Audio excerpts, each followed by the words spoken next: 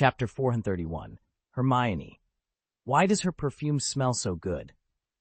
After Hermione finished writing the last word of her essay, she promptly turned off the soul lantern as Blake had instructed. She momentarily frowned, enduring the brief discomfort that came with feeling momentarily less sharp, a side effect of the lantern's magic.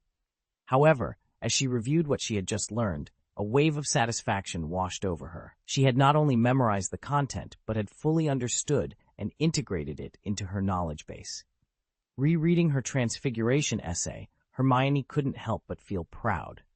The essay reflected a level of understanding far beyond what she had before using the soul lantern.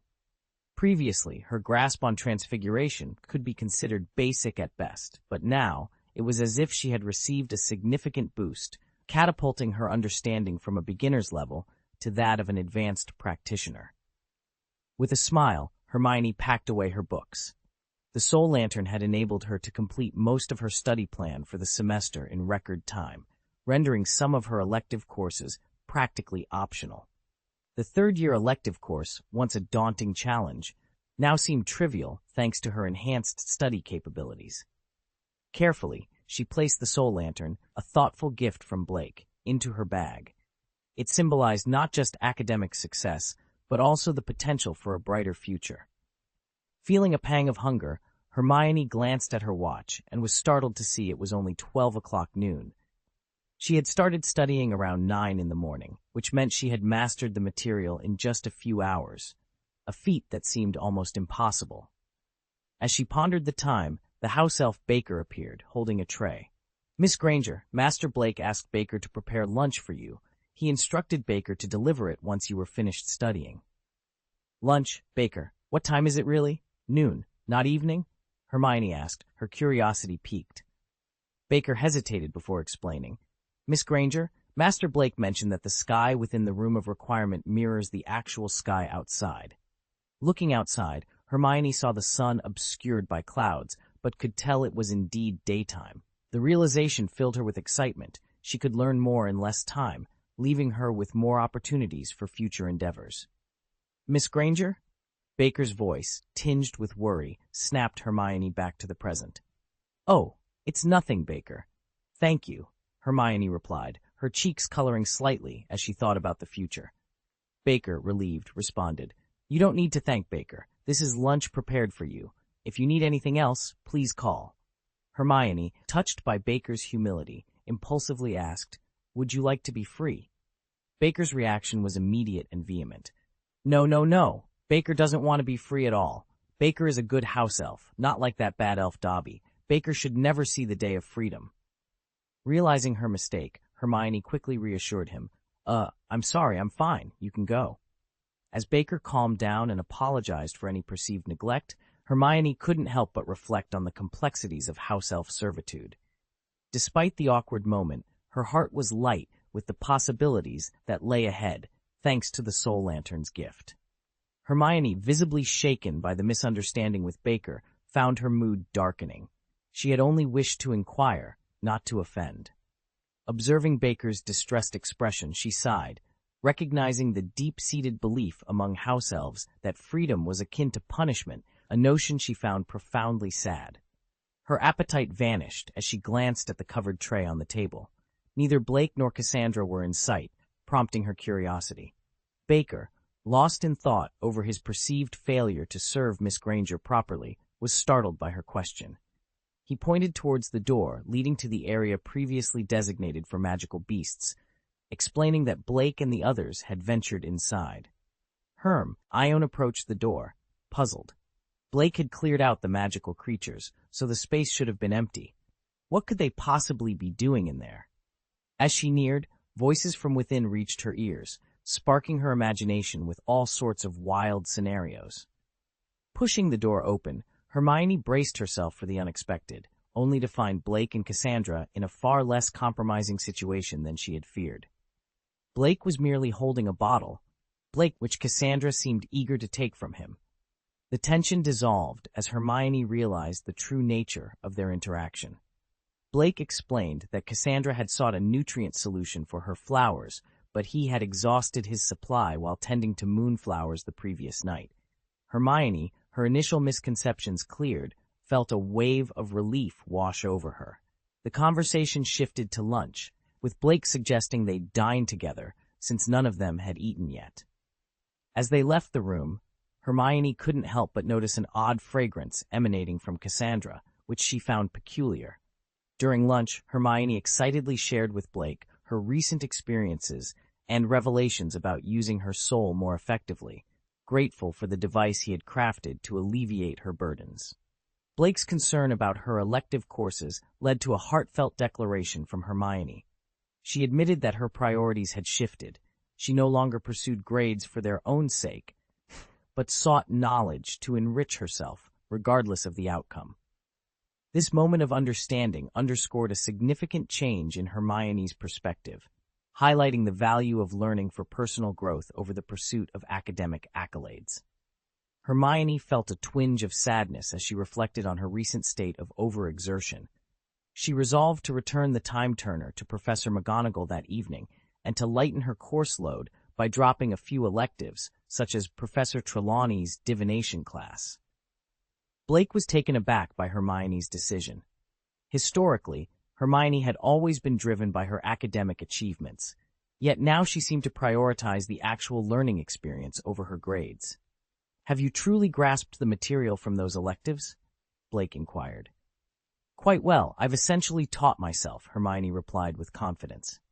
"All right," Blake responded. "I can arrange for you to take the exams for those electives early. This way, you can focus on learning and still maintain your grades." "Really? Is that permissible?" Hermione asked, surprised. "My father is the headmaster," Blake boasted with a pat on his chest, eliciting a silent stare from Hermione. "I'm sure Professor McGonagall wouldn't want you to overextend yourself. She'd be pleased to see you've mastered the material in advance. You just need to prepare for the exams," Blake assured her, confident in his ability to persuade Professor McGonagall. After all, Hermione was not only a student from her house, but also one of her favorites. McGonagall would undoubtedly take pride in Hermione's readiness for early examinations. Cassandra, who had been quietly sipping her milk tea, showed no sign of jealousy at Blake's attention to another girl. She felt secure in her relationship with him. "What electives have you chosen?" Hermione inquired, curious about Blake's schedule. Her own hectic schedule had kept her from noticing his. "I've enrolled in Care of Magical Creatures and Ancient Runes," Blake shared, handing his schedule to Hermione. She promptly circled all the electives they shared on her schedule with a red pen. Cassandra, witnessing this, felt a pang of jealousy despite her earlier indifference. It was clear to her that Hermione was making an effort to align her schedule with Blake's. Despite being in Slytherin and having fewer classes with Blake, Cassandra couldn't shake off her feelings of discontent. She briefly entertained the thought of transferring houses, but quickly dismissed it as impractical. Cassandra's frustration manifested as she stepped on Blake's foot under the table. However, Blake seemed unfazed by the gesture and even responded playfully, causing Cassandra to spill her milk tea in surprise. Hermione looked over, puzzled by Cassandra's sudden outburst. Meanwhile, Grindelwald, disguised as old Bart, observed Ariana giving instructions to the members of the Fourth Disaster.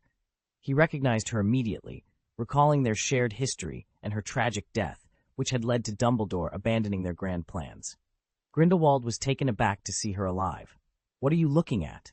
A voice interrupted his thoughts. "Oh, nothing. I was just noting that woman's striking appearance. I've never seen her before," Grindelwald replied smoothly. "Oh, her," Bolton began, packing tobacco into his pipe. "Her name is Ariana Dumbledore. It said she's Albus Dumbledore's sister and Master Blake's aunt," Grindelwald mused, his curiosity piqued despite his current predicament. He resolved to investigate further upon his return, puzzled by the enigma of Ariana's reappearance. Decades had passed since her reported death, yet she seemed scarcely aged. Grindelwald remembered his astonishment upon first laying eyes on her, a moment that had left him utterly speechless.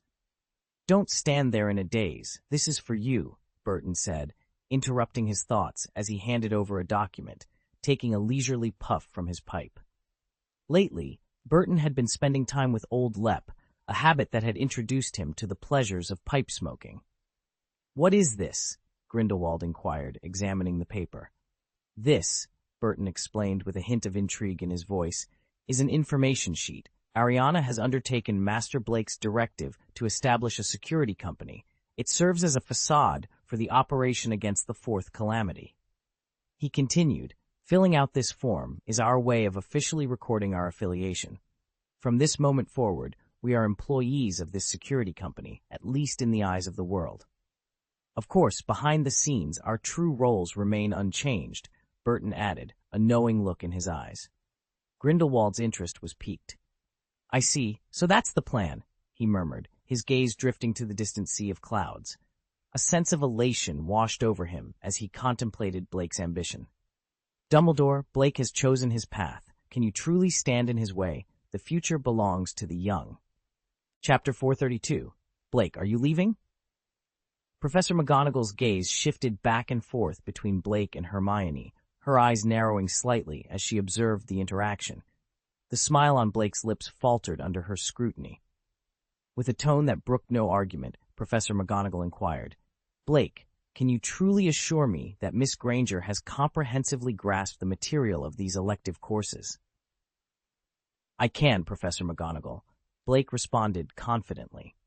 Turning her attention to Hermione, who seemed to shrink behind Blake, her gaze lowered as if she were a timid bird seeking shelter, Professor McGonagall continued, If she has indeed mastered the content, then I see no issue in arranging an early examination for her. However, if this is merely an attempt to expedite her coursework to free up her schedule for other activities, her eyes hardened, implying the gravity of such misconduct, that would be most unfortunate. Professor, I assure you that's not the case. If Hermione hasn't fully understood the material, wouldn't that become evident during the exam? I wouldn't subject her to that, Blake explained earnestly. After a moment of contemplation, Professor McGonagall nodded slowly. Her stern expression softened as she addressed Hermione. Miss Granger, are you certain you wish to proceed? Failure would not only be disappointing, but would also necessitate a deduction of 20 points from Gryffindor as a penalty for your overconfidence. Hermione nodded with determination. I'm prepared, Professor McGonagall. Hearing Hermione's confident response, Professor McGonagall sighed, her stern demeanor giving way to a hint of pride. I do hope you succeed. It would be a remarkable achievement, making you the first third-year student in Hogwarts history to pass an elective exam so soon after enrollment. Hermione smiled, gratitude evident in her expression. Thank you for believing in me, Professor. She reached for the time-turner necklace around her neck, but Professor McGonagall gently stopped her. Keep it for now. Should you fail the exam, I'll reclaim it without further discussion. Honestly, had it not been for Blake's insistence, and had I not witnessed his magical capabilities myself, I would have dismissed such a claim outright. A week's study and brand-new textbooks hardly seem sufficient preparation for an exam. Yet, if Blake believes it possible, there must be a reason. Very well, the exam is set for next Monday. Use your time wisely to prepare, and since it's already 10 o'clock, you should head back and rest. Given the unique circumstances, I'll overlook the late hour of your visit this time, but in the future, please see me during the day. With that, Professor McGonagall returned to her work, effectively dismissing them. Blake and Hermione bowed slightly in acknowledgement before turning to leave. As they did, a knock sounded at the door. Please come in, Professor McGonagall called out, setting aside her quill with a frown. The door creaked open, and Mr. Filch entered, a gleeful expression on his face as he dragged 2 disheveled students behind him. Professor McGonagall, I've apprehended 2 miscreants attempting a nocturnal escape from the castle. Upon noticing Blake, Filch's grin widened, as if he had caught a particularly prized catch. The identities of the 2 students caught Blake by surprise. Fred, George, Blake exclaimed, recognizing the notorious pranksters. He had considered several potential culprits for Filch's capture, but hadn't expected the Weasley twins. Their knack for mischief was well known, and with the Marauders map in their possession, they had always managed to evade Filch's grasp. Before Blake's arrival at Hogwarts, the twins had been a constant thorn in Filch's side, yet they had always remained just out of reach. Something unusual must have happened for them to be caught now. Holding the Marauder's map and being caught by Filch was an event so unlikely it could be compared to the Sea Cucumber team making it to the World Cup, Knowles to face the legendary Brazilian team. Fred and George Weasley, in their embarrassment, covered their faces with their hands upon seeing Blake. "You can't see me, you don't know us." Being caught by Filch was not just a mere inconvenience, it was a source of great shame and humiliation for them. Yet, the tables had turned. They were attempting to sneak out of the castle through the main gates, Filch explained with a hint of pride. "I had previously enchanted the castle door bolt with a little trick of mine, which allowed me to catch them in the act."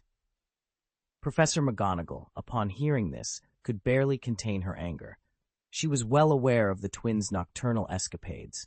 After all, a bit of rule-breaking was almost a rite of passage for Gryffindors, provided they weren't caught. "George Weasley! Fred Weasley! Not again! How many times must we go through this?" she exclaimed. "Your actions leave me no choice but to deduct points from Gryffindor and assign you both to half a month of detention." The thought of Gryffindor losing points pained Professor McGonagall. Her gaze then shifted to Blake, and her mood soured further. Hufflepuff had been on a winning streak in the House Cup competition, thanks in no small part to Blake. She couldn't help but feel that Blake, who was so favored by Dumbledore, should have been a Gryffindor. "Why are you still here? Do you want me to deduct points from you as well?" she snapped at Blake. Blake, realizing the gravity of the situation, quickly grabbed Hermione and made a swift exit. He knew that if Hermione hadn't been with him, McGonagall might have used the incident as an excuse to penalize him as well. However, her presence provided a shield for Hufflepuff, sparing them from point deduction. Reflecting on Filch's earlier words, Blake pieced together how Fred and George had been caught. He recalled his own modifications to the door bolt at the beginning of the school year, which the twins had been eager to test. Filch, noticing their interest, had cleverly adjusted the bolt with a magical tweak, setting a trap that the twins unwittingly sprang. "It seems Filch's knowledge of ancient runes is quite impressive," Blake mused. Hermione, puzzled, asked, "Ancient runes? Since when does Mr. Filch study ancient runes?" "I've been studying them for a while," Blake replied with a nod. "And how would you know that?" Hermione inquired. "Because I was the one who taught him," Blake said, a smile playing on his lips. Hermione, though surprised, felt it made sense. Whenever something unusual happened at Hogwarts, it somehow involved Blake. "So, our house lost 40 points tonight because of you?" she asked, biting her lip. Blake defended himself. "It's not my fault they chose to sneak out at night. Besides, they usually use secret passages. Opting for the main gate tonight was their mistake, not mine." Hermione sighed, realizing Blake had a point. Her curiosity about the situation quickly overshadowed her frustration over Gryffindor's lost points. She pressed Blake for more details. Back in the room of requirement, Blake elaborated. "I mentioned before about the magic cards. You can inscribe them with ancient runes to imbue them with magical properties." Hermione nodded, her interest piqued as Blake once again delved into the intricacies of ancient rune cards. Her eyes sparkled with fascination. "So, ancient runes can be manipulated in such diverse ways," she mused aloud.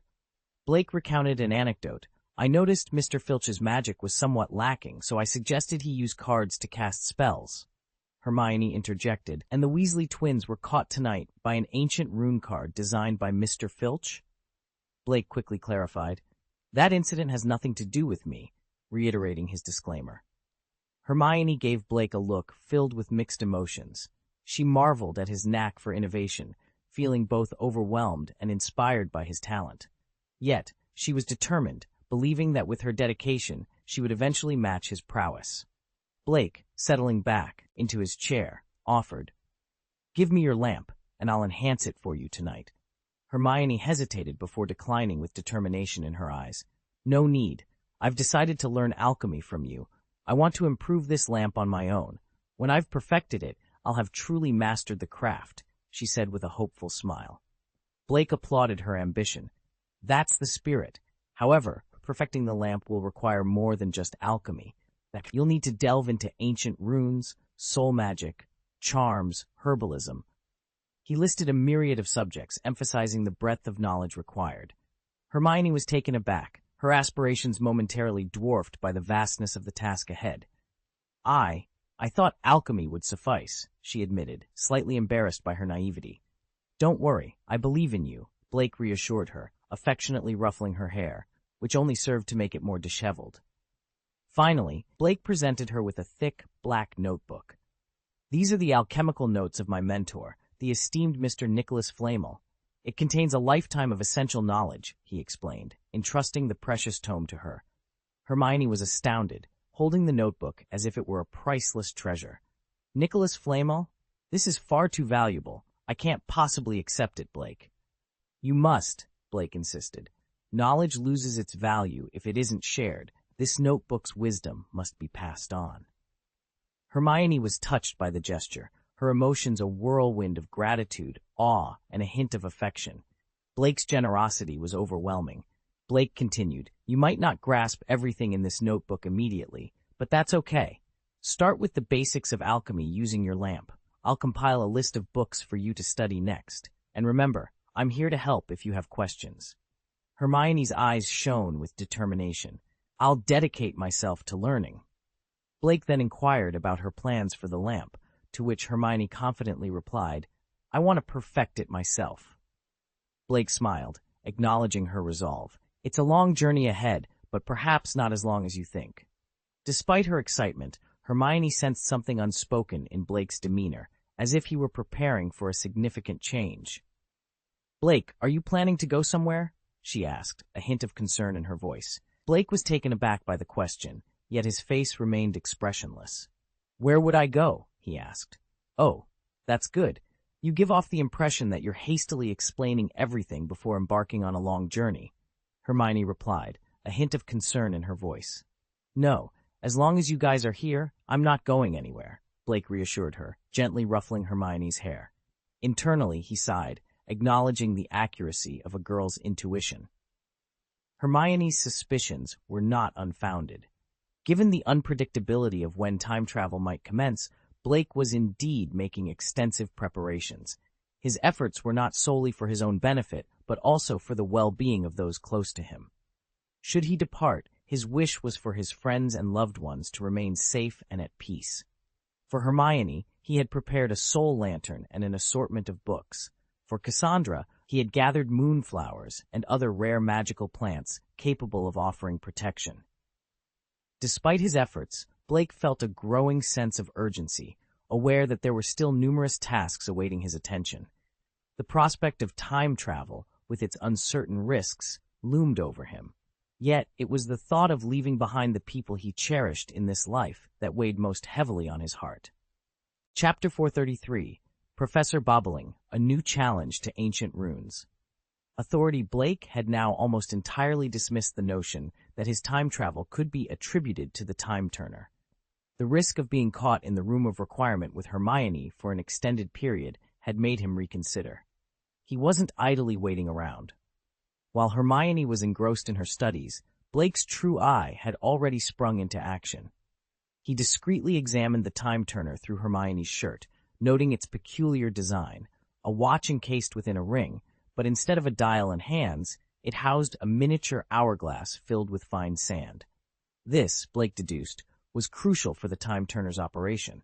Upon closer analysis, Blake realized the sand's quantity was insufficient for significant time leaps. It could at most send someone back 5 hours. It seemed the Ministry of Magic had deliberately chosen a safer model for Hermione, considering her student status. The potential for time travel abuse was vast, with far-reaching consequences not just for the traveler, but for the entire world. A single misstep could alter the present in unimaginable ways, a risk the Ministry was unwilling to take with more powerful time turners. Blake found it absurd that a device capable of time manipulation was entrusted to a teenager. It seemed as reckless as allowing a Muggle student to carry a firearm for self-defense. Thus, he shifted his suspicion from the Time Turner to another artifact, the Eye of Agamotto, which Nicholas Flamel was still attempting to restore. Blake was intrigued by the possibility that this could be the key to his time travel. Feeling more at ease with this revelation, especially after receiving a letter from Flamel indicating the eye's incomplete state, Blake knew he had time to address unresolved issues.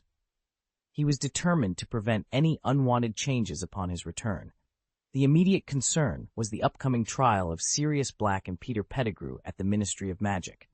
With Dumbledore presiding over the Wizengamot and ample evidence at hand, Sirius's exoneration seemed inevitable. Blake, having played a pivotal role in this affair, anticipated gratitude and rewards from many quarters. However, Blake suspected that Cornelius Fudge or others might attempt to interfere with Sirius's release.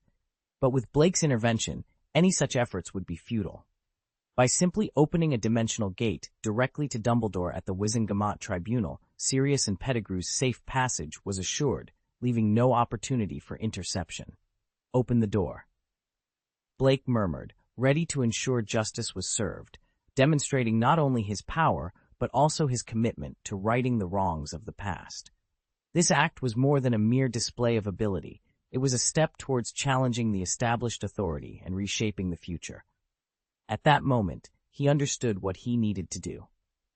Reflecting on Ariana's words, he realized that the supreme magic would lose its effectiveness if she was not present in that specific time and space. This meant that after time travel, Cassandra and the others would be unable to use the dimensional gate. "It seems I must create something to serve as a temporary substitute for the dimensional gate," he thought. Many of you might believe that the study of ancient runes is merely an academic pursuit, relevant only to those interested in archaeology or curse-breaking, he began. Others might see it as nothing more than a means to decipher ancient texts. However, I'm here to challenge those perceptions. Admittedly, I can't fault you for these views, especially since the Ministry of Magic's education department itself lacks a comprehensive understanding of the subject. But today, I aim to enlighten you on the true potential of ancient runes. It was Monday, the day of the first elective class on ancient runes. Professor Bobbling stood confidently at the podium, her voice resonating through the room. This was not just a lecture. It was her bold challenge to the prevailing misconceptions about ancient runes. It marked her commitment to unveiling the subject's true magic. As she concluded her introduction, the classroom buzzed with whispers. Hermione, among the students, was aware of the magic of ancient runes, but she hadn't realized that Professor Bobbling, like Blake, recognized its full potential. Blake, observing from the sidelines, offered Professor Bobbling a supportive smile. Her cheeks flushed with excitement, she subtly acknowledged his encouragement. Despite her efforts, the established authorities in the field of ancient runes remained skeptical. They weren't ignorant of the subject's magical aspects. Professor Bobbling had made sure of that through her demonstrations. However, the idea of reform threatened their comfortable positions.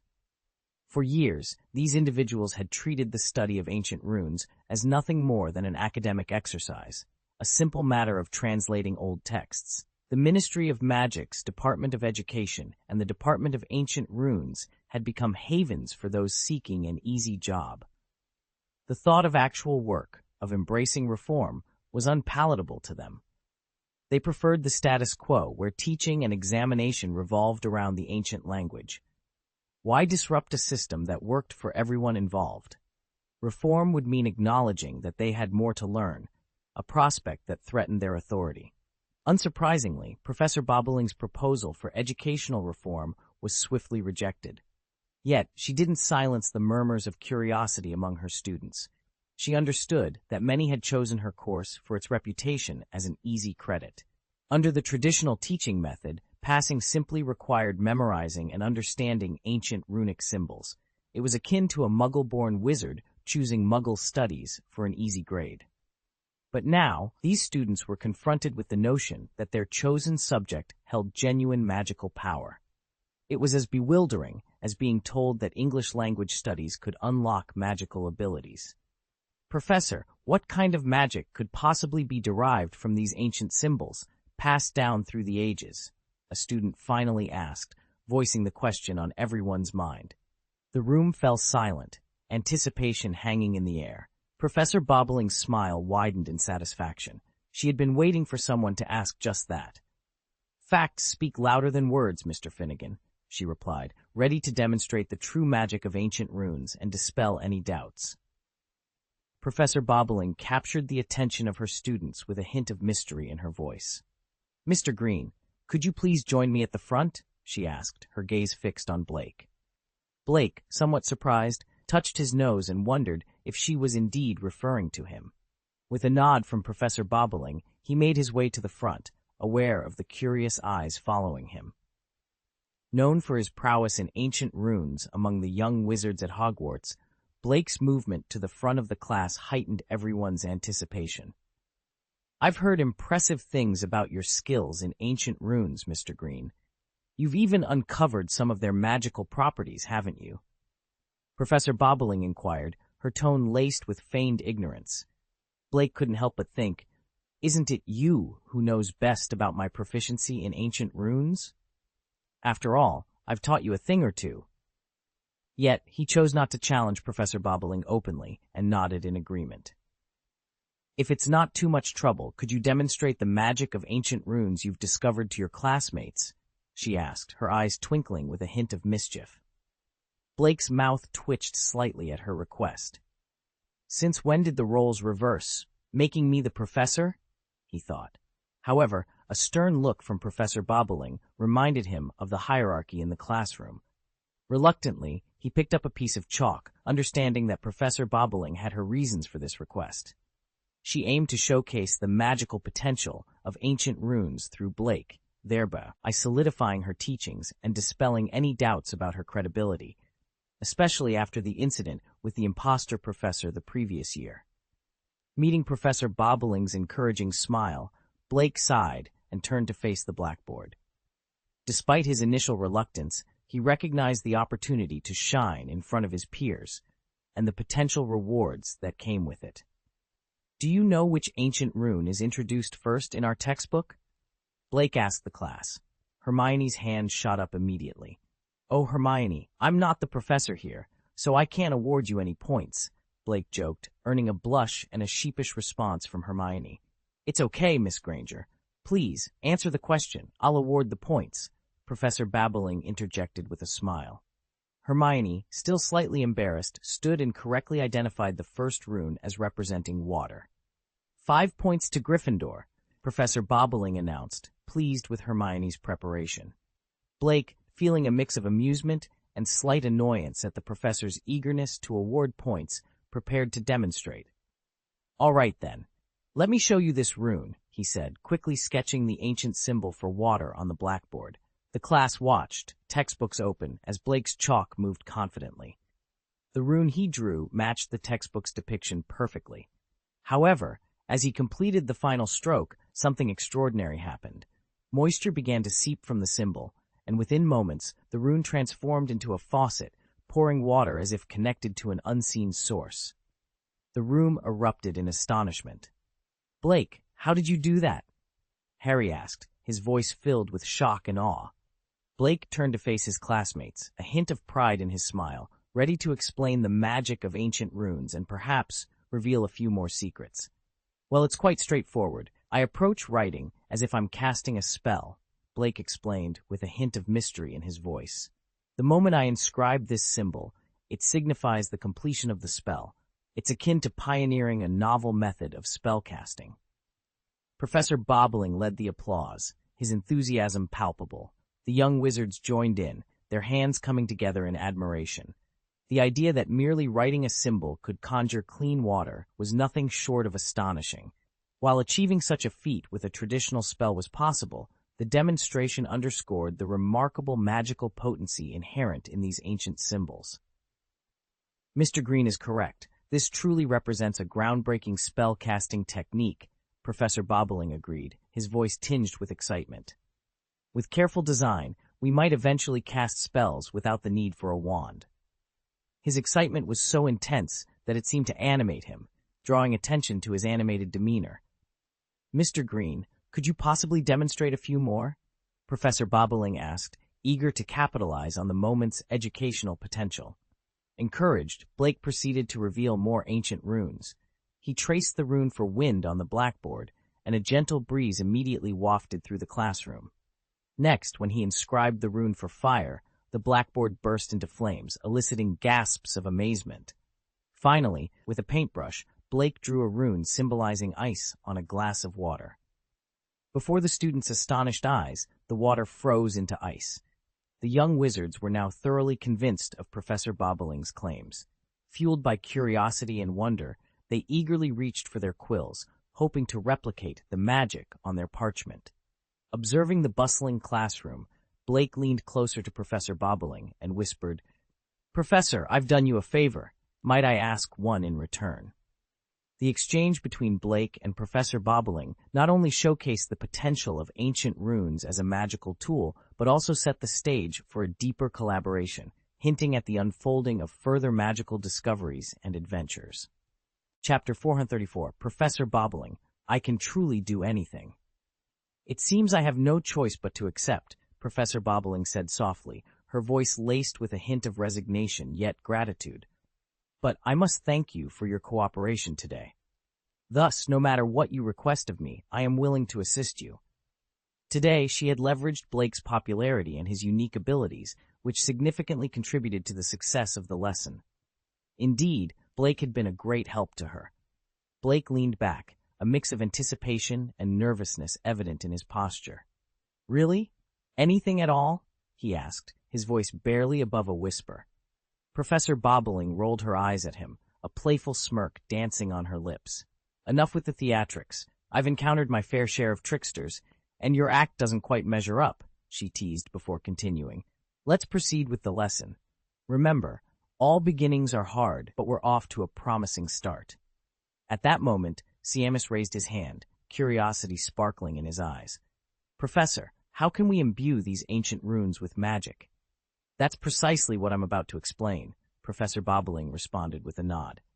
"While ancient runes are a form of magical script, merely writing them on paper won't unleash their magical potential. It also requires your magical talent. In other words, if you're a muggle, you won't be able to activate the magic within the ancient runes."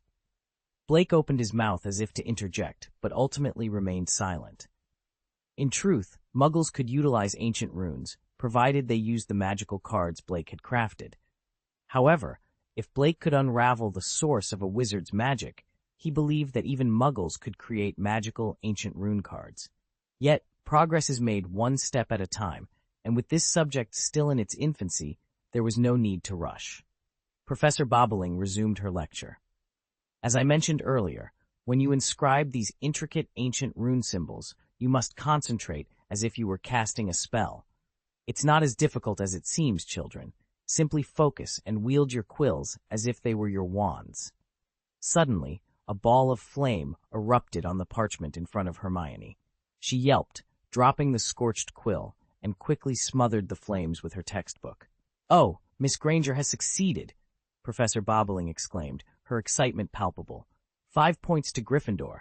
Then, an explosion startled everyone. Seamus stared in disbelief at his desk, now split in two. His wand was still in his pocket. How had this happened? Professor Bobbling waved her wand, and the desk was instantly mended. "Ah, Mr. Finnegan, you've also succeeded, in a manner of speaking, but it seems you have a penchant for explosions." Blake watched Seamus, who, despite his charred appearance, hadn't lost even an eyebrow. Unharmed by the explosion, Seamus truly was a prodigy in pyrotechnics. As the elective course neared its end, unlike the main subjects, it didn't have back-to-back extensive classes. So, dismissal time was approaching. The young wizards left the classroom still buzzing with excitement about ancient runes. Professor Bobbling stood at the classroom door, offering a word of caution. "Children, when practicing at home, please avoid using destructive runes, especially those related to fire. I'd rather not have your head of house chasing after me for a burnt common room carpet. And Mr. Finnegan, perhaps find a secluded spot for your practice." As the students dispersed, Professor Bobbling caught Blake's eye. He lingered in the corridor, not following the others. "You can stay for a moment," she said. "Okay, Professor," Blake replied, then turned to Hermione. "You head to Care of Magical Creatures class first. I'll join you shortly." Hermione eyed the two with a hint of suspicion, her curiosity piqued. She watched as Blake followed Professor Bobbling into her office and closed the door behind them. With a puzzled scratch of her somewhat fluffy hair, Hermione finally departed, leaving the mysteries of the office behind her. All right, tell me, what? As soon as Professor Babbling entered the office, she got straight to the point. What do you need me to do? I'm about to embark on an experiment that requires someone with extensive knowledge of ancient runes as an assistant, Blake explained with directness. And, as far as I'm aware, you're the most proficient ancient runes scholar in the entire UK. Professor Babbling couldn't help but feel a bit flattered. You're making me blush. There are many in the UK well-versed in ancient runes. Perhaps, but none as skilled as you, especially after my guidance. There's no need for modesty, Professor Babbling, Blake countered. Accepting the compliment, Professor Babbling poured a glass of red wine for Blake, who promptly declined. Thank you, Professor, but I'm underage. Oh, right. I keep forgetting you're only 13, Professor Babbling remarked, looking him over with a mix of surprise and admiration. Blake felt a tad uncomfortable under her gaze. Well, at 13, I suppose one can already be considered a young man. Indeed, young man. Now, tell me about this experiment of yours, Professor Babbling said, her tone laced with a hint of amusement. It was hard for her to grasp that her own expertise in ancient runes had flourished under the mentorship of someone so young. I aim to construct a piece of alchemy equipment that necessitates the use of numerous new combinations of ancient runes. We'll need to methodically find the correct combinations and pair them effectively. Blake detailed his ambitious project. Professor Babbling, now slightly flushed from the wine, sighed. It sounds like being your assistant won't be a simple task. Blake smiled, sensing an opportunity. On the contrary, this project offers an unparalleled chance to advance your knowledge of ancient runes even further. Her interest piqued, Professor Babbling agreed. It's a deal. She then playfully added, but is just offering me medicinal wine enough to secure my assistance? Blake pondered momentarily before jokingly suggesting, would you prefer to help me feed the Niffler again? In the room of requirement, Blake was engrossed in drafting a complex blueprint. I've never seen anyone sketch a blueprint quite like you do, Cassandra observed, impressed.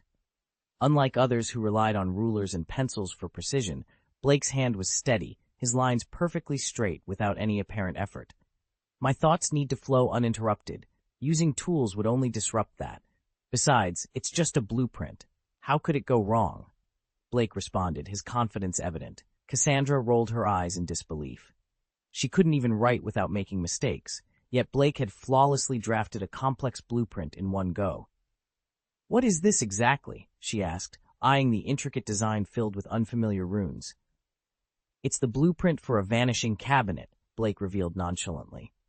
This design was inspired by a smaller version given to him by Nicholas Flamel, intended to create an alchemical product that could serve as a portal, potentially enabling precise time travel.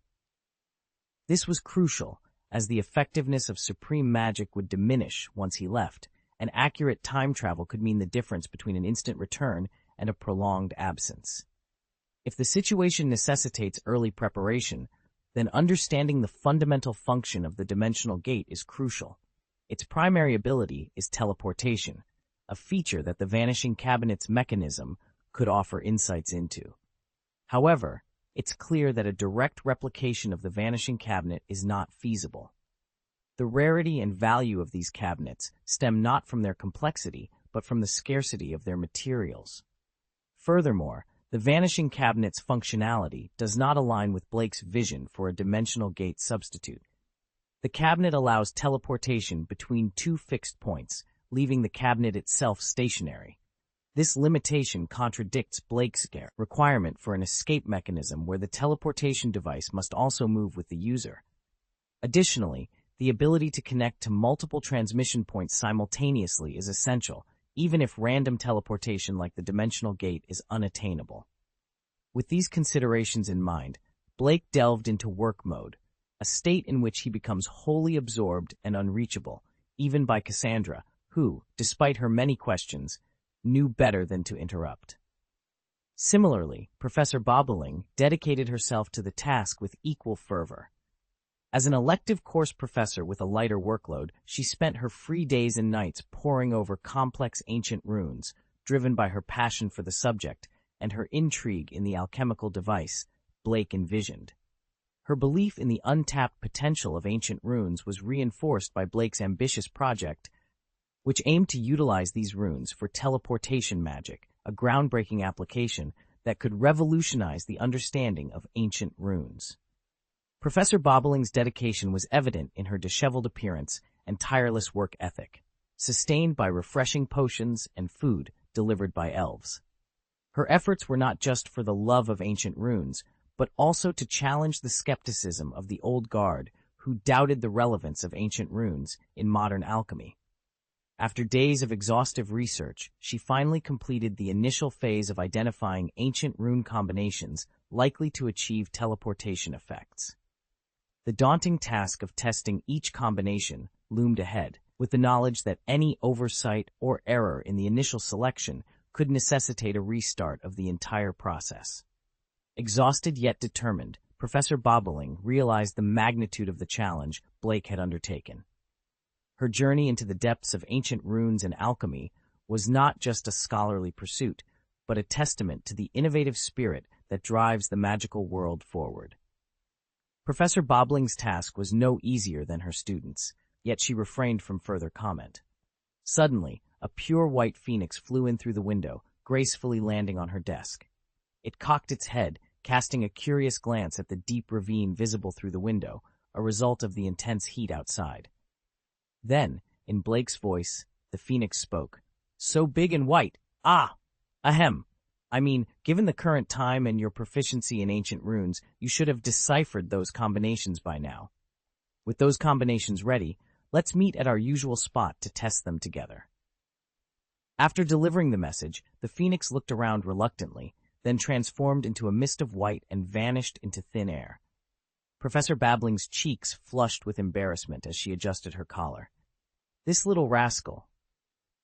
How does it seem like he can see right through the Patronus? Aren't Patronuses supposed to only transmit voices? She pondered further. And how did he know I had just completed the first part? Could he possess divination skills? Despite her confusion, Professor Bobbling didn't linger on these thoughts. She quickly donned a light blue wizard robe, placed a pointed wizard hat atop her head, gathered the stack of parchment, and promptly left her office.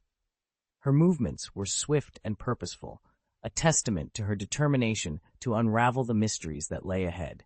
The air of mystery surrounding Blake's knowledge and the peculiar behavior of the Patronus only added to her urgency. With the ancient runes in hand and a mind full of questions, she stepped out, ready to face whatever challenges awaited her in their agreed meeting place. Chapter 435, A Fruitless Interception. As Professor Babbling approached the outskirts of the hunting ground, she found Blake already there, waiting for her. The surrounding trees were adorned with numerous glowing orbs, illuminating the area as if it were daylight. Blake, with his back to her, was busy with two somewhat crudely made wooden boxes. "Professor, you've arrived," Blake said, turning to greet Professor Babbling as she emerged from the woods. "I've already spoken with Professor Kettleburn and Hagrid. We have the venue to ourselves for the evening." He gestured towards a parchment in Professor Babbling's hand. "How did you know I had just finished the first part?" Blake set down the wooden box he was holding and smiled. "Having taught you many ancient runes, I'm familiar with your proficiency. It wasn't hard to predict when you'd be done." Professor Babbling gazed at Blake, half in awe, half in resignation. "You really are something else, but I suppose I should be used to it by now." She couldn't help but feel a mix of surprise and acceptance towards Blake's capabilities. Blake felt a tinge of sadness. His ability to consistently impress had its drawbacks. When people grew accustomed to his feats, their emotional responses diminished, making it harder for him to earn the rewards he sought. "Here is the ancient rune combination you requested," Blake said, handing her a thick stack of parchment. "Thank you for your hard work. Please, take a seat and enjoy a glass of honey water while you wait." As Blake quickly sifted through the parchments, Professor Babbling noticed a table and chairs set up nearby, complete with a pot of honey water and 2 cups. She took a seat, but found herself too anxious to drink. Watching Blake review her work reminded her uncomfortably of being a student awaiting a professor's judgment. Despite being a professor herself now, the role reversal was unsettling. The idea of learning from a student brought a flush of embarrassment to her cheeks. Blake flipped through the parchments at an astonishing pace, leaving Professor babbling to wonder if he was truly absorbing the information. The parchments contained hundreds of rune combinations, yet Blake seemed to navigate them with ease. Soon, Blake selected a single piece of parchment from the stack. "How is it? Is it usable?" Professor Babbling asked, her voice tinged with nervousness. "Of course, Professor Babbling, your assistance has been invaluable," Blake reassured her with a smile, easing her concerns. She eyed the parchment in Blake's hand. "Is there an error in that one?" Given the short time she had to compile the combinations, mistakes were inevitable. Yet Blake's ability to pinpoint errors in such a vast collection was unparalleled. "This?" Blake held up the parchment, prompting a closer look. He marked 2 combinations with his quill. "Are these incorrect?" Professor Babbling scrutinized the marked combinations, but couldn't identify any mistakes. "What's wrong with these 2? "There's nothing wrong with them," Blake replied calmly. "Nothing wrong? Then why highlight them?" Professor Babbling's confusion was evident. Blake clarified, "I meant that only these 2 combinations are correct." The realization dawned on Professor Babbling. Amidst the numerous combinations she had provided, only 2 were accurate. Blake's nod confirmed her fears, underscoring his exceptional insight and leaving her both impressed and humbled. Blake addressed the situation, saying, "Well, aside from these 2 groups, other combinations just don't work. Honestly, you surprised me by presenting such a vast array of possibilities. Only these 2 combinations can achieve teleportation." "Oh, no, it seems you've overlooked one group," Blake added. Upon hearing Blake's words, Professor Babbling felt her grip tighten. She clenched her teeth and questioned, "You mean to say, with just one glance, you found the correct combination? You even remembered the one group I missed. So you didn't need my assistance at all? After all the effort I've put in, it was all for nothing." Blake struggled to discern the underlying frustration in Professor Babbling's tone. He quickly responded, "Ahem. How can you say it was wasted effort?" He handed the parchment back to her. "I mentioned before, by assisting me, your understanding of ancient runes would surely deepen. Look, didn't I encourage you to meticulously review all the ancient runes you've learned? Can you honestly say you've gained nothing during this time?" Professor Babbling paused, taken aback. "Yes, you're right. Who else but her had the opportunity to revisit the lessons in such detail?" Indeed, it had been rewarding. She realized she had discovered many new combinations and applications she had never considered before. Strictly speaking, Blake's statement was accurate. "See, didn't I keep my promise?" Blake said, spreading his hands. Professor Babbling couldn't help but laugh in spite of her irritation. "The 2 matters are hardly related. Why involve me if you could complete the experiment on your own? Were you just using this as a chance to enhance my knowledge of ancient runes?" Blake smiled.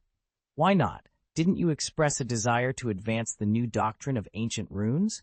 How can you promote it if your own expertise doesn't grow?" Professor Babbling muttered, "You're far more skilled than I am. With you here, why do I need to exert so much effort?" Blake fell silent for a moment. "You still need to do this. I have other matters to attend to." The journey through time was fraught with danger, and even Blake couldn't predict the outcome. No matter how capable he was only one person and couldn't tackle everything alone. Professor Babbling noticed Blake's brief silence, realizing it wasn't due to a lack of willingness to assist her, but rather because he had other pressing tasks. "Okay, I'll continue with this work, but should I face any challenges, you must assist me," she conceded.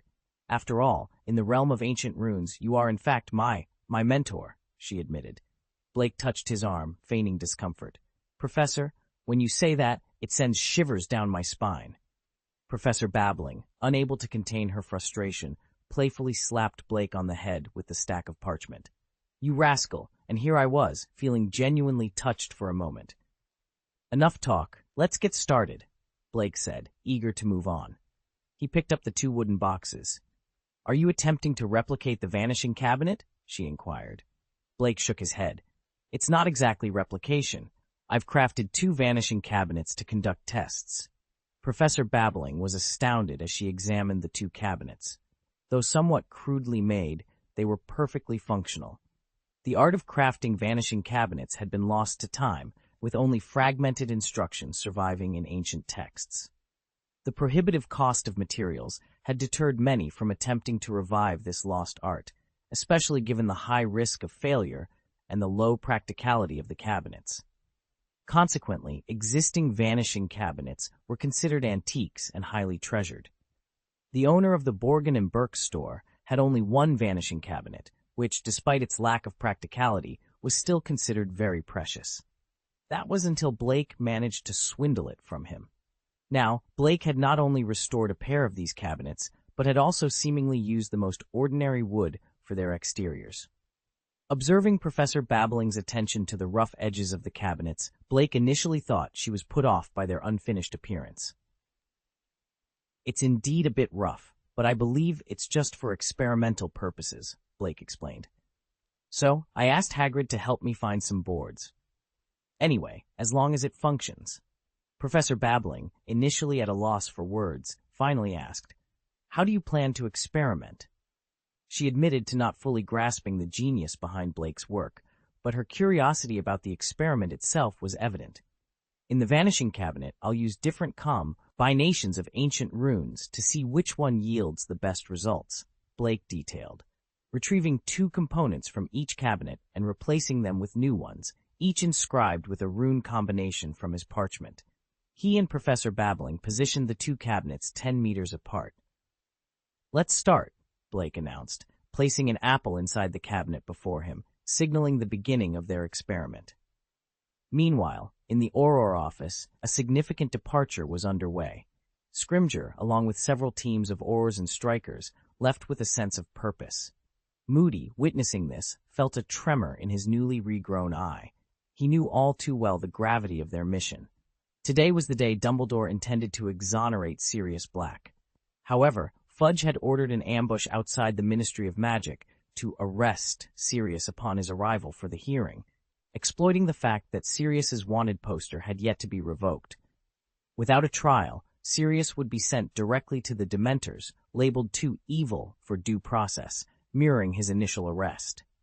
The Ministry, with the Daily Prophet as its mouthpiece, could easily sway public opinion in its favor, regardless of Sirius's innocence. Fudge, experienced in deflecting blame, would benefit from Sirius's death, fulfilling promises to the Shafiq family and the goblins. Scrimgeour's compliance with Fudge's orders deeply saddened Moody, a lifelong Auror, causing him to question the value of his career. "I'm fine, Tonks. We have to find a way to notify Dumbledore," Moody said, despite their team being effectively under house arrest, preventing them from sending even a single note. Tonks expressed her frustration at their inability to communicate with Dumbledore. Moody, rubbing his brow in exhaustion, initially seemed to give up on the idea of notifying Dumbledore. However, his resolve quickly returned. "No, those fools. They underestimate how powerful Dumbledore is," Moody stated, turning to Tonks with a determined look. "I stopped them," he declared, signaling his refusal to let the plan proceed without attempting to intervene. "For one, their decision was misguided. On the other hand, it's because I don't want them to get hurt. Do you really think the person hailed as the greatest wizard of this century is merely a frail old man who hides within the school's walls, dedicating his time solely to teaching?" "What did you say? Dumbledore came to the Inquisition alone?" In the minister's office, Fudge asked with a hint of surprise. "Yes, Mr. Minister," Kingsley replied. Fudge's face lit up with a gleeful expression. "He didn't personally escort Sirius himself? Ha, this old man is truly so naive and laughable." Kingsley's mouth twitched slightly, a silent curse forming in his mind. He just didn't anticipate your level of shamelessness. Of course, these thoughts remained unspoken. Scrimgeour had kept the details of their plan under wraps until the very last minute, revealing them only 1 minute before the mission was set to commence. By the time Kingsley was informed, it was already too late.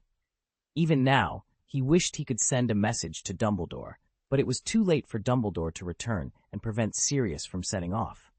However, Kingsley couldn't fathom why Dumbledore hadn't chosen to escort Sirius personally.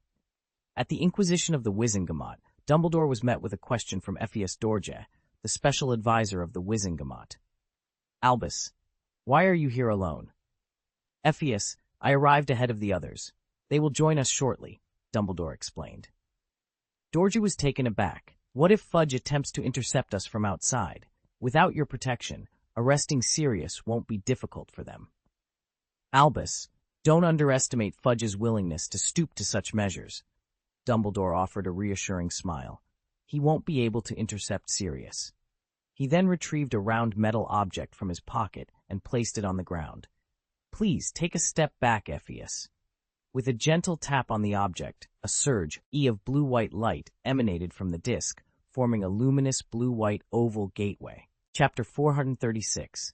His name is Blake Dumbledore, and he is my child. Georgie squinted his eyes as he gazed at the shimmering illusory light door before him. Moments later, 3 figures emerged. Leading the trio was a man whose thin frame was almost hidden beneath his now neatly arranged, previously disheveled hair. Despite the transformation, Georgie recognized him instantly. This man was the notorious fugitive, Sirius Black. Following closely behind Sirius was a man with a hooked nose, clad in a black wizard's robe, his long, greasy hair unmistakable. Georgie knew him too. He was the former Death Eater whom Bledo had saved. Snape, now serving as the potions professor at Hogwarts, was holding a metal cage. Trailing them was a middle-aged man whom Georgie had encountered within Dumbledore's Order of the Phoenix, believed to be named Remus John Lupin.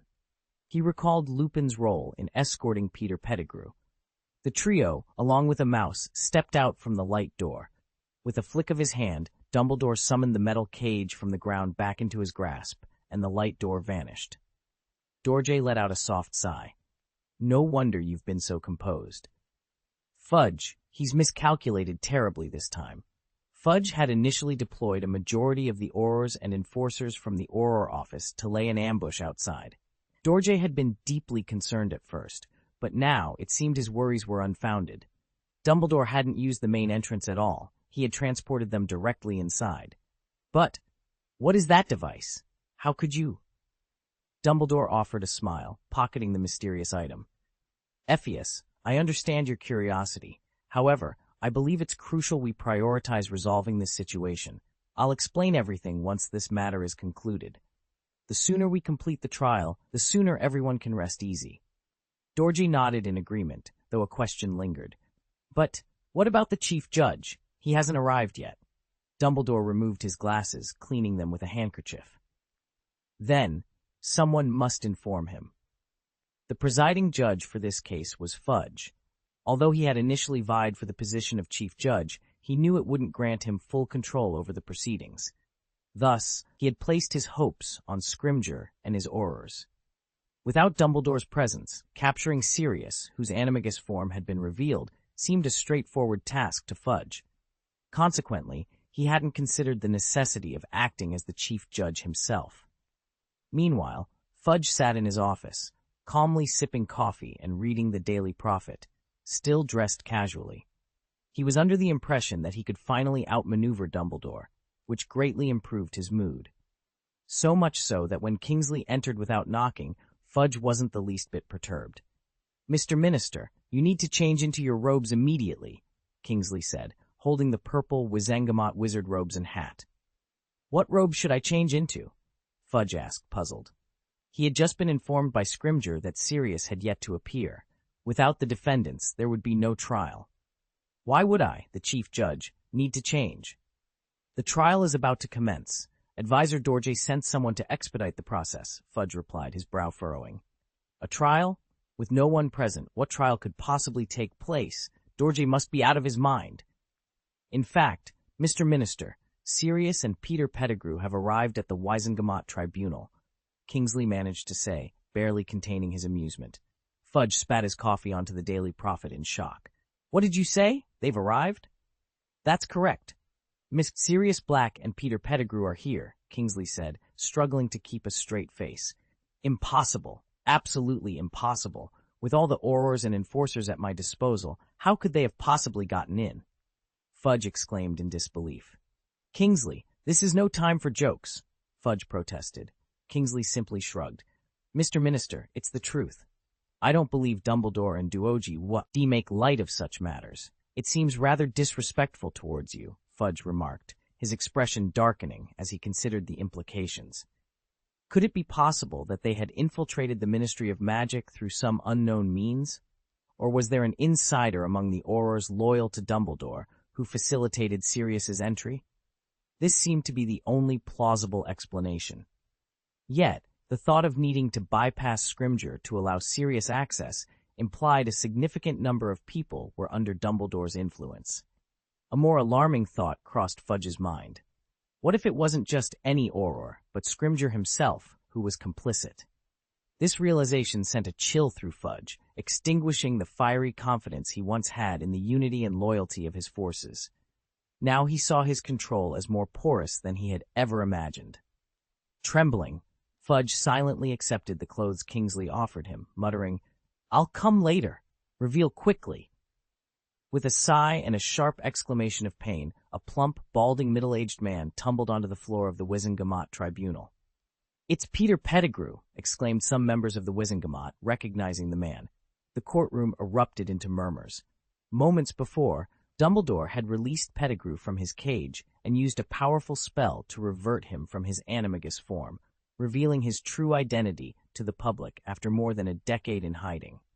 As Fudge stormed into the courtroom, his face contorted with anger, he accused, "Dumbledore, how dare you commence the trial without my presence?"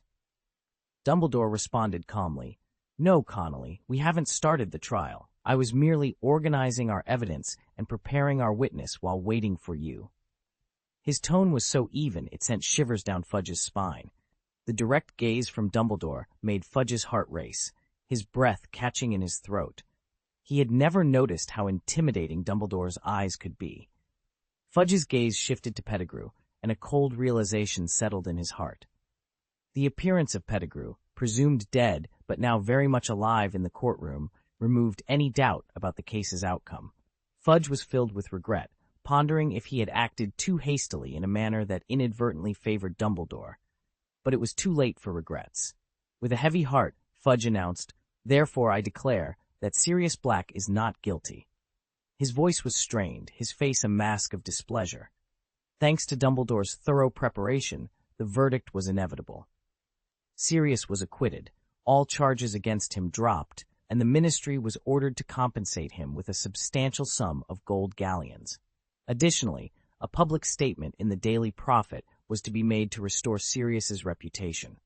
As for Pettigrew, his heinous actions, combined with Dumbledore's maneuvering, resulted in a sentence of the Dementor's Kiss, effectively a death sentence. Upon hearing the verdict, Pettigrew fainted in the courtroom. Fudge, without sparing Dumbledore another glance, stormed out of the courtroom, his expression still livid. "Look, I've always said Fudge wasn't the right choice, but you were initially skeptical," Duoji whispered to Dumbledore. Dumbledore sighed. "It appears my judgment of character is indeed flawed." He was deeply disappointed in Fudge, not because Fudge failed to support him, but because Fudge had not lived up to the expectations of a just and upright minister of magic. Dorji chuckled. "Albus, now it's time for you to share what that little thing of yours is all about." "Yours is, right?" Dorje glanced at Sirius, who was embracing Lupin and laughing heartily, then turned to ask Dumbledore with a smile. The members of the Wizengamot, who had gathered around after witnessing the appearance of the light door and Sirius's subsequent arrival, shared Dorji's curiosity about the intriguing device. Dumbledore retrieved the small device, his mind drifting back to the morning 2 days prior. He had just finished breakfast when Blake and Professor Babbling entered Har's office, both looking exhausted with dark circles under their eyes. They presented him with an alchemical blueprint and several prototypes of a device Blake referred to as teleporters. These devices, according to Blake, could serve a similar purpose to his dimensional gate, allowing for fixed-point teleportation. Dumbledore was initially skeptical, but it soon became clear that Blake's invention was no mere fantasy. This compact, metallic, disc-shaped device could indeed transport people and objects with ease, functioning much like a more versatile version of the Vanishing Cabinet or the Flu Network, without the need for a direct connection between 2 points. Despite Blake's caution that this was only a beta version and lacked the ability to be opened and closed at will like his dimensional door, Dumbledore was astounded. The blueprint was detailed enough that even someone with Dumbledore's alchemy skills could replicate the teleportation points, and the material cost was surprisingly affordable, averaging around 30 gold galleons per point. The functionality it offered far outweighed the expense. Dumbledore understood Blake's urgency in developing such an innovative alchemical product. With the uncertainty of Blake's time travel endeavors looming, he wanted to ensure that his friends and family would not be inconvenienced in his absence. Involving Professor Babbling in the project meant there would be another knowledgeable individual who could continue the work if necessary. Blake was preparing to leave behind something truly valuable for those he cared about. "What a thoughtful boy," Dumbledore mused, his eyes glistening with unshed tears. "Albus, what's on your mind?" Georgia inquired, noticing Dumbledore's momentary lapse into reflection. "Oh, it's nothing," Dumbledore replied, quickly composing himself. "This device is called a teleportation point. It's an alchemical creation by a very talented young man." He paused for effect before proudly announcing, "The boy's name is Blake Dumbledore." "Yes, that's my boy," Dumbledore declared, his chest swelling with pride as he observed the intrigued expressions around him. Meanwhile, in the room of requirement, Blake entrusted a bag to Baker, the house elf. "Baker, take this bag and keep it safe. Remember, it's very important." "Yes, Master Blake. Baker will guard it with his life. No one will take it from Baker," the elf exclaimed, clearly moved by the trust placed in him. "No, Baker, I need you to keep this bag so you can deliver its contents to the right people at the right time," Blake clarified. Baker's large bat-like ears perked up in curiosity. "Master Blake, when and to whom should I deliver the items?" "The items in the bag are organized. When the time comes, distribute them according to the names listed inside," Blake instructed solemnly. "As for when, Baker, if a day comes when you can't find me in this world, that's when you should hand over the bag." Baker's eyes widened, not fully grasping Blake's meaning. "Master Blake, Baker doesn't understand. What do you mean?" Blake gently placed her right hand on Beck's left shoulder, her voice soft yet firm. "No, Beck, I believe you already understand." Master Blake won't." Beck's voice trembled, on the verge of tears. "Beck, remember my words. You don't need to worry about me. I will be all right," Blake reassured him with unwavering confidence. A bright, happy smile quickly returned to Beck's face. "Beck knows Master Blake will be fine. Remember, this is our secret. Don't share it with anyone else," Blake instructed solemnly. "Beck understands. Beck will guard this secret until the moment Master Blake has mentioned comes," Beck promised. "Good," Blake nodded, satisfied. After Beck left, Blake turned to survey the room of requirement. The room, once filled with lush magical plants, now lay bare. Blake had successfully transferred all the magical flora into a giant magical plant collection bag he had crafted. Only the empty, previously cultivated land remained. "It seems we no longer need this space for growing plants or raising magical creatures. It's time for the room of requirement to undergo a transformation," Blake mused aloud. In the next moment, the room of requirement responded to his thoughts. The bare earth churned and shifted, transforming into a floor of exquisite tiles. Simultaneously, the surrounding environment began to morph, signaling the beginning of a new chapter for this magical space. Chapter 437, The Power of Knowledge. When Hermione entered the room of requirement once more, she was taken aback by its transformation. Gone was the wilderness that had been cultivated for magical plants, replaced by a simple yet elegant study. Towering bookshelves laden with books in meticulous order dominated the room, complemented by comfortable tables and chairs that invited long hours of study. Among these, a particular bookshelf caught Hermione's eye. It was neatly arranged with the books Blake had listed for her, standing next to a desk by the window that seemed reserved for someone special. A warmth spread through Hermione's heart as she realized this was Blake's way of welcoming her into his space. "Good evening, Hermione," Blake greeted, materializing suddenly beside her. Hermione jumped, surprised. "Do you always enter like that? I was expecting you to come through the door." Blake shrugged, a hint of amusement in his voice. "Why use a door when you can teleport directly?" He explained that with the Dimension Door spell, he seldom used conventional entrances anymore. "From now on, we can study here together, undisturbed." Just remember to use the dimensional gate to avoid attracting unwanted attention. Hermione nodded, taking her seat at the desk Blake had reserved for her. She lit her lantern, its glow casting a serene light over her study materials. Almost instantly, she was absorbed in her studies, the outside world fading away. From her backpack, Crookshanks, Hermione's pet cat, emerged with a curious meow. Blake reached out to him. "Come here, Hermione's busy right now." Crookshanks hesitated, glancing at Hermione engrossed in her book, then clambered out of the bag. Blake scooped him up. "Has she forgotten to feed you again? Poor thing, let's find you something to eat." With Crookshanks in his arms, Blake used the dimension door to transport them to a remote corridor outside the Great Hall. They entered the nearly deserted hall, finding a quiet spot at the end of the Hufflepuff table. Blake first secured a fish for Crookshanks, then began preparing his own meal. As they were eating, Harry approached, a look of worry etched on his face. "Blake." Blake looked up, noticing Harry's distress. "What's the matter? Haven't you eaten yet? Join us." Harry hesitated. "It's not that, it's serious. His trial started today, and I don't know what's happened. I can't bring myself to eat." Blake offered a reassuring smile. "Don't worry, with Professor Dumbledore on his side, your godfather will be fine. He's probably been acquitted by now. You should eat. It'll do you good." Reluctantly, Harry accepted a bowl of roasted beans from Blake and began to eat slowly.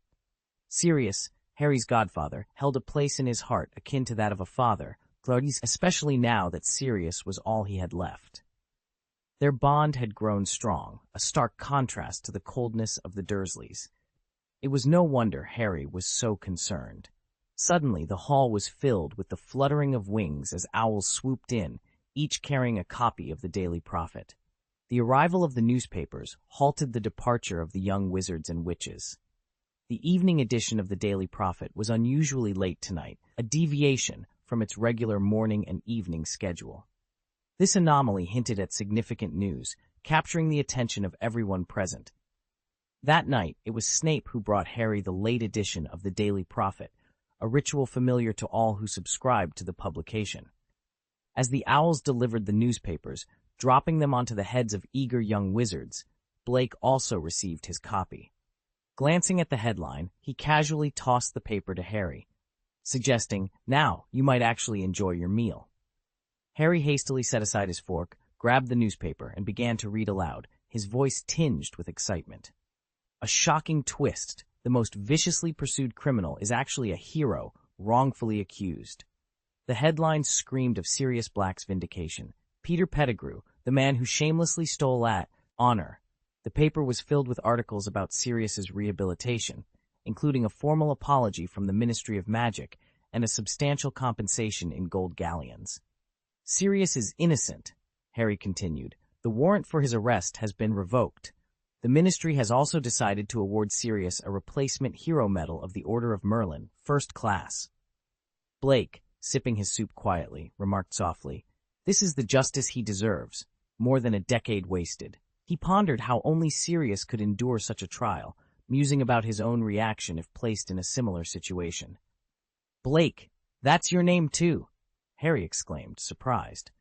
Blake, slightly taken aback, wondered how he had been dragged into the narrative, having always played a supporting role in these events. Harry, still in disbelief, read on. "Next week, Sirius will be honored at the Ministry of Magic alongside other recipients of the Order of Merlin this year. And, Blake, you're receiving the Order of Merlin, first class too." Blake scratched his head, puzzled. Did it say why? He knew he had contributed significantly to the magical community, but was unclear which specific achievement had earned him this honor. "You were nominated by Dean Bohan from St. Mungo's Hospital for Magical Maladies and Injuries for your work on the limb regeneration spell. The Wizengamot approved it unanimously," Harry explained, still in awe. He recalled that Blake had previously received a second-level Order of Merlin for his life-extending potion, but had not attended the ceremony. Now, breaking through age barriers, Blake was being awarded the first-class medal. Blake sighed, reflecting on the recognition. "It's fascinating how recognition works. Initially, my youth was seen as a barrier to receiving the first-level Order of Merlin, despite the significance of my contributions. Dumbledore, sticking to his principles, refrained from using his influence on my behalf. If not for Grindelwald's intervention, bypassing Dumbledore's reservations with some cunning, I wouldn't have even received the second-level medal.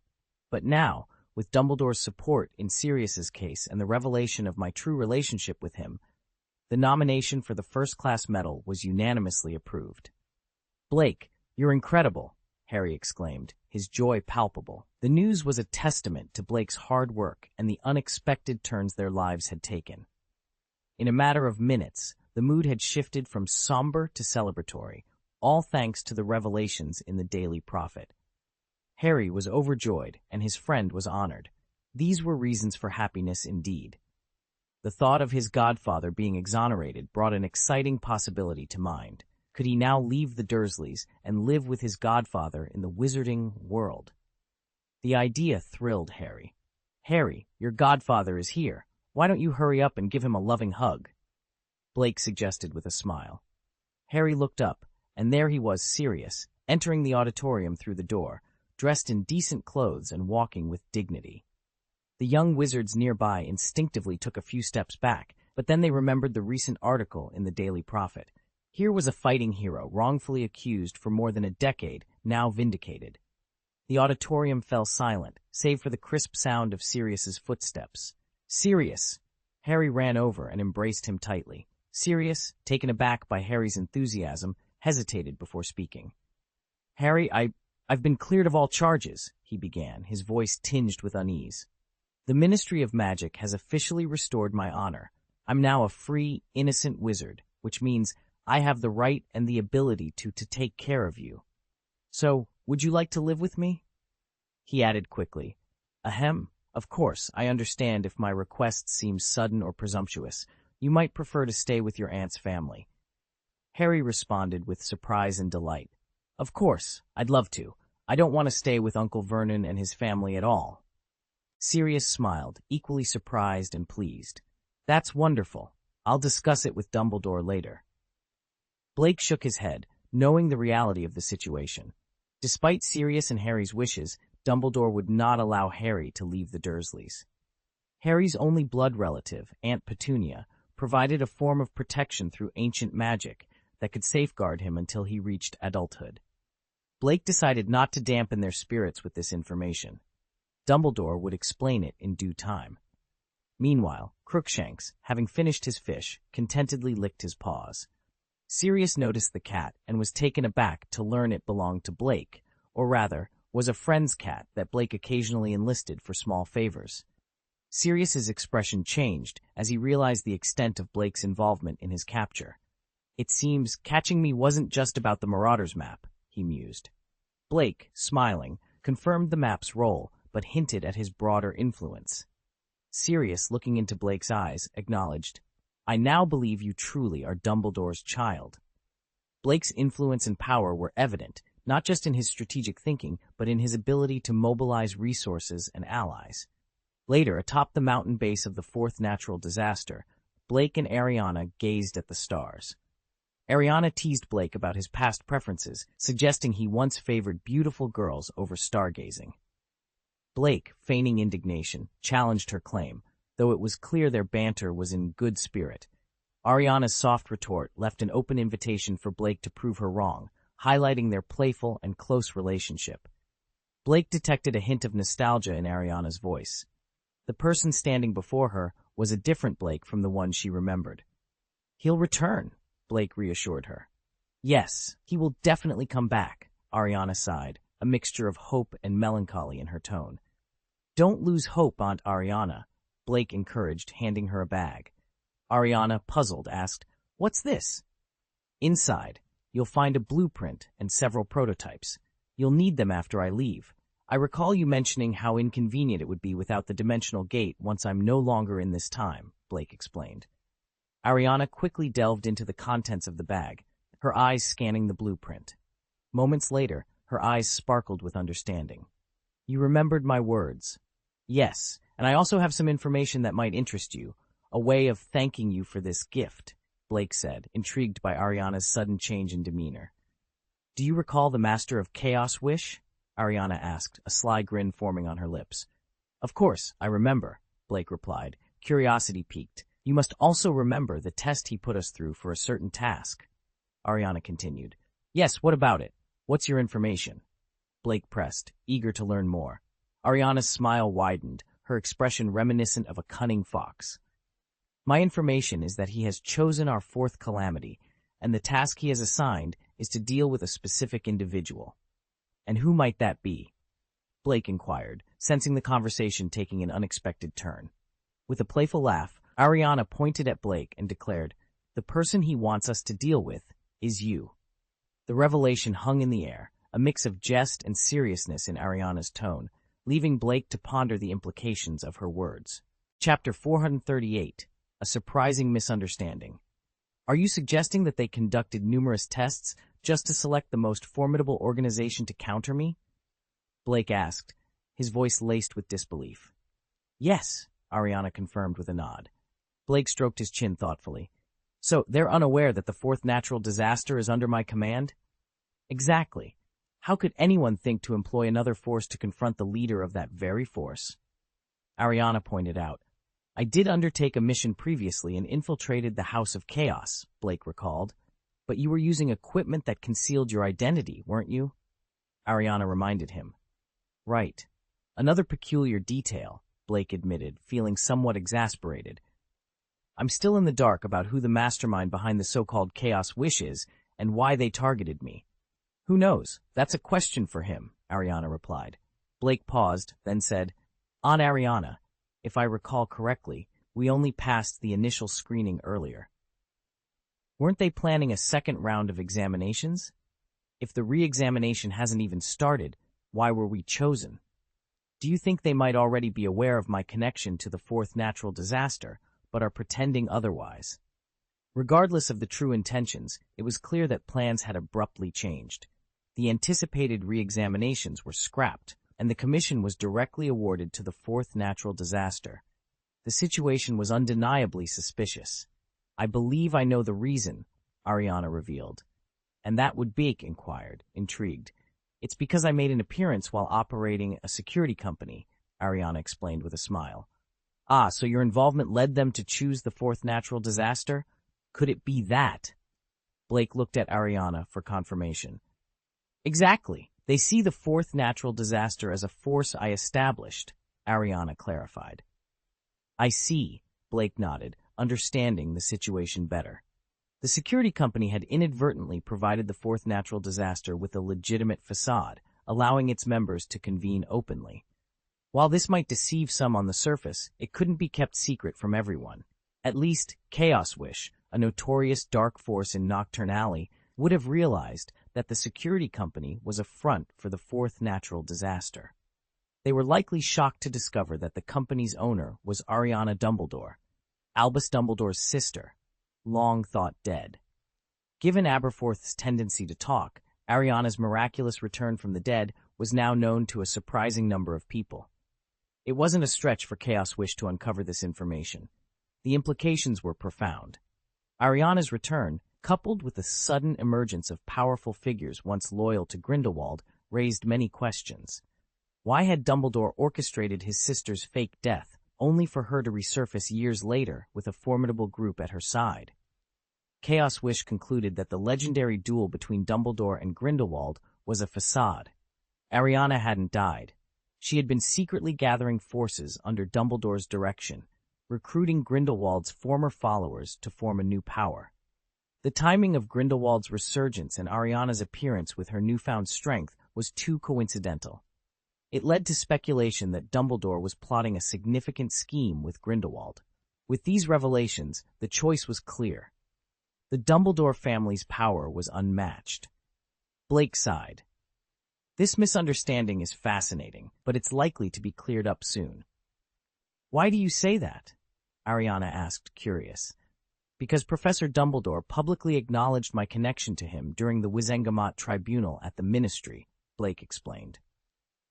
In the world of magic today, one can only explain my smooth acquisition of the Order of Merlin, first class, by acknowledging the significance of my actions. Now, my surname being Dumbledore, at least within the Wizengamot, is no longer a secret. I mentioned, prompting a response from Ariana. If it's only known in the Wizengamot, perhaps it won't spread too widely? She speculated, with a hint of hope. Early preparation is key, Aunt Ariana. The Wizengamot is far from unified, I cautioned her. Chaos Wish currently believes that the fourth natural disaster is Professor Dumbledore's force, so they're holding back. However, once they realize the person they're dealing with bears the Dumbledore name, their attitude will shift to outright hostility. Ariana, upon hearing my words, smiled and inquired, "Those from Chaos Wish are indeed formidable adversaries, so does that scare you?" I returned her smile with one of my own.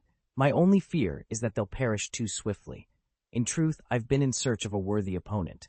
But such an opponent has yet to be found, I added, noticing a rare spark of excitement in Ariana's eyes. Aunt Ariana, it's time for your elves to spring into action. We need to uncover the identities of these adversaries and understand their grievances against me, I stated. They've already begun their work. How else do you think I came to understand why they've targeted our fourth natural disaster? Ariana revealed. Oh, and here I thought you had deduced that on your own, I said, the corners of my mouth lifting in amusement. You think I possess your knack for guessing? Ariana replied, a touch of frustration in her voice. I did speculate a bit. Do you suppose this individual from Chaos Wish could be an enemy from my time-traveling adventures? I pondered aloud. Don't even say it. That's entirely possible. Given your talent for attracting trouble, you managed to clash with various foes in just 3 months, Ariana remarked, half in jest. Finding myself momentarily speechless, I had to admit, my nature did indeed lean towards confrontation. If someone dared to cross me, why not go all out in retaliation? Eager to shift the conversation, I inquired. When undertaking tasks, there should be some form of compensation. So what rewards have they offered, and what are their demands? I was curious about the price Chaos Wish was willing to pay for my demise. Ariana, now fully attentive, shared, "Their terms are peculiar. There's no set deadline for this task. They only require action at least twice a month until my defeat. Successful completion will yield 1,000,000 gold galleons instantly. However, should they fail, 50,000 gold galleons will still be deposited into our Gringotts account monthly." I looked at Ariana, astonished. They're offering payment even for failure? And the full 1,000,000 only upon success? This arrangement, no organization would seriously attempt to kill me under these terms, I mused. Are they attempting to buy my death, or merely to harass me? I pondered, finding the situation absurd. It's bizarre. It's as if you're suggesting they're merely toying with me, Ariana said, her brow furrowed in confusion. The answer lies within your intelligence network, I pointed out. So, what's our next move? The commission officially begins next month. We can't seriously intend to send someone after you, can we? Ariana asked, her voice tinged with concern. Why not? I replied with a grin. Let's gather the best within the organization and have them attempt to take me down twice a month. Ariana's eyes narrowed, disbelief evident in her gaze. Are you serious? But what if they discover your connection to the fourth disaster before we can act? Tomorrow, the commission might be cancelled. Of course, I'm serious. If the fourth natural disaster doesn't come after me, the fifth and sixth will. It seems they've chosen to test my power. Blake mused, finding a silver lining in his predicament. So, it doesn't really matter if they find out about our relationship or cancel the commission. I've realized that this is an excellent way to gauge the strength of an organization by experiencing their methods firsthand. Ariana looked at Blake as if he had lost his mind. So, you're saying you want to test your men's strength, regardless of the circumstances? Exactly. If the commission hasn't been cancelled, it means they're still unaware of our relationship. By proceeding this way, I can gather valuable information for you and buy us the necessary time. An hour later, Blake left the base of the Fourth Scourge and made his way back to Hogwarts. However, instead of heading straight to his dormitory to rest, he visited Mr. Filch's office. Upon Blake's arrival, Filch welcomed him warmly. "Master Blake, what can I do for you?" he asked respectfully. "You've become quite skilled with the ancient rune cards," Blake complimented. Filch, unaccustomed to praise, replied awkwardly, "This was all thanks to your guidance." Blake, unfazed by Filch's discomfort, changed the subject. "How is your magic progressing?" Filch's face lit up with excitement. Not long ago, he had been a squib, but thanks to Blake's intervention, he was now a practicing wizard. Very well, he managed to say after a moment. I'm pleased to hear you haven't neglected your magical studies in favor of ancient runes, Blake said, noting the joy on Filch's face. Your help has been invaluable. If there's anything you need, just let me know, Filch offered eagerly. In that case, I won't hold back. Do you know many people like you used to be? Blake inquired, referring to squibs. Filch understood Blake's question. We used to meet often to study how to perform even the simplest of spells. It was a difficult time, Filch admitted, recalling the pain of coming from a wizarding family, yet lacking magical talent. So, you had regular meetings? Blake asked. Yes, Filch confirmed. That's excellent. I want you to gather them under my command. I'll personally teach them the art of ancient rune cards, Blake proposed, having already integrated Filch into his system. Filch hesitated, concerned about the loyalty of these potential recruits. I'm worried about imparting such valuable knowledge to those who might not be fully committed, he confessed. Blake reassured him. Don't worry, I have a way to ensure their loyalty.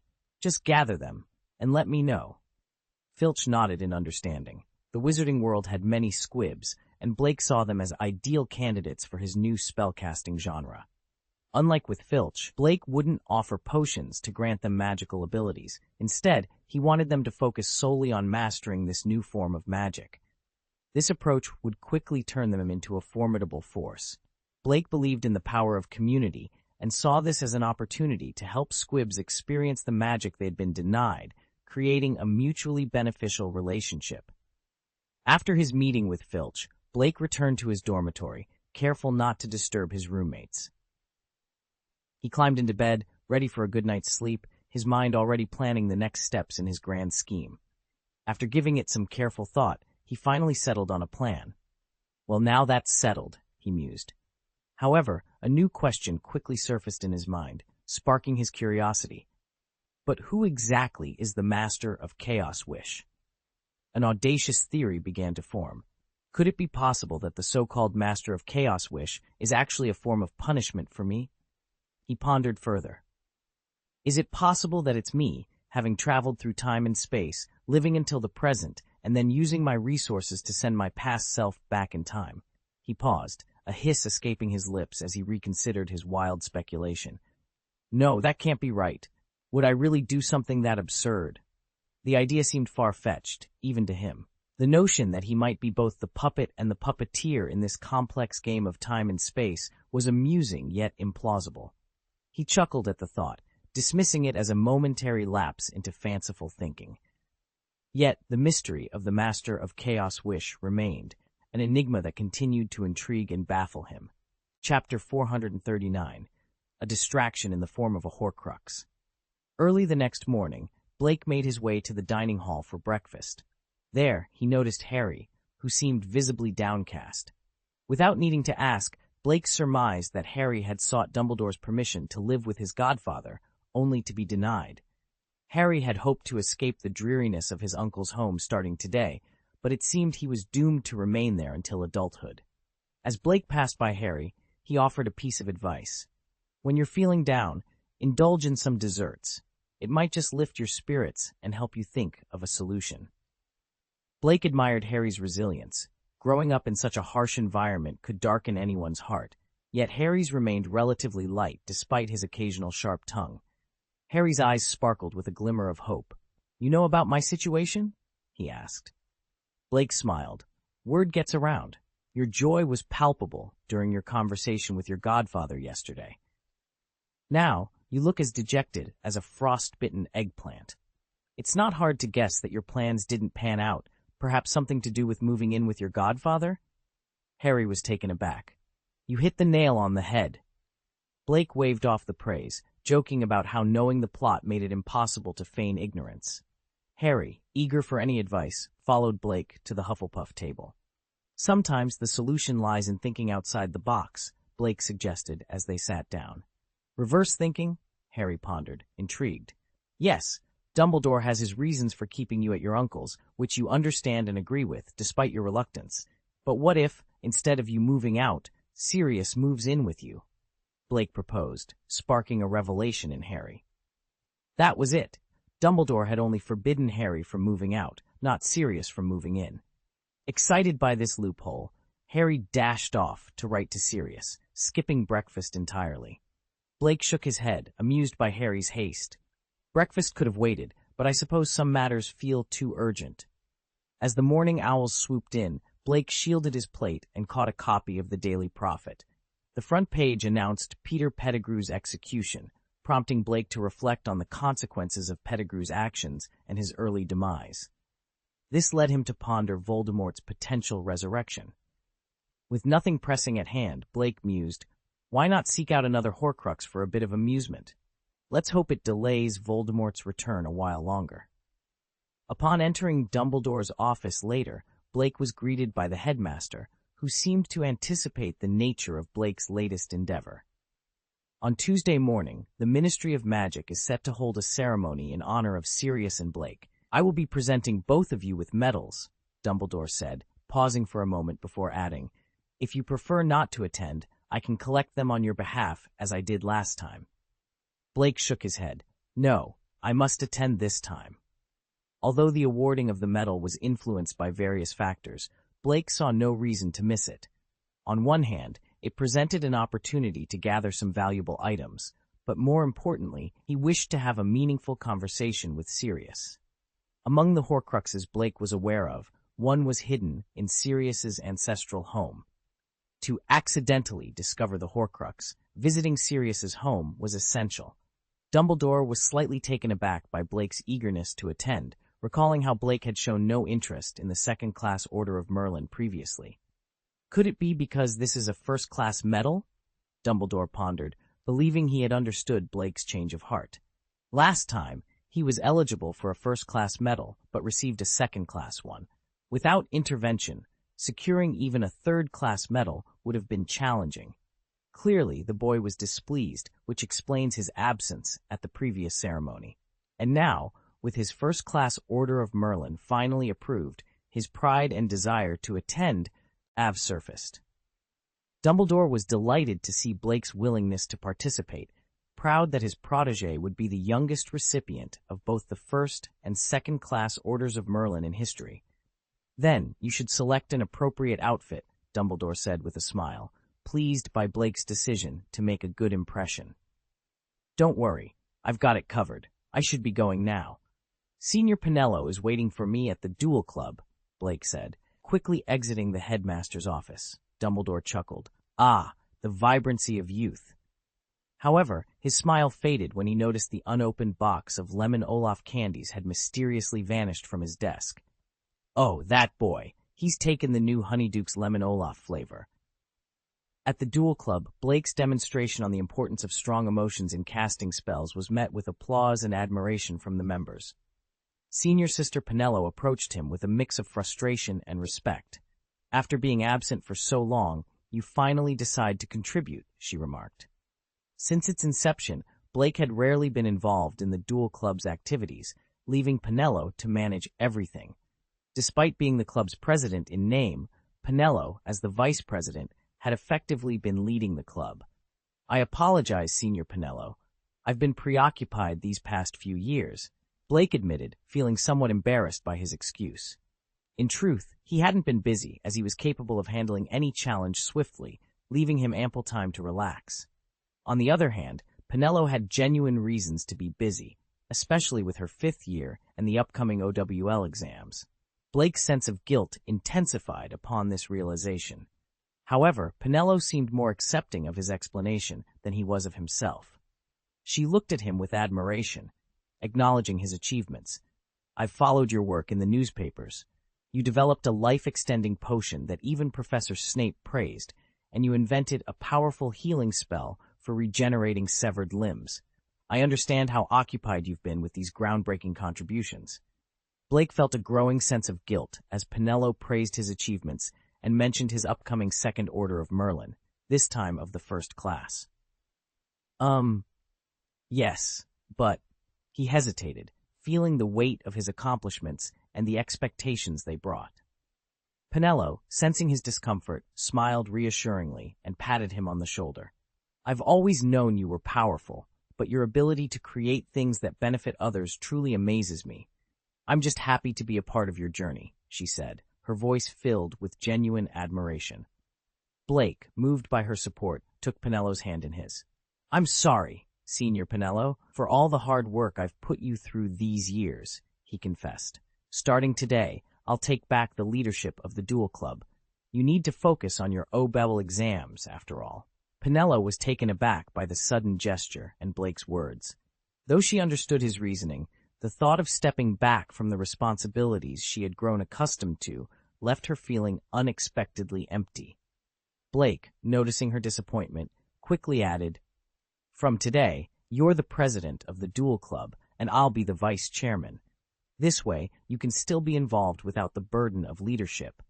Once you've passed your OWL exams, you can return to your role. Penello's spirits lifted at Blake's words, and she playfully ruffled his hair, messing it up even more. Then I won't let you regret this decision. I'll hold this position until I graduate, she declared with a smile. Blake chuckled. I wouldn't dream of regretting it. And, Senior, I'm not a kid anymore. It's okay to be tempted, he teased, hinting at a deeper affection. Penello, caught off guard by his words, felt a mix of emotions, including a pang of guilt for her growing fondness for him. With Blake resuming control of the Duel Club, its activities intensified, transforming from weekly to daily meetings.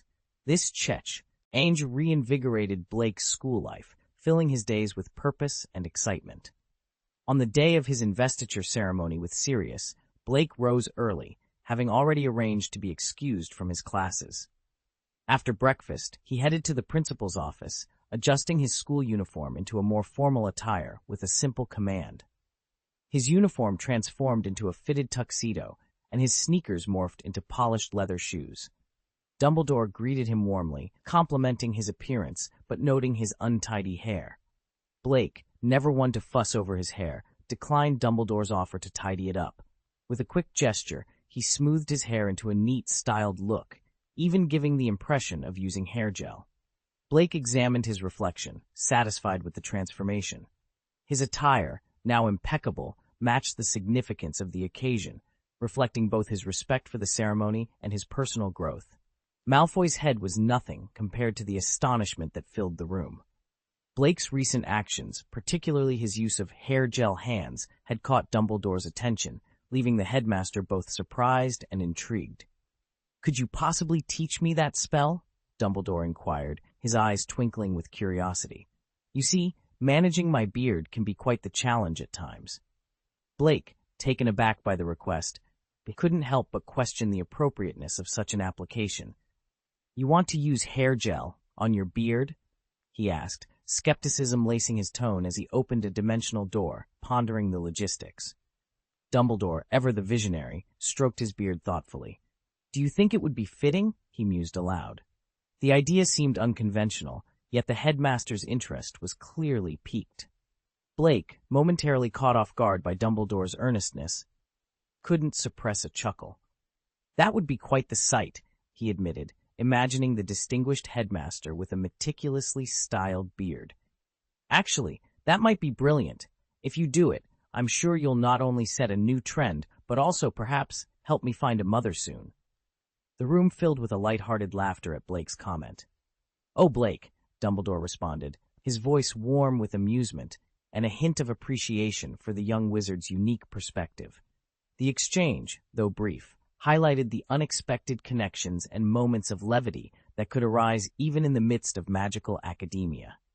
Chapter 440, A Misfit at the Ministry. At 9 a.m, Blake and Dumbledore arrived punctually at the Ministry of Magic. At the entrance, they were greeted by Sirius, who was donning a set of exquisite but somewhat ill-fitting clothes. Did you notice too? Sirius asked, patting his attire. I've only recently returned home, and having been away for so long, this was the only decent set I could find. It used to fit me perfectly.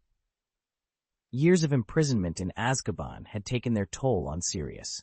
Once robust, he had become gaunt, making his once well-fitting clothes hang loosely on his frame. It's not a big problem, Sirius, Blake reassured him, pointing his wand at Sirius's clothes. With a swift whoosh, the garments snugly adjusted to Sirius's current physique. Sirius, surprised, flexed his arms and legs, finding the clothes now fit as if tailor-made. "Oh, what kind of spell is this?" Sirius asked, intrigued. "Can you teach me?" Blake sheathed his wand and explained, "Magic is fundamentally the power of belief. There isn't a specific spell for everything. As long as you truly believe, your wand will aid you in achieving the desired outcome. In essence, magic thrives on idealism, akin to the power of thought. Charms are merely tools to amplify this power. My wand, in particular, simplifies the process by converting all my magic into non-verbal spells."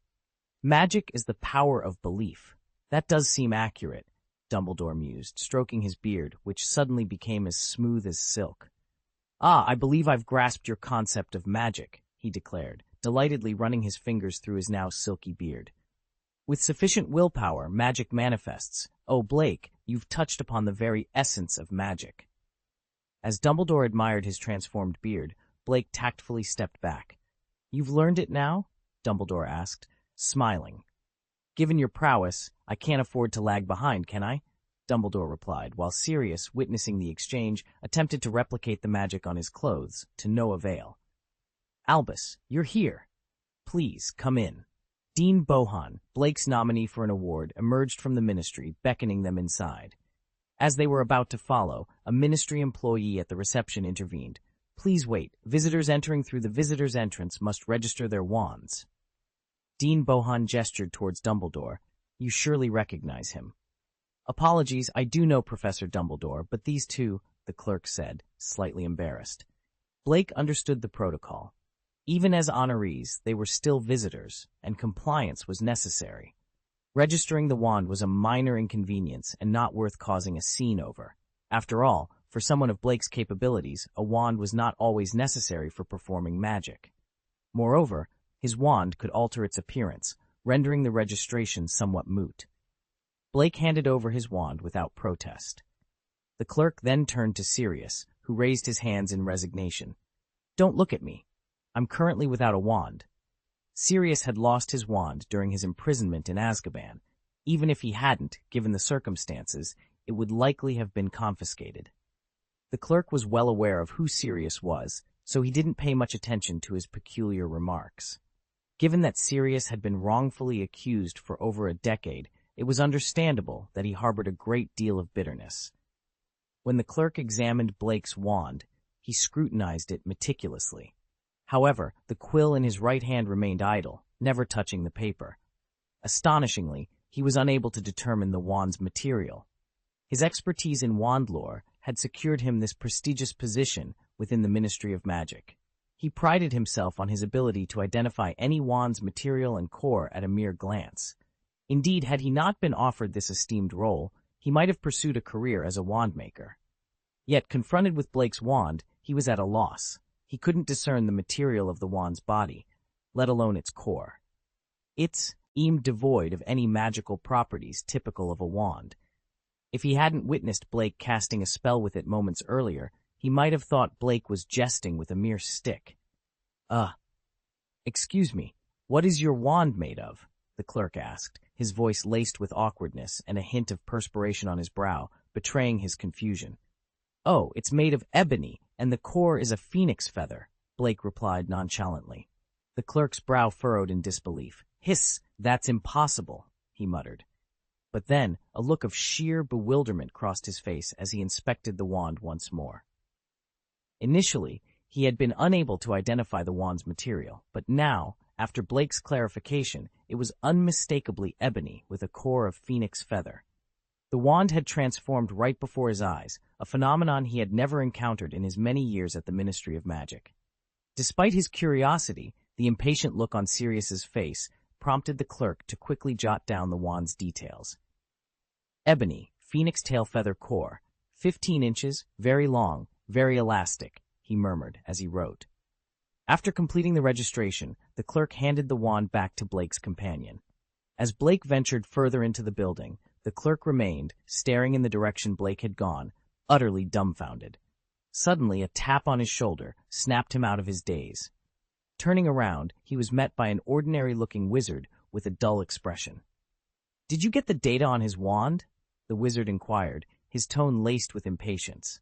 Yes, I've got it right here, the clerk responded, pointing to the information he had just recorded.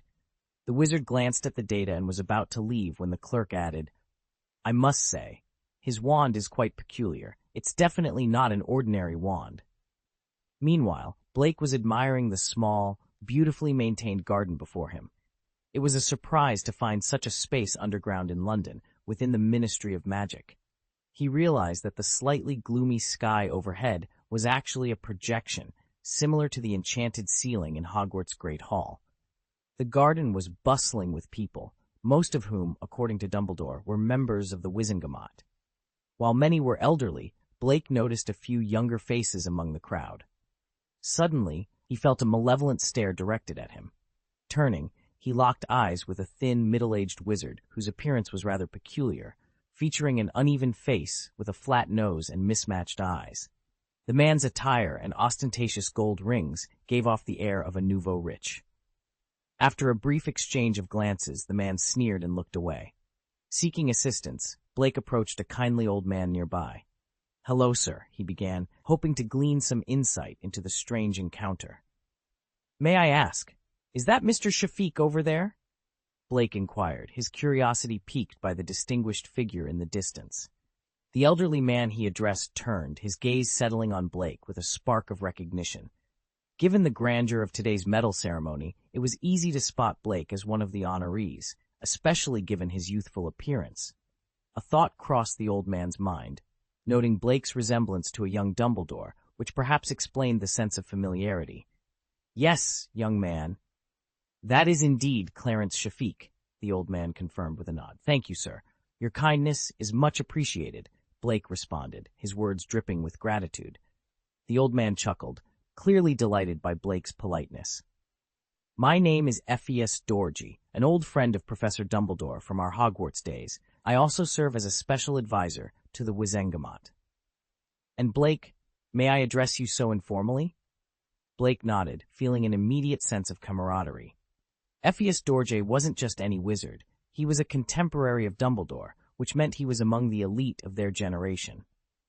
The realization that Dorje had lived through the same era as notable figures like Grindelwald only added to Blake's respect for him. Don't concern yourself with Shafiq, Dorje advised with a gentle tone, his words meant to reassure. Those from pure-blood families often have a rather narrow view of the world. It's best not to let them dampen your spirits, especially today. Blake appreciated Dorje's comforting words, understanding that the advice came from a place of wisdom and experience. He knew all too well the prejudices held by families like the Shafiqs, who clung to the notion of pure-blood supremacy despite the detrimental effects of such beliefs, including the decline of their lineage due to inbreeding. Blake was aware of the animosity Shafiq harbored towards him, a sentiment that had intensified after Dumbledore credited Blake with the invention of a teleportation point that thwarted Shafiq's plans.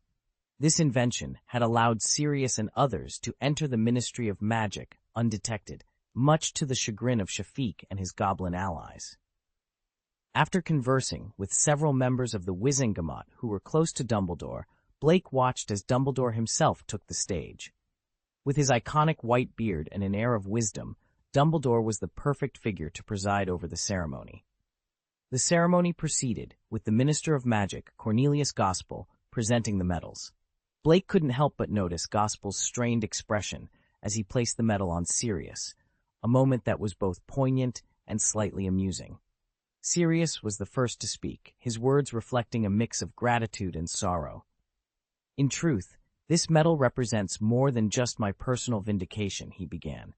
It's a reminder of those who fought alongside us but didn't live to see the dawn. If it were possible, I would gladly exchange my freedom and this honor for their lives.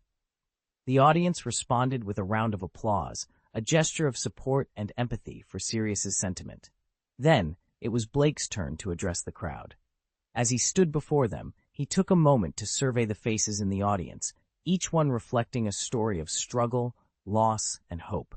Blake suddenly felt a wave of excitement surge through him, reminiscent of the thrill he experienced during a speech in the auditorium. It was as if every cell in his body vibrated with joy, eager to leap into action. Do I really want to give another speech? He pondered, slightly bemused by his own enthusiasm. That's over now.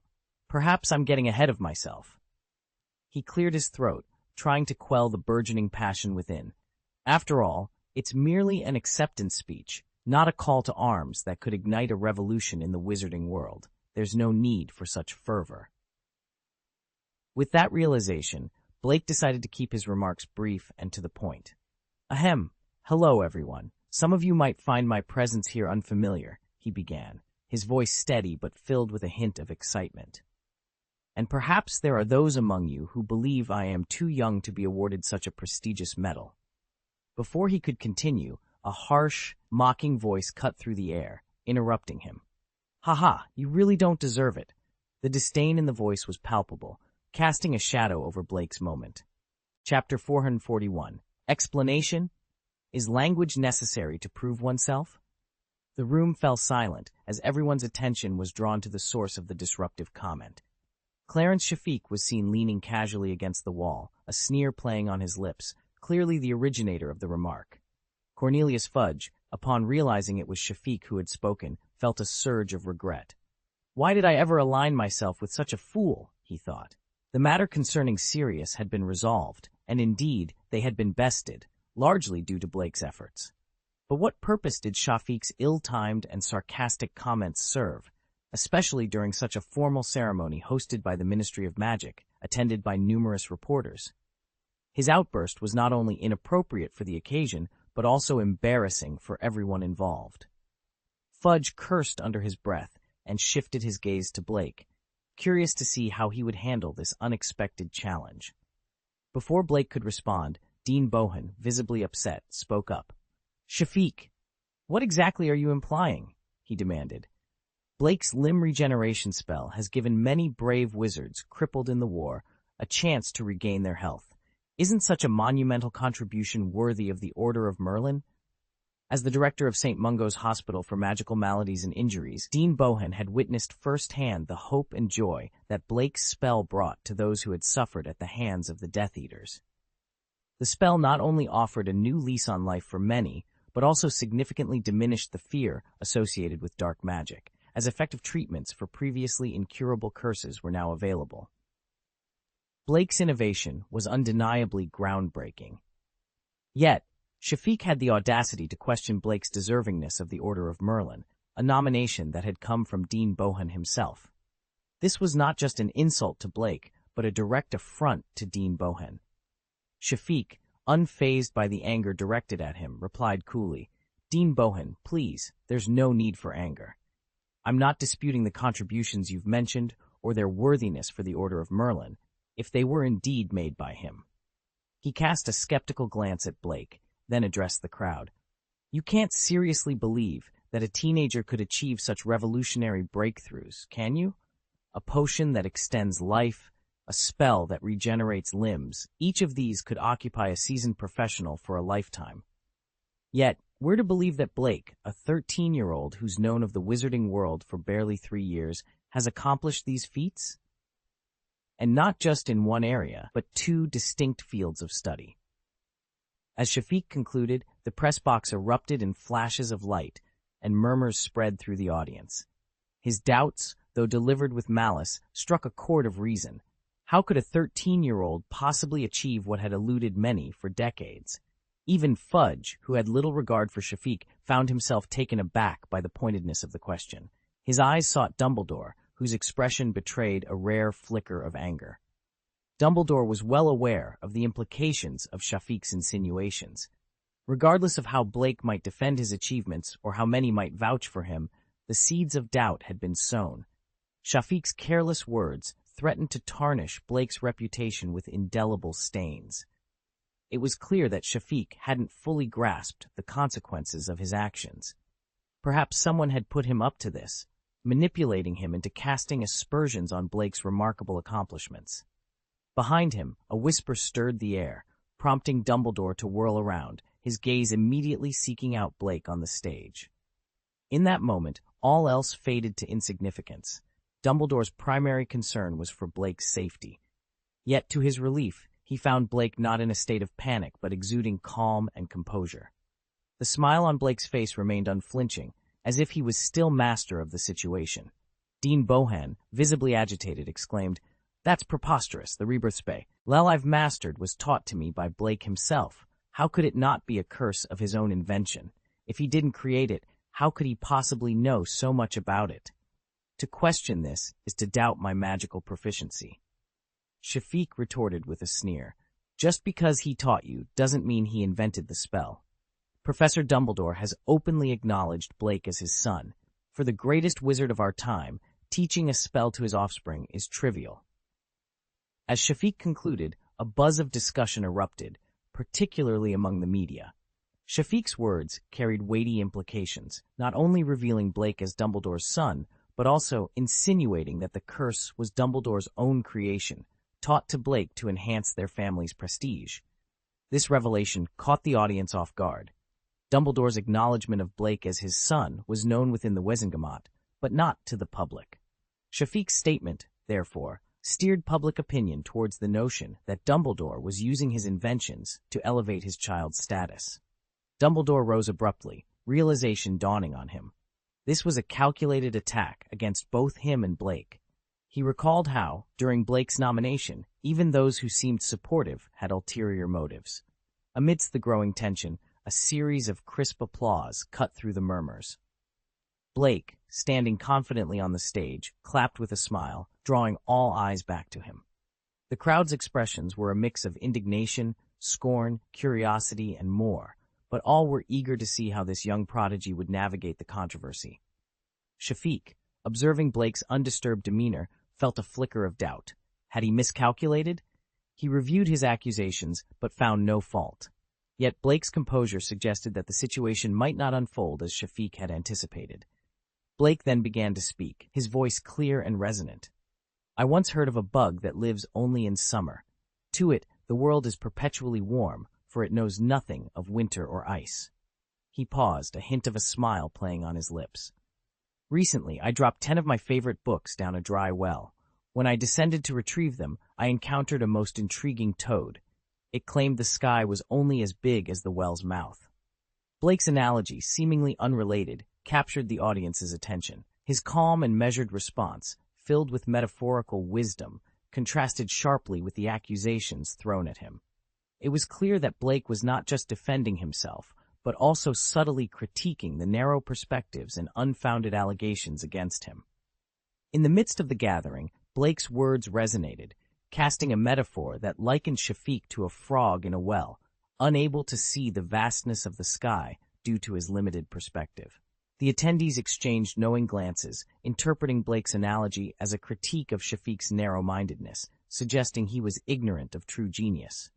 Shafiq, however, appeared utterly baffled by Blake's insinuations, clueless as to why all eyes had suddenly turned towards him.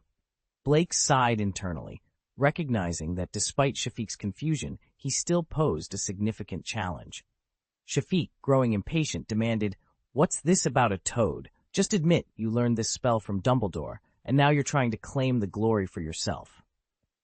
Blake responded with a smile. "I have no intention of justifying myself with mere words, for words often fall short. Faced with your skepticism, I must demonstrate my capabilities through actions." A sense of foreboding gripped Shafiq, his face betraying a flicker of panic. "How exactly do you plan to prove yourself?" he asked, his tone shifting from confrontational to cautious, even revealing a glimmer of anticipation. Blake, sensing an opportunity, subtly activated his eyes of reality. He noticed a discreet magical connection between an unremarkable man in the crowd and Shafiq, indicating that the man was secretly communicating with Shafiq. This wizard, displaying no emotion, bore an unnatural appearance that Blake suspected was the result of a partial transformation spell. While keeping an eye on the true form of this mysterious wizard, Blake addressed Shafiq's challenge. "To validate my skills, I can only do so by conjuring a new spell right here and devising a potion formula as groundbreaking as one for extending life." This bold declaration stirred the audience into a buzz of excitement and skepticism. Dumbledore watched Blake with concern, while Sirius couldn't contain his astonishment, leaping to his feet. Blake's claim was audacious. Failure to deliver would not only discredit him, but also imply that his previous achievements were not genuinely his. Conversely, a mere explanation would have been less risky, but also less convincing. Shafiq, seizing the moment, gleefully proposed, "That's your promise. And to ensure that the spells and potions you present aren't pre-prepared, I suggest the audience pose the challenges for you to tackle on the spot." The room erupted into louder discussions. Even the reporters, initially critical of Blake's arrogance, thought Shafiq's demand was excessive.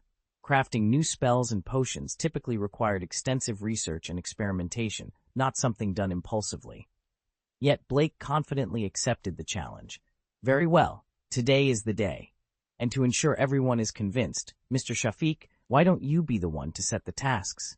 If I fail to meet your specified effects with my spells and potions today, I will concede that I do not deserve this honor."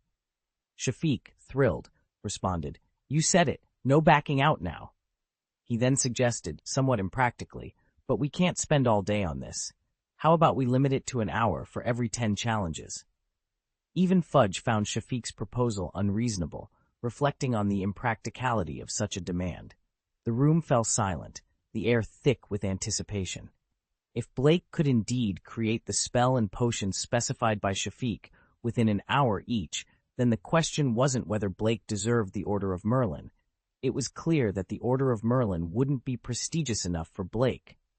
"Okay," Blake said, his smile unwavering. His agreement sent a wave of murmurs through the crowd. No one had anticipated Blake's acceptance of such a daunting challenge. This wasn't just confidence on display, it bordered on arrogance. "Then what are you waiting for? Let's begin now."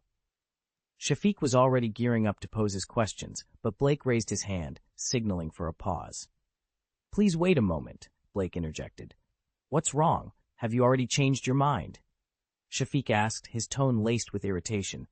"Ha, I'm wagering my reputation against you. If I lose, my reputation will be tarnished," Blake retorted. "But what will I gain if I win? The stakes must be equal.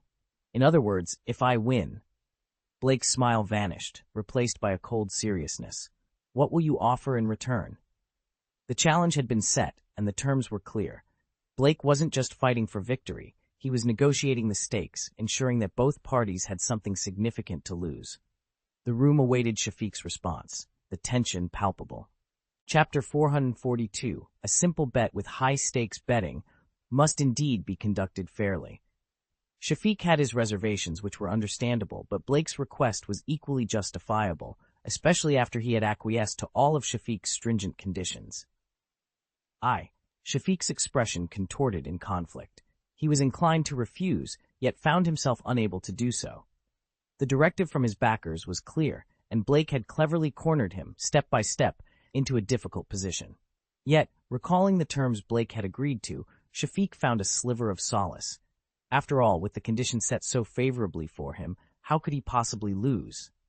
With this thought, his confidence surged. "Okay, I agree," he declared, albeit with a heavy heart. "Very well, so what will our wager be?" Blake inquired, noting Shafiq's hesitation. After a moment's pause, Shafiq proposed, "Then, 10,000 gold galleons." Blake's response was one of displeasure. "Do you truly believe my reputation and an Order of Merlin first class are worth merely 10,000 galleons? This is not just an insult to me, but to the Wizengamot as well." Shafiq quickly realized his mistake as he noticed the disapproving glances from those around him. It was clear to everyone that Blake had earned his accolades through bravery and not by hiding behind influential figures like Dumbledore. Shafiq's attempt to undervalue Blake's achievements was seen as distasteful by many. "Then, what would you have me wager?" Shafiq asked, genuinely at a loss. Blake's lips curled into a slight smile. "Truthfully, there's nothing you possess that I find of value." This remark visibly infuriated Shafiq, but before he could retort, Blake continued, "Let's make it interesting and bet on something truly precious to you." "And what might that be?" Shafiq asked, a sense of dread washing over him. Blake pointed at Shafiq's purple wizard robe. "I'm not interested in your money. Let's wager your position. If you lose, you resign. My Order of Merlin, first class, and my entire reputation should be a fair exchange for your seat on the Wizengamot, don't you think? In fact, you're still getting the better end of the deal." Shafiq's complexion turned ashen.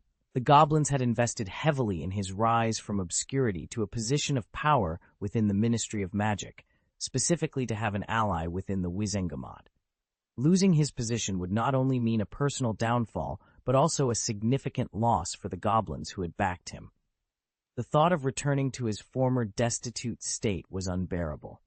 Despite his initial reluctance, a voice, faint as a mosquito's buzz, urged him, "Bet with him! Are you afraid of losing?" Cursing the goblins internally for putting him in this predicament, Shafiq realized he had no choice. The stakes were too high, but he had to accept. "Okay, I agree," he said, his voice laced with bitterness. "Excellent. Minister Fudge, would you do us the honor of bearing witness to our wager?" Blake turned to Fudge, who had been observing the exchange with a detached amusement. For Fudge, this was merely an entertaining diversion, timered, unrelated to his own interests. Seeing no reason to decline, and secretly disdainful of Shafiq's nouveau-riche status, he readily agreed. After all, Fudge had his own reasons for disliking Shafiq, who had meddled in matters concerning Sirius Black, albeit unsuccessfully. The audacity of this man to come directly to my doorstep and reclaim all the benefits he had previously granted me was beyond belief. "Okay, if Shafiq loses, I will personally take his position," I declared with a firm resolve. "But Blake, I must warn you beforehand. If you fail to substantiate your claims—" Blake nodded in understanding. "Of course. I wouldn't want to put Mr. Minister in a difficult position." "Then, Mr. Shafiq, please proceed with your questions. Or, if you find yourself at a loss, you might consider consulting the individual who has been relaying messages on your behalf," Blake suggested, his gaze immediately fixing on an unremarkable-looking wizard. The wizard tensed, a wave of shock washing over him. Exposed? How had his cover been blown? Relying on his nondescript appearance, he had managed to maintain a low profile for years, virtually invisible to those around him. But now, under Blake's intense scrutiny, any remaining hope vanished. Though unsure of how his disguise had been penetrated, it was clear he had been unmasked. Blake's accusation also redirected the attention of others to the seemingly ordinary wizard, quickly leading them to accept the notion that he was the instigator behind the scenes. After all, it was implausible that Shafiq, with his limited intellect, could have devised such a pointed question for Blake. The logical conclusion was that someone else was pulling the strings. For the first time, the wizard found himself the center of attention, a sensation he found deeply uncomfortable. Yet, any form of reaction seemed inappropriate at the moment. Resigned to his fate, he understood that his days of operating within the Ministry of Magic were over. Blake maintained his smile, his mind already plotting revenge against the goblins who sought to target him. He wondered how much the goblins would regret their actions once they realized the cost of securing 2 Wizengamot seats. Fudge, observing the man, inquired of Kingsley, "Who is that man?" "I've encountered him a few times. He's definitely a Wizengamot member, though he's always kept a low profile," Kingsley responded. "What's his name?" Fudge pressed, sensing the gravity of the situation. Kingsley shrugged. "I'm not sure." Despite the uncertainty surrounding Blake's accusation, if it held true, then the man was undoubtedly a goblin infiltrator. This revelation left Fudge feeling uneasy, realizing that the Ministry of Magic was more compromised than he had initially thought. Dumbledore, too, narrowed his eyes at the man, having suspected that Shafiq was being manipulated, but not expecting this particular individual to be the puppeteer. Blake's ability to see through the disguise suggested he had access to intelligence networks unknown to Dumbledore. It seemed Blake had anticipated the day's events, attending the ceremony with a hidden agenda in mind. Dumbledore chose not to intervene, trusting in Blake's plan. Shafiq, finally grasping the situation, turned his gaze to the ordinary wizard, realizing he was the goblin's emissary. But who exactly was this man? "Have you decided? What potions and spells do you wish for me to acquire?" Blake addressed Shafiq, his tone laced with an underlying challenge, signaling the beginning of a confrontation that would unravel the goblin's schemes. With a smile, Shafiq paused for a moment, waiting for further instructions. However, the guiding voice that had been instructing him earlier fell silent. Shafiq, however, did not panic. After all, the person had already conveyed everything necessary. "I've given it some thought," Shafiq announced. "You're familiar with dragonpox, aren't you?" Blake responded with a knowing smile and a nod. "Indeed I am." Then, Your task is to devise a potion that can cure dragonpox. And mind you, it must not leave any scars. Failure to do so will result in your disqualification, Shafiq declared. His words sparked a flurry of discussions among the attendees. Dragonpox is a notorious disease within the wizarding community, known for its contagious nature and potentially fatal outcomes. It scars the skin of those it afflicts, sometimes leaving it permanently blue.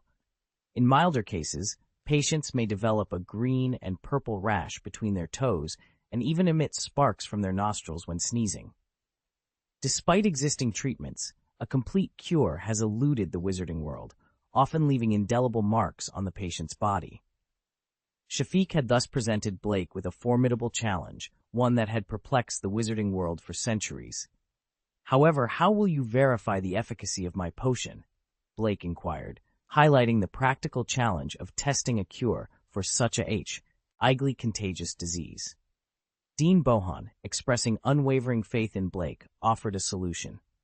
At our hospital, we have several patients in the advanced stages of dragonpox, to whom we've had to issue critical illness notices. They would undoubtedly consent to trying your potion if it holds the promise of a cure, he explained, his eyes filled with hope that Blake could indeed formulate such a miraculous potion. Trust me, Blake assured him, his determination evident. Dean Bohan, ready to act on this glimmer of hope, turned to Shafiq and asked, "Do you have any objections to my involvement?" Shafiq, skeptical of the close relationship between Blake and Dean Bohan, voiced his concern about potential cheating. Dean Bohan, unable to contain his frustration, retorted, "You fool, Shafiq. If dragonpox in its severe form could be so easily cured, why would we even be challenging Blake with this task?" Realizing the redundancy of his accusation, Shafiq fell silent. Dean Bohan then activated a teleportation point, a device given to Dumbledore by Blake, which had been strategically placed in St. Mungo's hospital to facilitate emergency transfers. With that, he vanished to convey the hopeful news to the patients. Meanwhile, an hourglass was set up to mark the time. The moment it was flipped, Blake's hour to prove himself began. Fudge, the minister, offered Blake a quiet room equipped with all necessary potion-making materials and instruments. However, Blake declined, requesting only a piece of parchment to the astonishment of everyone present. "Just a piece of parchment?" Fudge repeated, puzzled by Blake's unusual request. "Yes, that's all I need," Blake confirmed with a confident smile, leaving the audience intrigued and uncertain about his unconventional approach to such a daunting challenge. The complexity of concocting a potion from scratch is enough to make anyone's head spin. The process involves not only boiling the concoction, but also testing it on toads to determine its efficacy, before finally arriving at the optimal solution. Given these intricate steps, the notion of Blake wanting to devise a potion recipe within an hour seemed utterly far-fetched to everyone. It was an endeavor that, under normal circumstances, would require extensive labor and experimentation. Yet, there Blake was, seemingly bypassing all the conventional steps with nothing more than a piece of parchment. The idea that he could deduce the best solution simply by writing on paper left Minister Fudge utterly flabbergasted. After a brief pause, someone handed Blake a roll of parchment. He accepted it with gratitude, meticulously cutting the paper before retrieving his pen and swiftly jotting down his thoughts. The room fell into a hushed anticipation. The concept of formulating a new potion recipe with mere pen and paper was unheard of. If Blake succeeded, it would be a humbling moment for potion masters worldwide. Merely a minute passed before Blake examined his parchment, a look of satisfaction crossing his face. He then presented the parchment to Minister Fudge, declaring, "I'm fine." Confused, Fudge asked, "What do you mean?" "It means I've completed the recipe," Blake replied, his smile unwavering. Fudge was incredulous. "How is this possible? It only took you a minute." Blake shook his head, clarifying, "Of course, it didn't just take a minute, Mr. Minister. I had previously dedicated 10 days to studying dragonpox and conducting preliminary experiments. So, by integrating my prior findings with the knowledge I already had, 1 minute was sufficient to draft this potion recipe," Blake explained. Fudge's mouth twitched in disbelief. "How many experiments did you say you conducted?" 10 days' worth, Mr. Minister," Blake affirmed. Fudge murmured to himself, "In fact, if your formula proves to be effective, then whether it took 10 days or 1 hour makes no difference. Blake's approach challenged the traditional methods of potion making, suggesting that with the right foundation of knowledge and prior research, the creative process could be significantly expedited. This revelation not only stunned Minister Fudge, but also promised to redefine the boundaries of potion crafting. Chapter 443, The Potion Challenge.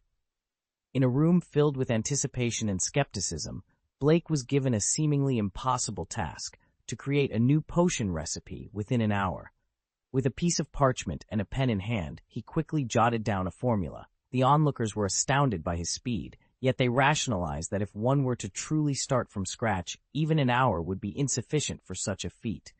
Thus, when Blake revealed he had prior research on dragonpox, it made his swift completion more plausible to the audience. "This is cheating," Shafiq exclaimed, leaping from his chair in outrage. "How did I cheat? I wrote it within an hour," Blake retorted, pointing to the hourglass that had barely begun its reverse journey, a smirk playing on his lips. Shafiq, flustered, argued, "This is cheating.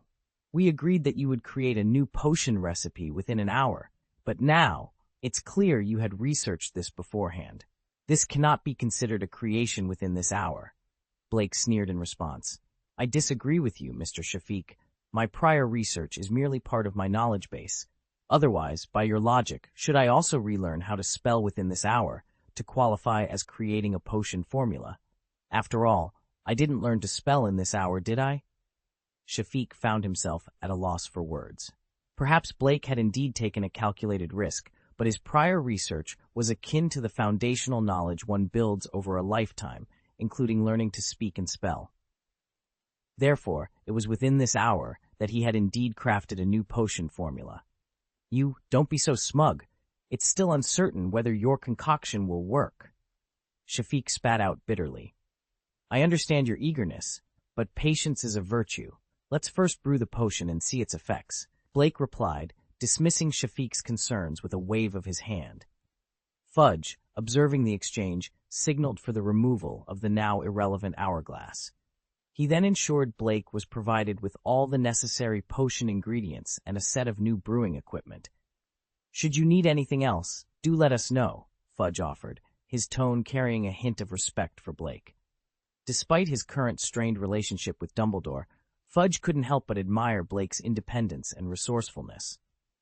"Thank you, Mr. Minister," Blake acknowledged, examining the equipment on the table before him with a nod of satisfaction. "Blake, do you require assistance?" Dorje inquired, his voice filled with concern. "I object. He must work alone. That was the agreement." Shafiq interjected vehemently. Dorje shot Shafiq a glare. The agreement was that he would write the potion recipe alone. It didn't specify that he couldn't have assistance in brewing it. Blake raised his hand to interject. "Mr. Dorje, I appreciate the offer, but I intend to convince the skeptics on my own." Dorje, though disappointed, respected Blake's decision and took his seat once more. Blake then turned to Shafiq, whose frustration was palpable. With a mischievous smile, Blake reached into his pocket and pulled out a niffler with drowsy eyes. "Dabao, wake up! I need your help with the potion," Blake said as the niffler blinked awake, a knife suddenly appearing in its hand. "Chi-chi-chi, you heartless boss!" Dabao protested, but Blake ignored the accusation and reached into his pocket again. "Aha, Jibao, your turn to help," Blake said, revealing a bowtruckle. He gently stroked its head. "Jibao, can you help me prepare these potion ingredients?" Jibao responded by affectionately patting Blake's fingers before diligently starting to sort through the potion ingredients. The room, filled with a mix of skepticism and curiosity, watched as Blake, with the help of his magical creatures, began the intricate process of brewing the potion. The challenge was not just a test of his potion-making skills, but also a demonstration of his ability to innovate and adapt under pressure. As they began their work, the bowtruckle processed potion ingredients with remarkable speed. Soon, a substantial pile of materials had accumulated in front of Dabao. "Dabao, hurry up! Look at Jibao!" came the enthusiastic encouragement, accompanied by the excited squeaks of the creatures. The onlookers were astounded. They were accustomed to seeing potions masters test potions with magical animals, but never had they witnessed someone enlisting magical creatures' assistance in potion making. This raised the question, how did he manage to make the magical beasts comply so willingly? Blake caught Shafiq's eye, who seemed ready to protest once more, and said with a grin, "Mr. Shafiq, please, hold your objections. I did mention I would handle this myself. However, my assistant is not human." Shafiq's expression shifted from shock to indignation, but he found himself at a loss for words.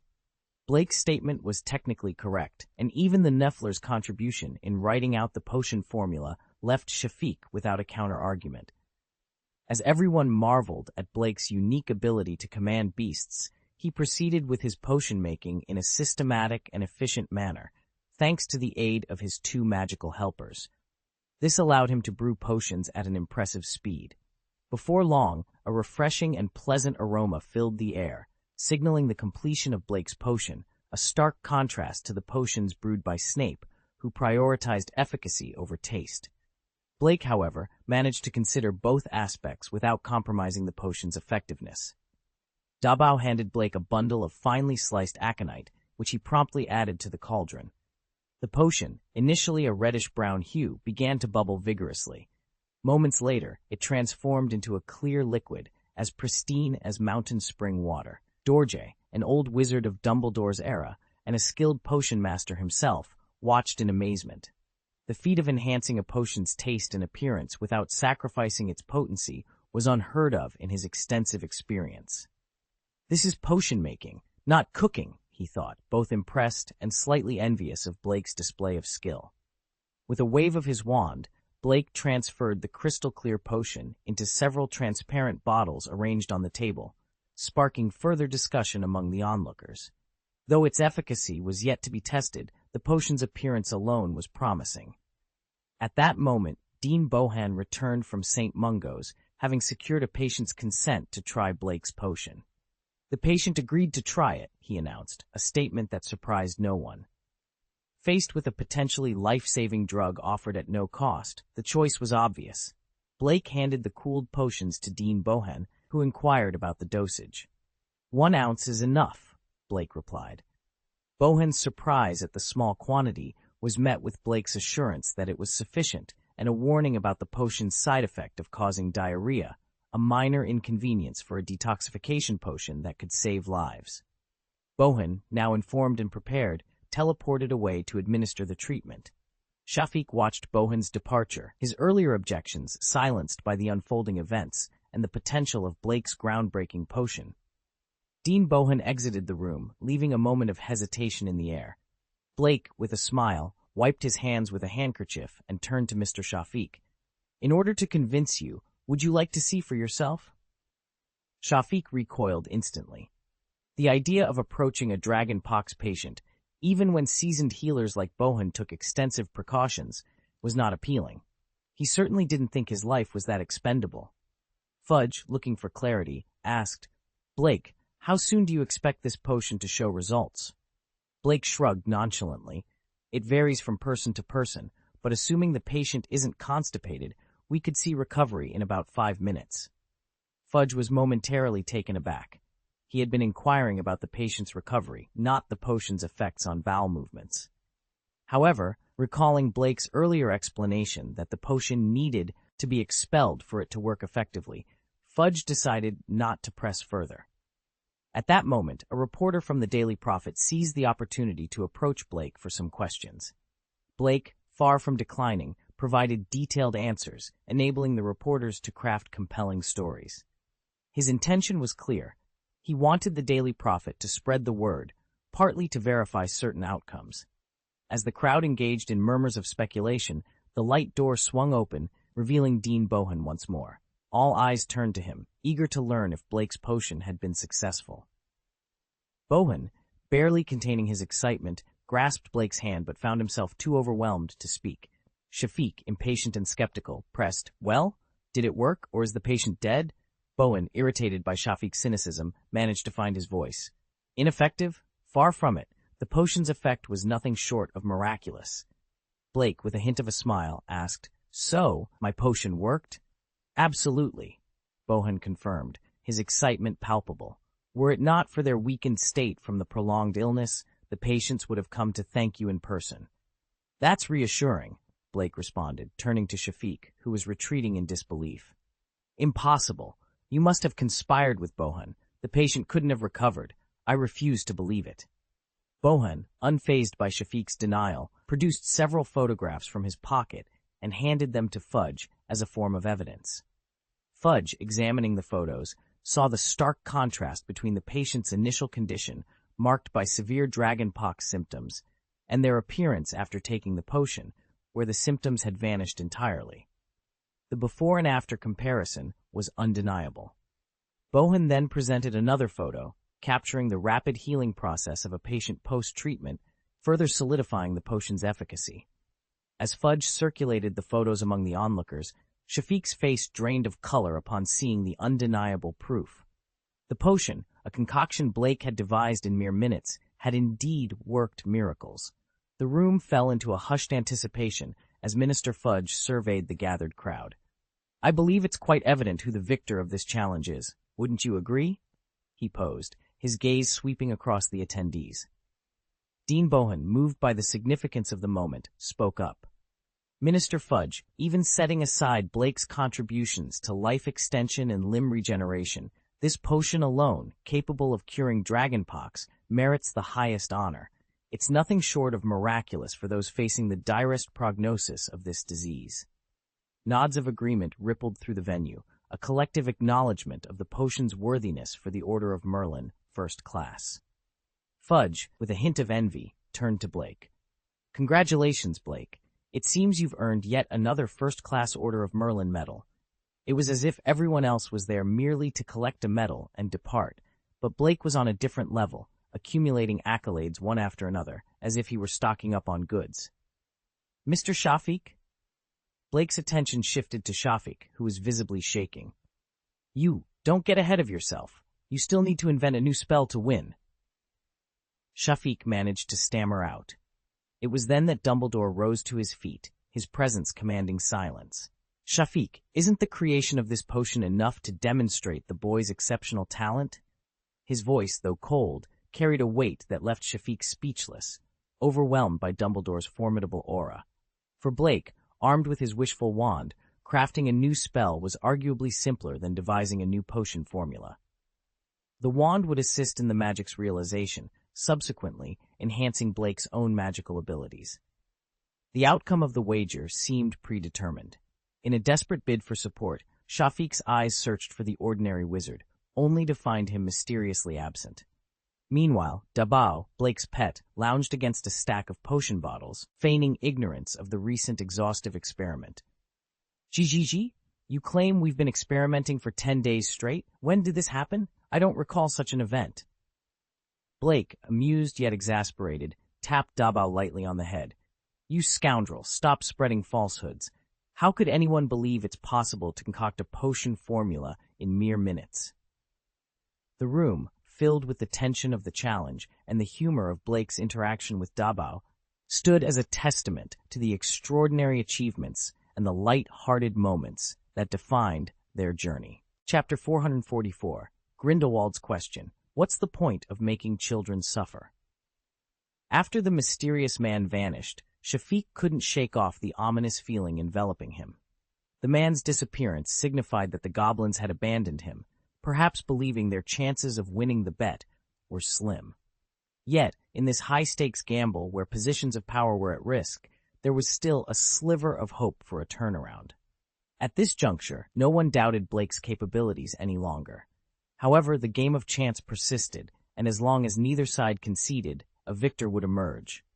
Mr. Shafiq, if you insist on continuing this game, then please proceed with your questions. Let's not waste any more time, Blake stated, his voice steady and composed. Shafiq found himself in a predicament akin to being trapped on the back of a tiger, with no easy way down. Conceding defeat would mean a humiliating exit from the Ministry of Magic, a return to a life devoid of the goblins' financial support.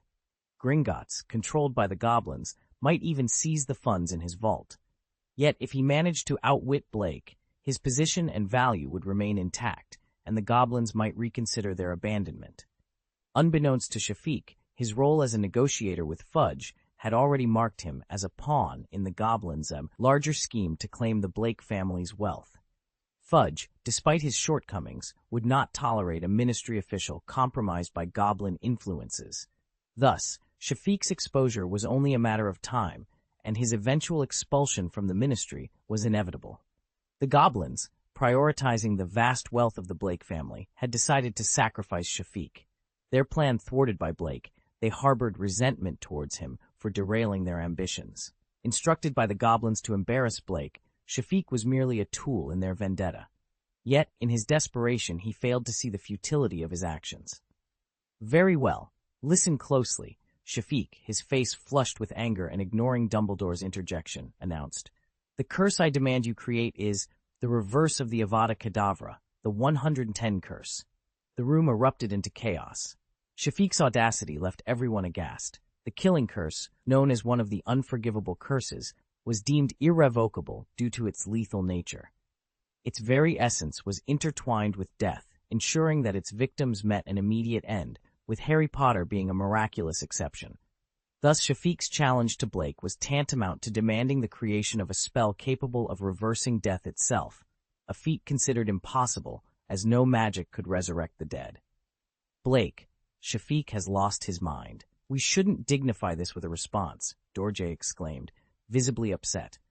"Shafiq, this is preposterous. You know very well that what you're asking is impossible," Dean Bohan added, his anger palpable. "Connolly, will you continue to allow Shafiq's farce?" Dumbledore's voice, though calm, carried a weight of anger. Linji, feeling a twinge of guilt under Dumbledore's stern gaze, involuntarily stepped back. Fudge, initially irritated by Dumbledore's questioning, realized he had to defend Blake. Aware of Grindelwald's interest in Blake, Fudge knew he couldn't afford to alienate him, despite his personal grievances. Cornelius Fudge, the Minister for Magic, took a moment to compose himself before addressing the situation with a serious tone. "Shafiq, you have indeed crossed a line. Your wager was utterly unfair. We have shown considerable patience with you today. You must understand that the ceremony for the Order of Merlin is a revered event. If you persist in this manner, well, you should be aware that I have the authority to strip you of your position." Shafiq, lacking the ability to fully grasp the gravity of the situation, believed that if he refrained from betting, he would lose his standing and the goblins' support. In his mind, continuing to gamble offered a chance to maintain his position. With the goblins backing him, he felt emboldened against Fudge, Naware of the precariousness of his situation.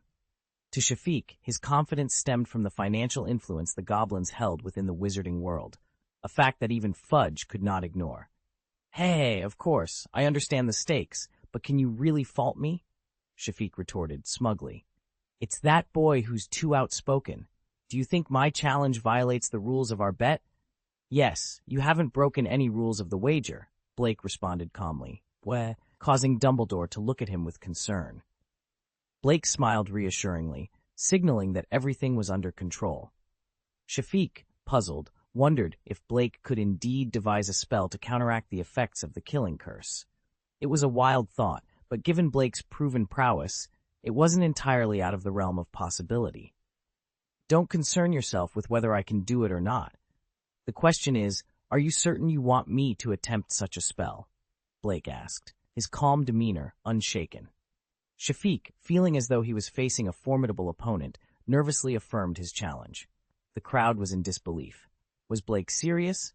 It seemed an impossible feat. "Very well, I accept your challenge," Blake declared, causing a stir among the attendees. Shafiq, now visibly anxious, insisted, "Then, go ahead and try." Blake, with a hint of mischief, replied, But it seems we're missing something crucial. We need someone who has been struck by the killing curse to test the counter curse." Shafiq, momentarily taken aback, suggested using a notorious prisoner from Azkaban for the experiment. Blake shook his head. "Just a week ago, Sirius Black, tonight's honoree, was considered such a prisoner. How can we be sure we won't be making a grave mistake again?" Fudge, feeling the weight of Blake's implication, coughed uncomfortably. The suggestion that the ministry could wrongfully convict someone was a sensitive topic. Shafiq, desperate for a solution, proposed using an animal instead. Blake, however, stood firm. "Our bet should not involve innocent lives, be they human or animal. The life of any creature is precious." Shafiq was at a loss. "Then what do you propose we do?" Blake's response was cunning. The solution is simple. This bet is between us, so let's keep it that way. Since I'm to research the counter curse, I obviously cannot be the one to die. Therefore, I'll have to ask you to take on that role. Blake's suggestion left Shafiq speechless, as the gravity of the situation finally dawned on him. I should be able to research the counter curse for the death curse. How about I resurrect you afterward? Blake proposed with a smirk that Shafiq found infuriating. Do you take me for a fool? What if you fail in your research? Shafiq retorted, barely containing his disdain. Blake responded with a hint of regret. Then I must concede defeat. I'm not after the reputation or the Order of Merlin. After all, that was the wager, wasn't it? And what about me? Shafiq inquired, his tone laced with confusion. Blake's smile widened as he explained. Well, if I fail, then you'll have to meet the god of death. But rest assured, since you won the bet, your status remains intact. I'm confident the Ministry of Magic will organize a funeral befitting your stature. Realizing the depth of Blake's deception, Shafiq's anger boiled over. You scoundrel! He spat out, reaching for his wand in fury. Whoosh! Boom! The instant he drew his wand, Shafiq was sent flying backward, crashing into several large flower pots. Why resist death when it's inevitable? Perhaps I should assist you. After all, I'm quite familiar with this curse. A familiar voice announced from the doorway. Bolito's eyes twitched at the sound, while Fudge turned toward the door with a gleam of happiness. There stood Grindelwald, impeccably dressed in a slim suit, casually holding a wand. It was clear he was the one who had intervened, sending Shafiq tumbling. Oh, dear Blake, today marks your investiture ceremony, yet you failed to invite me. I'm deeply hurt, Grindelwald stated, ignoring Shafiq's struggle to rise and approaching Blake on the stage. Blake clenched his teeth at Grindelwald's familiar demeanor. Previously, Grindelwald had only revealed their association to his ardent followers, ensuring Blake would look after them. Now, with numerous reporters from the Daily Prophet present, acknowledging their relationship publicly would be tantamount to a broad announcement. But then, Blake remembered the Daily Prophet was under Grindelwald's control, allowing him to dictate the narrative as he pleased. Blake managed a forced smile, at a loss for words in response to Grindelwald's presence. Grindelwald's arrival was unexpected for Blake, yet it seemed a calculated move for Grindelwald himself. As Grindelwald made his way forward, the members of the Wizengamot, recognizing his formidable reputation, parted ways for him.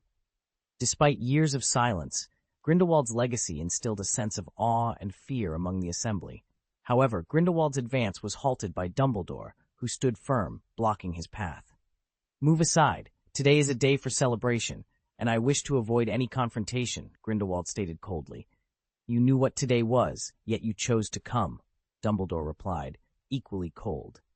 Grindelwald scoffed. Ah, but you're here. What's your purpose?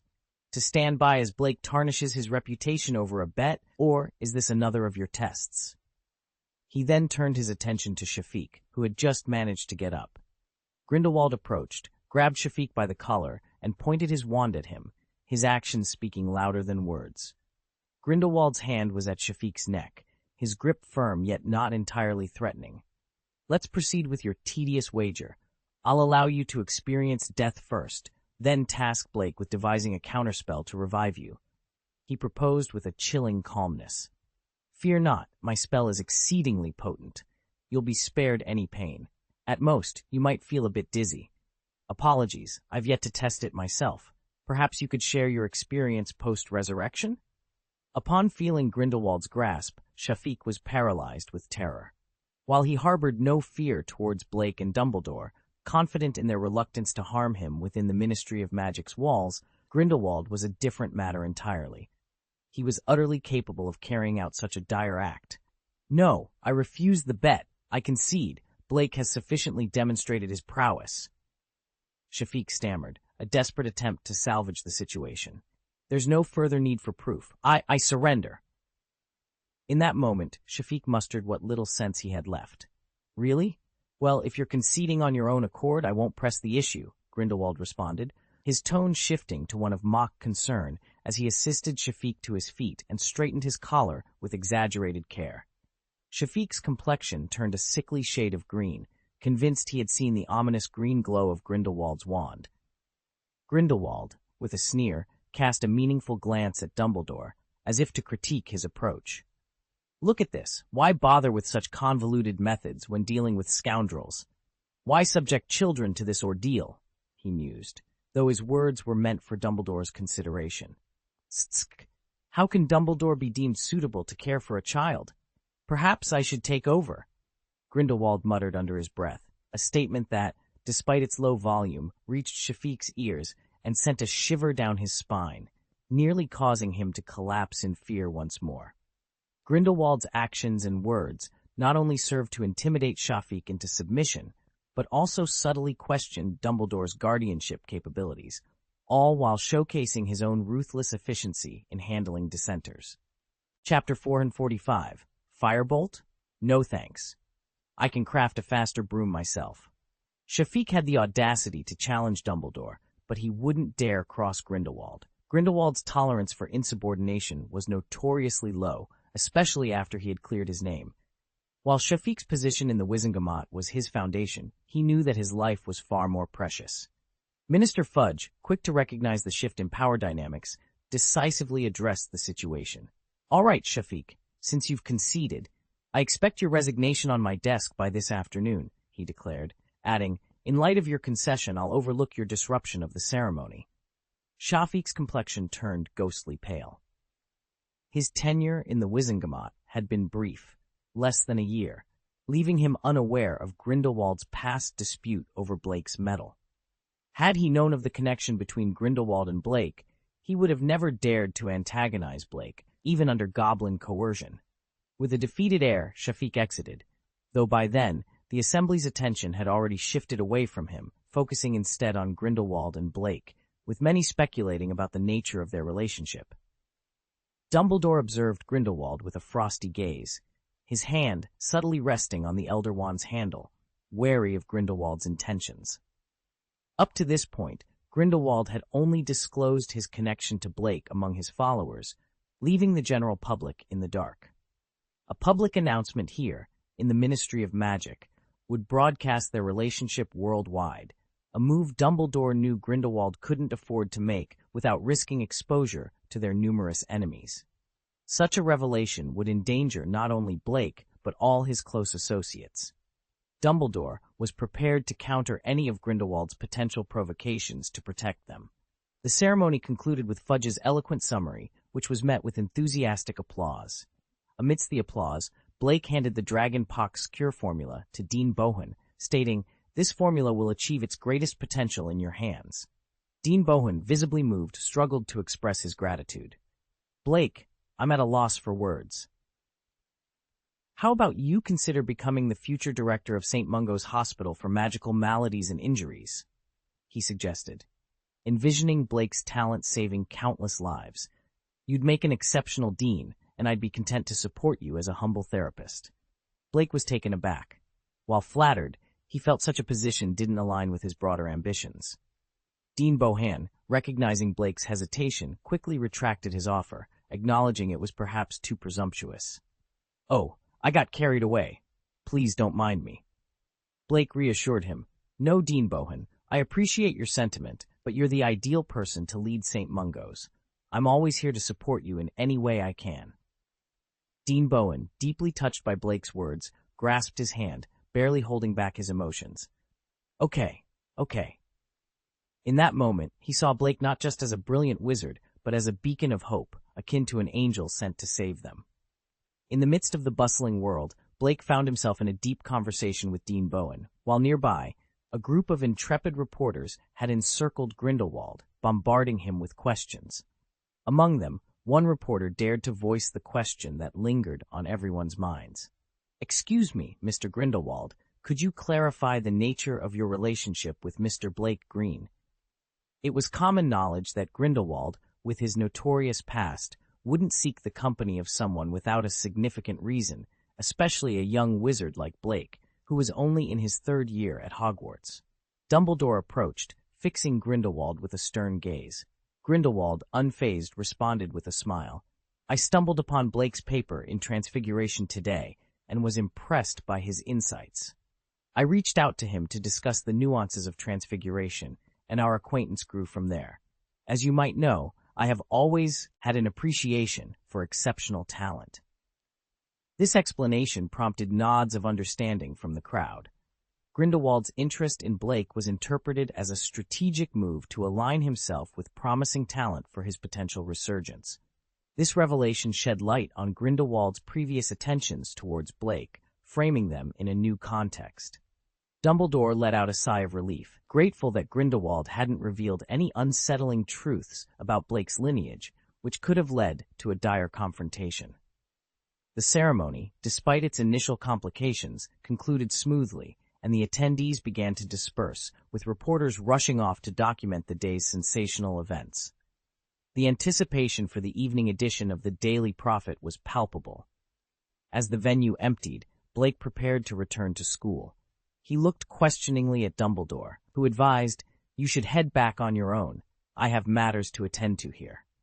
Blake noticed the tense exchange of glares between Dumbledore and Grindelwald, sensing the undercurrents of a conversation meant for their ears only.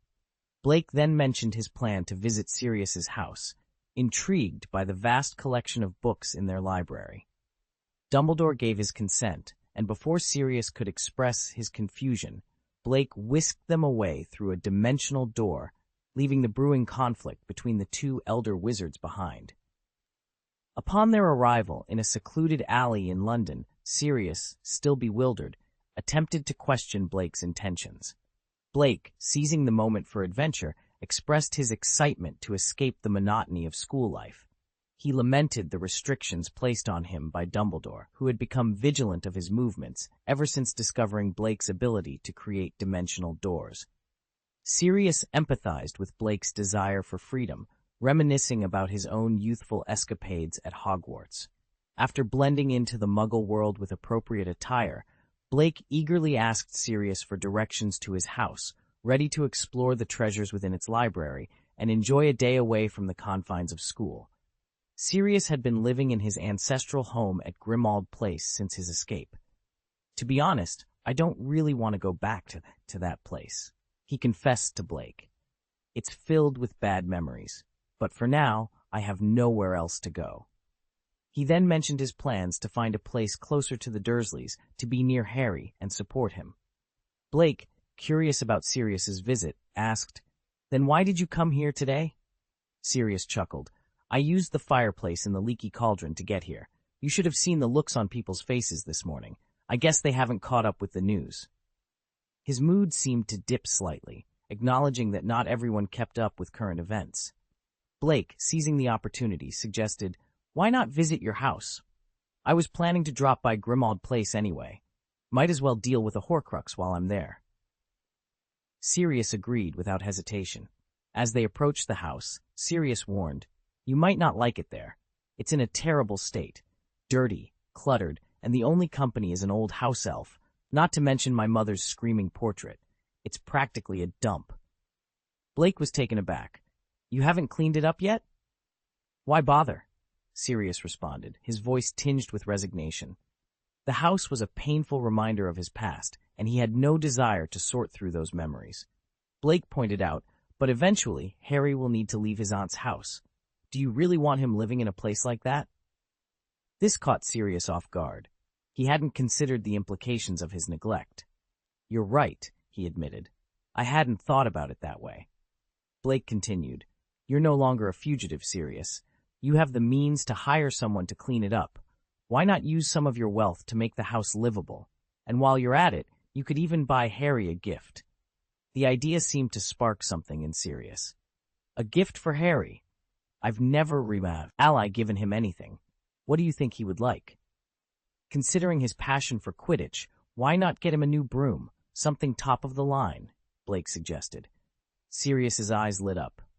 "A firebolt. Yes, that would be perfect. I can't believe I didn't think of that sooner." Blake smiled. "Imagine how happy he'll be. After everything he's endured with the Dursleys, your gift will mean the world to him." The thought brought a mix of joy and guilt to Sirius. He had missed so much of Harry's life. Blake quickly reassured him. "Let's not dwell on the past. We have the chance to make things right now. As long as we're here for Harry, that's what matters." Their conversation marked the beginning of a new chapter for Sirius, one where he could start to make amends and build a better future for himself and Harry. Sirius sighed, a mixture of resignation and newfound optimism in his voice. "You're right." His gaze then shifted towards Blake, lighting up as if a thought had just struck him. "Aren't you also a Hufflepuff Quidditch player? Let me give you a gift." Blake felt a deep sense of gratitude towards him. If it hadn't been for Blake's intervention, Sirius would still be on the run, branded as a criminal. The thought of how everyone had been so quick to judge, how Harry had been swayed by those misconceptions, made Sirius's chest tighten with a sense of suffocation. But now, things were different. "It's okay now. Everything is okay." "No," Blake responded, gently waving her hand in refusal. "Why not? It's a firebolt," Sirius exclaimed, genuinely surprised. "You shouldn't worry about the cost. To me, your kindness is worth far more than any firebolt." "Oh no, it's not the price of the firebolt that's the issue," Blake clarified, shaking her head. "It's just that the broom I've crafted myself is actually faster. Accepting the firebolt would be pointless for me, but I wouldn't say no to a meal together." Sirius was taken aback, momentarily lost for words. "Ah, this, sure," he managed, the corners of his mouth twitching into a smile. The offer of a meal, a simple yet profound gesture of friendship, seemed to warm him more than the rejection of the firebolt had cooled him. Chapter 446, Number 12, Grimmauld Place. Sirius looked at Blake, his expression a mix of hesitation and defensiveness. The idea of purchasing a firebolt, which he had initially considered a grand gesture, now seemed insignificant compared to the broomstick Blake had crafted himself. The realization that his intended gift paled in comparison to Blake's creation was unsettling. Yet, considering Blake's genius, the man who had solved the Dragonpox puzzle in mere minutes, Sirius couldn't harbor any doubts about his capabilities. Sirius, ever the astute observer, quickly identified a potential opportunity. With a hint of embarrassment, he ventured, "Since the broom you've made surpasses the firebolt, perhaps I don't need to buy a firebolt after all. Would you consider selling me your broom?" Blake raised an eyebrow. "You're interested in buying the broom I made?" "Yes, though I realize it might seem a bit presumptuous," Sirius admitted, feeling somewhat awkward. He had intended to present Blake with a gift, but now, not only was the firebolt no longer an option, he found himself in the position of asking Blake for a favor. Understanding that Blake was not one to be swayed by financial incentives, Sirius recognized the complexity of his request. After all, Blake had developed a new type of broom, and there was no guarantee he would be willing to part with it so easily. "Please wait," Blake said, delving into his pocket. Moments later, he produced a roll of parchment adorned with detailed illustrations and handed it to Sirius. "I'm sorry, but I'm a bit tied up at the moment. However, I can give you this blueprint. If you find someone skilled in refining 770 metal, you can have the broom made according to these plans." "Blueprint?" Sirius echoed, incredulous. "You mean this is the design for your broom, which is more advanced than the firebolt?" "Exactly," Blake confirmed. Sirius laughed, a sound that gradually faded as he met Blake's earnest gaze. "You're serious about this?" "Absolutely," Blake assured him. Holding the parchment, Sirius was astounded. He had been concerned that Blake might refuse to provide a finished broom, but instead, Blake had entrusted him with the entire design. The realization that Blake was not jesting dawned on him. I can't accept this," Sirius stammered, recognizing the immense value of the blueprint. Such an innovative design could make someone wealthy overnight, yet Blake had casually handed it over as if it were no more significant than a borrowed flying motorcycle. "Take it. You're in a different position now," Blake said, moving forward. "You need to secure a family fortune for Harry." Clutching the parchment, Sirius felt overwhelmed by the gesture. Blake had not only saved him, but had also provided a means to establish a lasting legacy. "But why? Why go to such lengths to help me?" he asked. Blake smiled. "Maybe I'm just inclined to help others, but I don't extend my help to just anyone. I help those I deem worthy. And you, Sirius, are someone I believe deserves my assistance. This blueprint is of little consequence to me, but it can be invaluable to you." Sirius, still struggling to accept the gift, began, "But this is too generous. If I need your help in the future, will you be there for me?" Blake interjected. Without question, Sirius responded earnestly. You've helped me rectify so many regrets. I would not hesitate to aid you, even at the cost of my own life. Blake's smile widened. That's precisely why I chose to help you. If you were someone like Peter Pettigrew, do you think we'd be having this conversation? Accept it. You owe me many favors, but in the grand scheme of things, one more or one less doesn't make much difference. Besides, I'm not as altruistic as you might think. The more you owe me, the more natural it feels for us to support each other. Sirius paused, his gaze lingering on Blake's retreating figure. He sensed a deliberate kindness in Blake's words, a gesture designed to put him at ease. Okay, I accept it. I'll find the right place to use your blueprint, Sirius declared, lifting the parchment in his right hand. Blake responded with a casual wave. Once I've handed over the blueprint to you, it's yours to use as you see fit. Regaining his usual light-hearted demeanor, Sirius tucked the parchment into his pocket and hurried to catch up. I'll use this to start a broom company. We'll outshine the firebolt. And of course, you'll be the main shareholder, he announced with a grin. Why not name it the Blake card? After all, we're all part of Team Blake, Blake suggested with a laugh. That's a brilliant idea. I'll provide technical support. And when we start making a profit, how about buying a Quidditch club? Blake mused. Fantastic idea. Which team do you think we should buy? Sirius asked, excitement in his voice. Their 20-minute journey to Grindelwald Place passed quickly amidst their enthusiastic conversation. Upon arrival, Blake surveyed the townhouse before him. As expected, he noticed the peculiar absence of number 12 between numbers 11 and 13, hidden by a layer of gray mist. Although he sensed the space beyond, his vision couldn't penetrate the magical concealment without revealing the unnaturally bright glow of his eyes, which would attract unwanted attention. This level of concealment speaks volumes about the Blake family's mastery of magic, Blake remarked. Welcome to number 12 Grindelwald Place, the home I've always wanted to leave behind, Sirius said, a hint of irony in his voice. As he spoke, a subtle magical force swept over them, and the scene transformed dramatically. The townhouses seemed to part like a curtain, revealing number 12 Grindelwald Place, which had been cleverly concealed from view.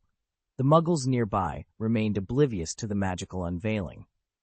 Such impressive magic, Sirius, Blake commented, admiring the sudden appearance of the house. Sirius touched his nose sheepishly. You haven't figured out this spell, have you? If you do, could you teach me? I'm not familiar with it either. This was the work of a distant ancestor of mine. After convincing a muggle to vacate the property, Blake explained, his admiration evident. It's a remarkable piece of concealment magic, quite ingenious, really. It was hard to reconcile the family's dark history with the presence of someone as kind-hearted as Sirius. Pushing open the tarnished iron gate, they walked through a yard littered with withered leaves to the peeling wooden door. With the house's magical protections, the state of the locks was inconsequential. As they entered, a musty odor greeted them. The foyer stretched out before them, its ancient gas lamps flickering to life one by one, casting a dim yellow light. The peeling wallpaper added to the sense of decay. The carpet was in a deplorable state. Along one side of the foyer's corridor, a picture frame shrouded by a cloth caught Blake's attention.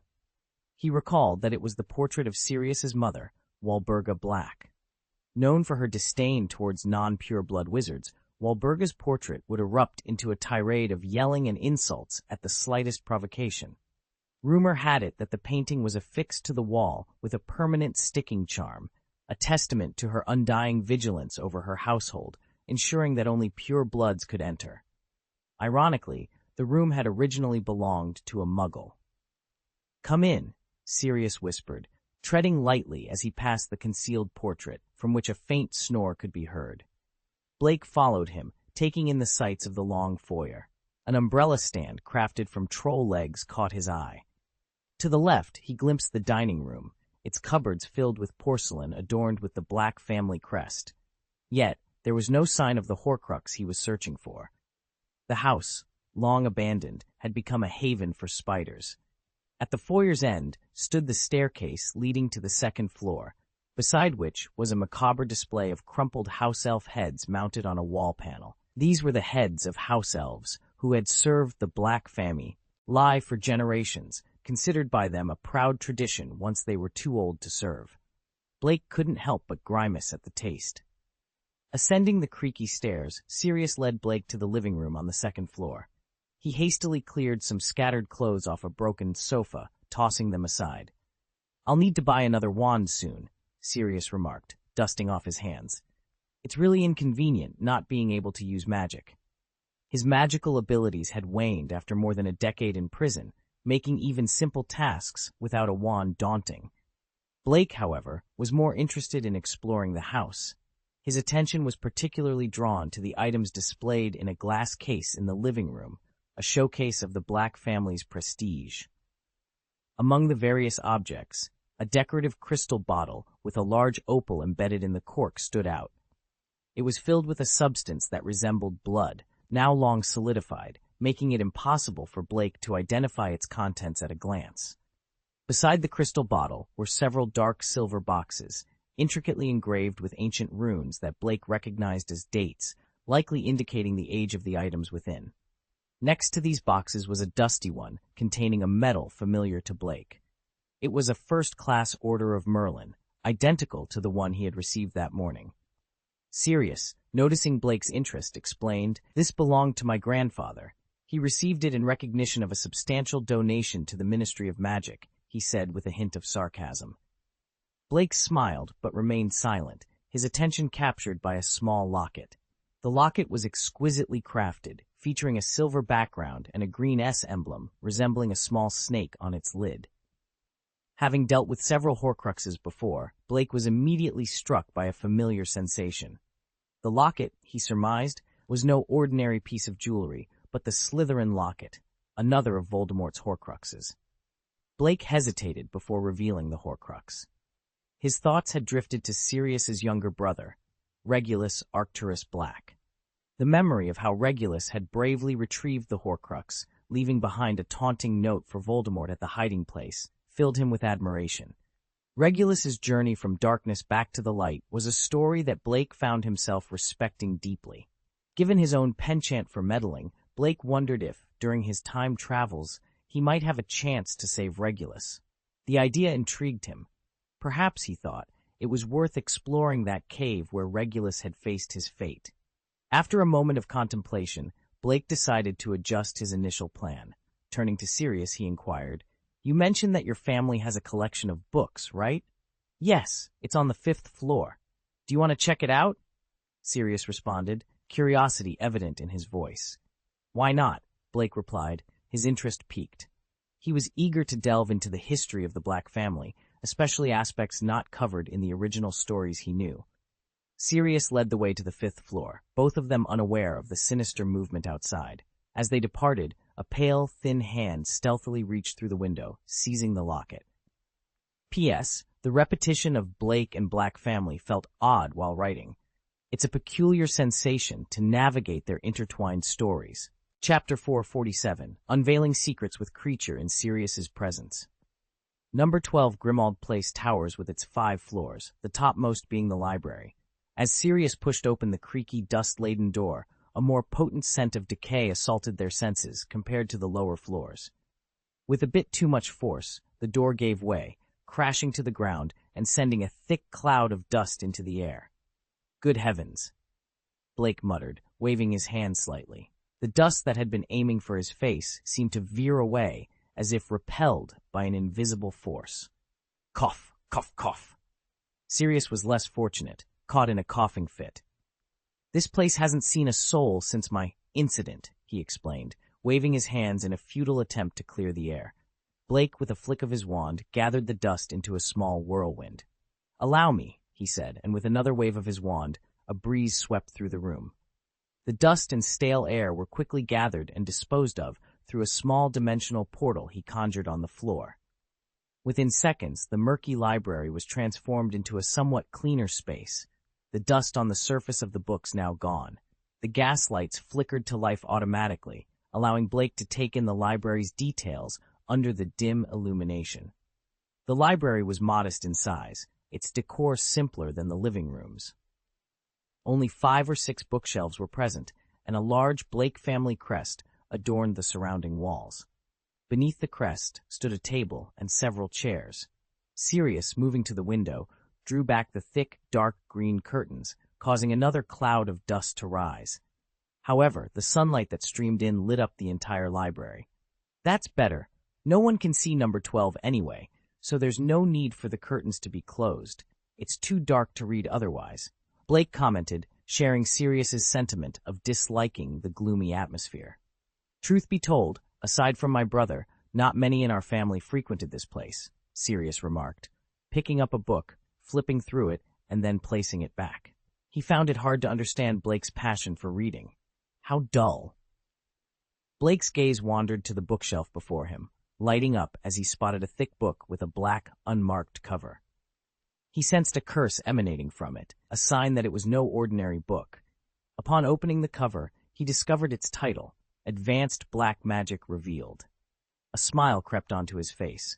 This was a book he had long sought after.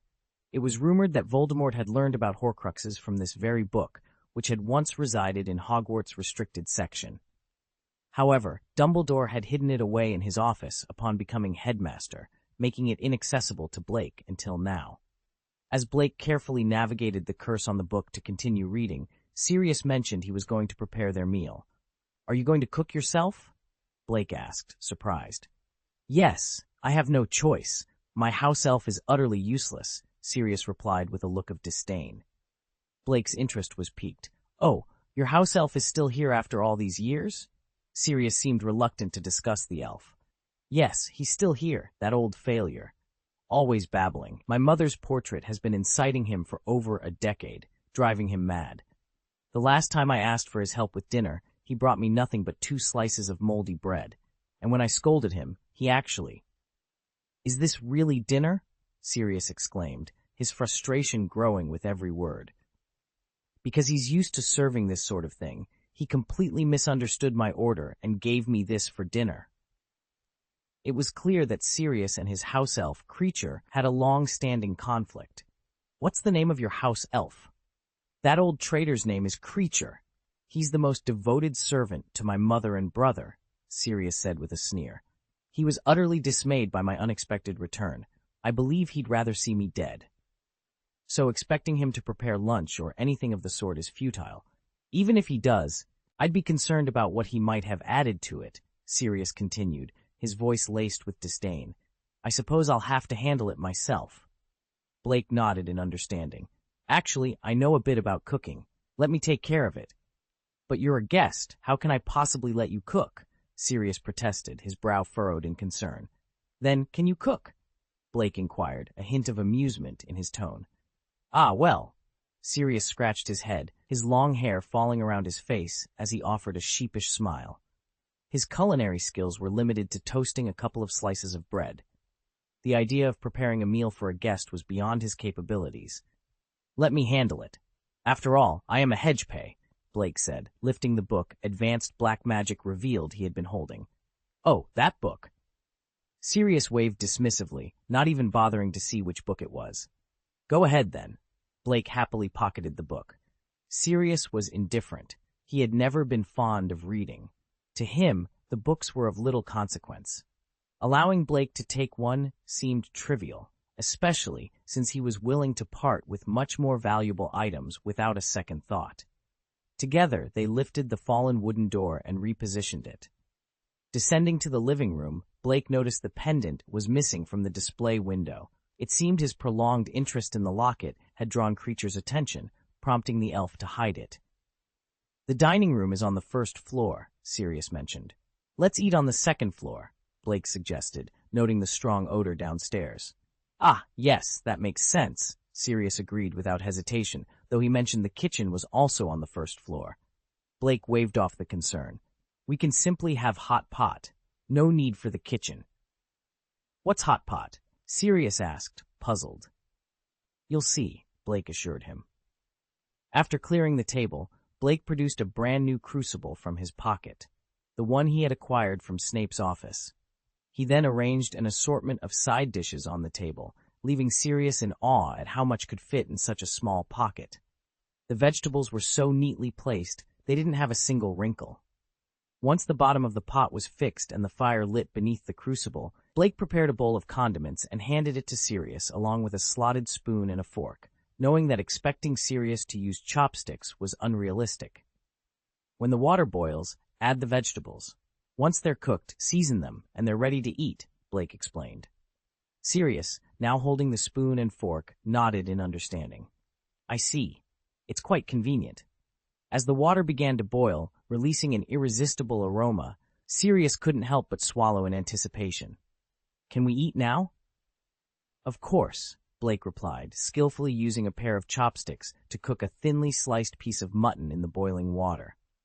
After a moment, he retrieved it and offered it to Sirius, who eagerly forked it and took his first bite of hot pot. Blake and Sirius were comfortably seated on the sofa, savoring the flavors of the hot pot. Blake had even brought out a large bottle of Coke from the convenience store, adding to the feast. The hot pot was so delectable that Sirius nearly choked in delight.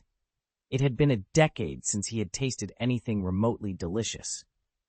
The only exception was during the brief period Dumbledore had hidden him in Hogwarts, where he had the chance to enjoy some decent meals. However, those British dishes paled in comparison to Blake's culinary skills. As they continued to enjoy their meal, a door adjacent to the living room cracked open slightly. A bloodshot eye, as large as a tennis ball, stealthily peeked out. Blake noticed this immediately, but chose to ignore it, focusing instead on the hot pot with Sirius. Blake was confident in his cooking, and he had anticipated Creature's curiosity, hence the irresistible aroma of the hot pot. After finishing their meal, Sirius took a contented sip of Coke and let out a satisfied burp. "Mare, Lynn, this is the life. This Muggle soda is fantastic," he exclaimed. "You know, I've been fascinated by Muggle inventions for years. I once owned a very handsome motorcycle. I even modified it to fly." Sirius couldn't hide his pride when discussing the modifications he had made to his beloved motorcycle. "Aha, you're into modifying Muggle machinery too? I share that interest," Blake responded enthusiastically. "I modified a car." "A car? But where did you find a car?" Sirius was intrigued. "Would you believe me if I told you I found that car in the Forbidden Forest?" Blake asked with a smile. "I might doubt others, but I believe you," Sirius replied, taking another gulp of Coke. Blake then effortlessly cleaned up the remaining food and dishes with a wave of his hand, making everything spotless. The pots and pans seemed to come alive, lining up and jumping into Blake's pocket. Sirius watched in awe. "This magic is cool. Blake, you're only in your teens, but you're so talented. If only you had been at Hogwarts in our time. We would have been best friends," he mused. Blake wiped his hands with a handkerchief, smiling. "Aren't we good friends now?" "Of course, forget I said anything," Sirius exclaimed. "I just wish I could have introduced you to James and the others. I think James would have liked you." Blake smiled, but chose not to dwell on the topic. He knew that if he had attended school in their era, his relationship with James might not have been as Sirius imagined, especially considering his own personality. Suddenly, Blake pointed to the window. "Sirius, I remember seeing a locket here. Why is it missing now?" Sirius glanced at the display window nonchalantly. "Really? If it's gone, it's gone. I despise everything in this house, especially the items in that window. They're better off thrown away." "I've been meaning to mention that locket to you," Blake said, his tone turning serious. The scent it emitted was eerily similar to something I've encountered before. "Are you serious? That thing is similar to something you've seen?" Sirius asked, now fully attentive. Blake's expression grew grave. "Yes, something incredibly evil, connected to Voldemort." "What? It's related to the Dark Lord?" Sirius's casual demeanor vanished, replaced by concern and urgency. "Lord?" Sirius leaped to his feet from the couch, his voice laced with disbelief. "What on earth are you talking about?" At that moment, Blake produced a book titled Advanced Black Magic Revealed. He said, "Remember the book I was looking through earlier? I think it's time I shared why I took it. While browsing, I stumbled upon a section that might explain a few things." Blake flipped open the book to a page about Horcruxes and slid it across to Sirius. Eagerly, Sirius grabbed the book, his eyes scanning the pages rapidly. After a few tense minutes, he looked up, his face pale with shock. "You're suggesting the Dark Lord, he created a Horcrux?" Blake nodded gravely. "It seems likely, and the locket we found might very well be one of Voldemort's Horcruxes. It's known that Voldemort created multiple Horcruxes to ensure his immortality. Sirius gasped, a cold shiver running down his spine.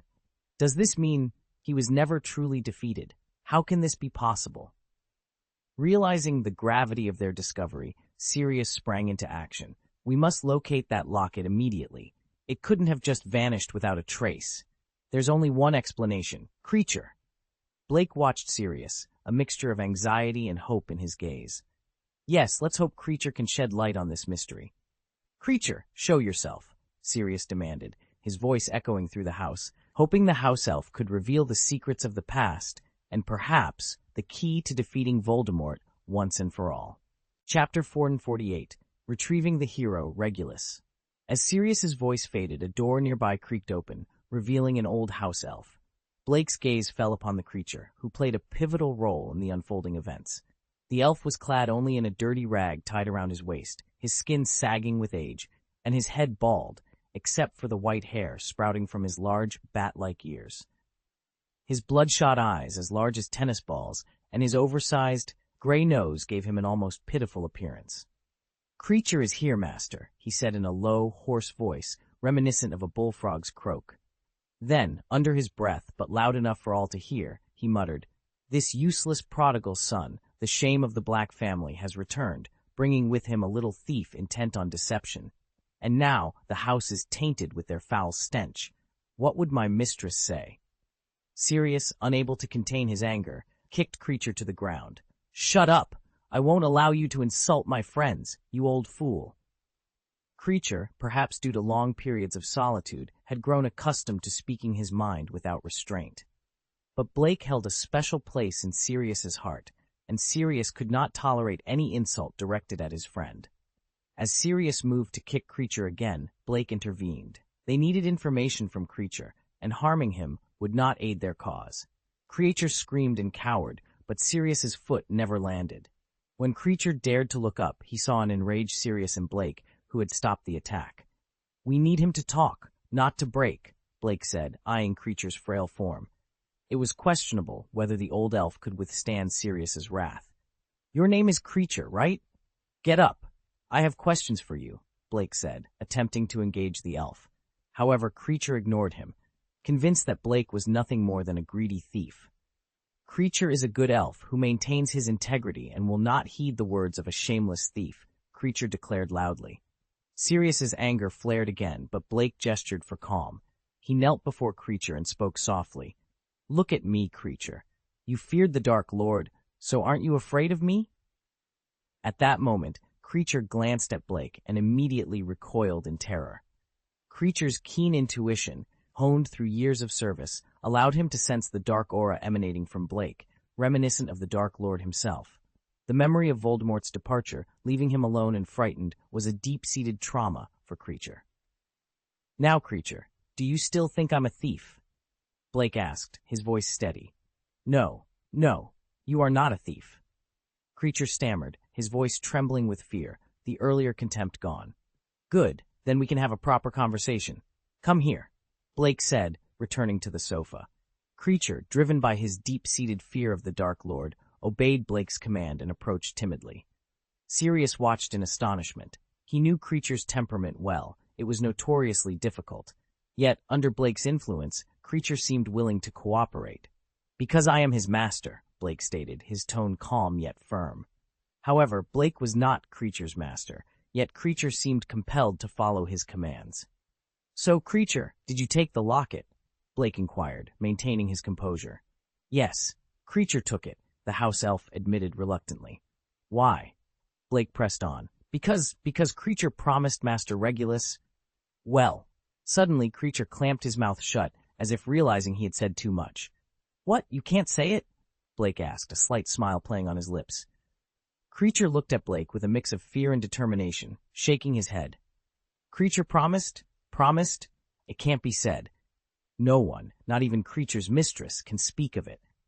Blake glanced at Sirius, understanding the gravity of the situation. The only way a house elf could be compelled to reveal a secret was through a direct order from their master. Sirius, grasping the severity, addressed Creature sternly. Dare you, creature? Tell us everything about the locket. Spare no detail. Creature retreated, his resolve weakening, until he collapsed to the ground. Creature promised Master Regulus, but he can't. Now, I am your only master. Creature, are you going to disobey your master's orders? Sirius demanded, his anger palpable. Creature trembled, tears streaming down his face. No, Creature is not disobeying, but, his sobs grew louder, awakening the portrait of Sirius's mother. The curtains flew open, and her voice echoed through the house, berating them.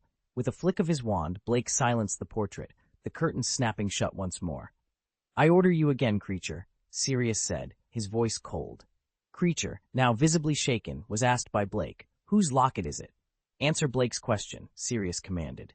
Amidst sobs, Creature yelled, That box! Master Regulus's box. Creature was wrong. Creature disobeyed his orders. In a fit of guilt, Creature attempted to harm himself by running towards the wall, but Blake intervened, magically restraining him. No matter how much Creature cried or shouted, he couldn't break free. Creature, I order you not to move. Sirius commanded, his brow furrowed, realizing the complexity of the situation. It was clear to Sirius that this matter was intricately linked to Voldemort, given his brother Regulus's admiration and subsequent allegiance to the Dark Lord. Under Sirius's firm command, Creature ceased his struggles. What is going on? I want you to tell me everything. Remember, Regulus is no longer here. I am your only master now, and I have the authority to command you. Tell me the truth, Sirius demanded.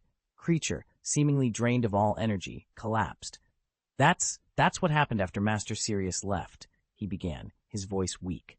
Sirius listened intently, his expression turning grave as Creature recounted the events following his departure. Regulus's pride in joining Voldemort's ranks, his eagerness to serve, and the fateful day he volunteered Creature for a mission on behalf of the Dark Lord painted a picture of unwavering loyalty and a tragic end. As Creature's story unfolded, the depth of Regulus's involvement with Voldemort and the heavy burden placed upon Creature became painfully clear. The house elf's loyalty to his masters, both Regulus and now Sirius, underscored the complex dynamics of duty, honor, and the dark shadow cast by the Dark Lord's influence. Back home, Sirius couldn't help but snort coldly, his disappointment in his brother as palpable now as it had ever been. Helping that Dark Lord is an honor? What a twisted sense of honor. He wanted to curse out loud, but mindful of Creature's distress, he bit back the rest of his words and allowed the house elf to continue his story, albeit with a heavy heart. Creature, trembling from head to toe, spoke in fits and starts. So Creature went to the Dark Lord. He didn't tell Creature his plans, just took him to a cave by the sea. Deep within that cave lay a vast black lake, and in the lake there was a boat. On an island in the middle of the lake, there was a basin filled with a potion. The Dark Lord commanded Creature to drink it. The house elf's voice was filled with fear as he recounted the ordeal. When Creature drank the potion, he saw horrifying visions. It felt as though his body was engulfed in flames.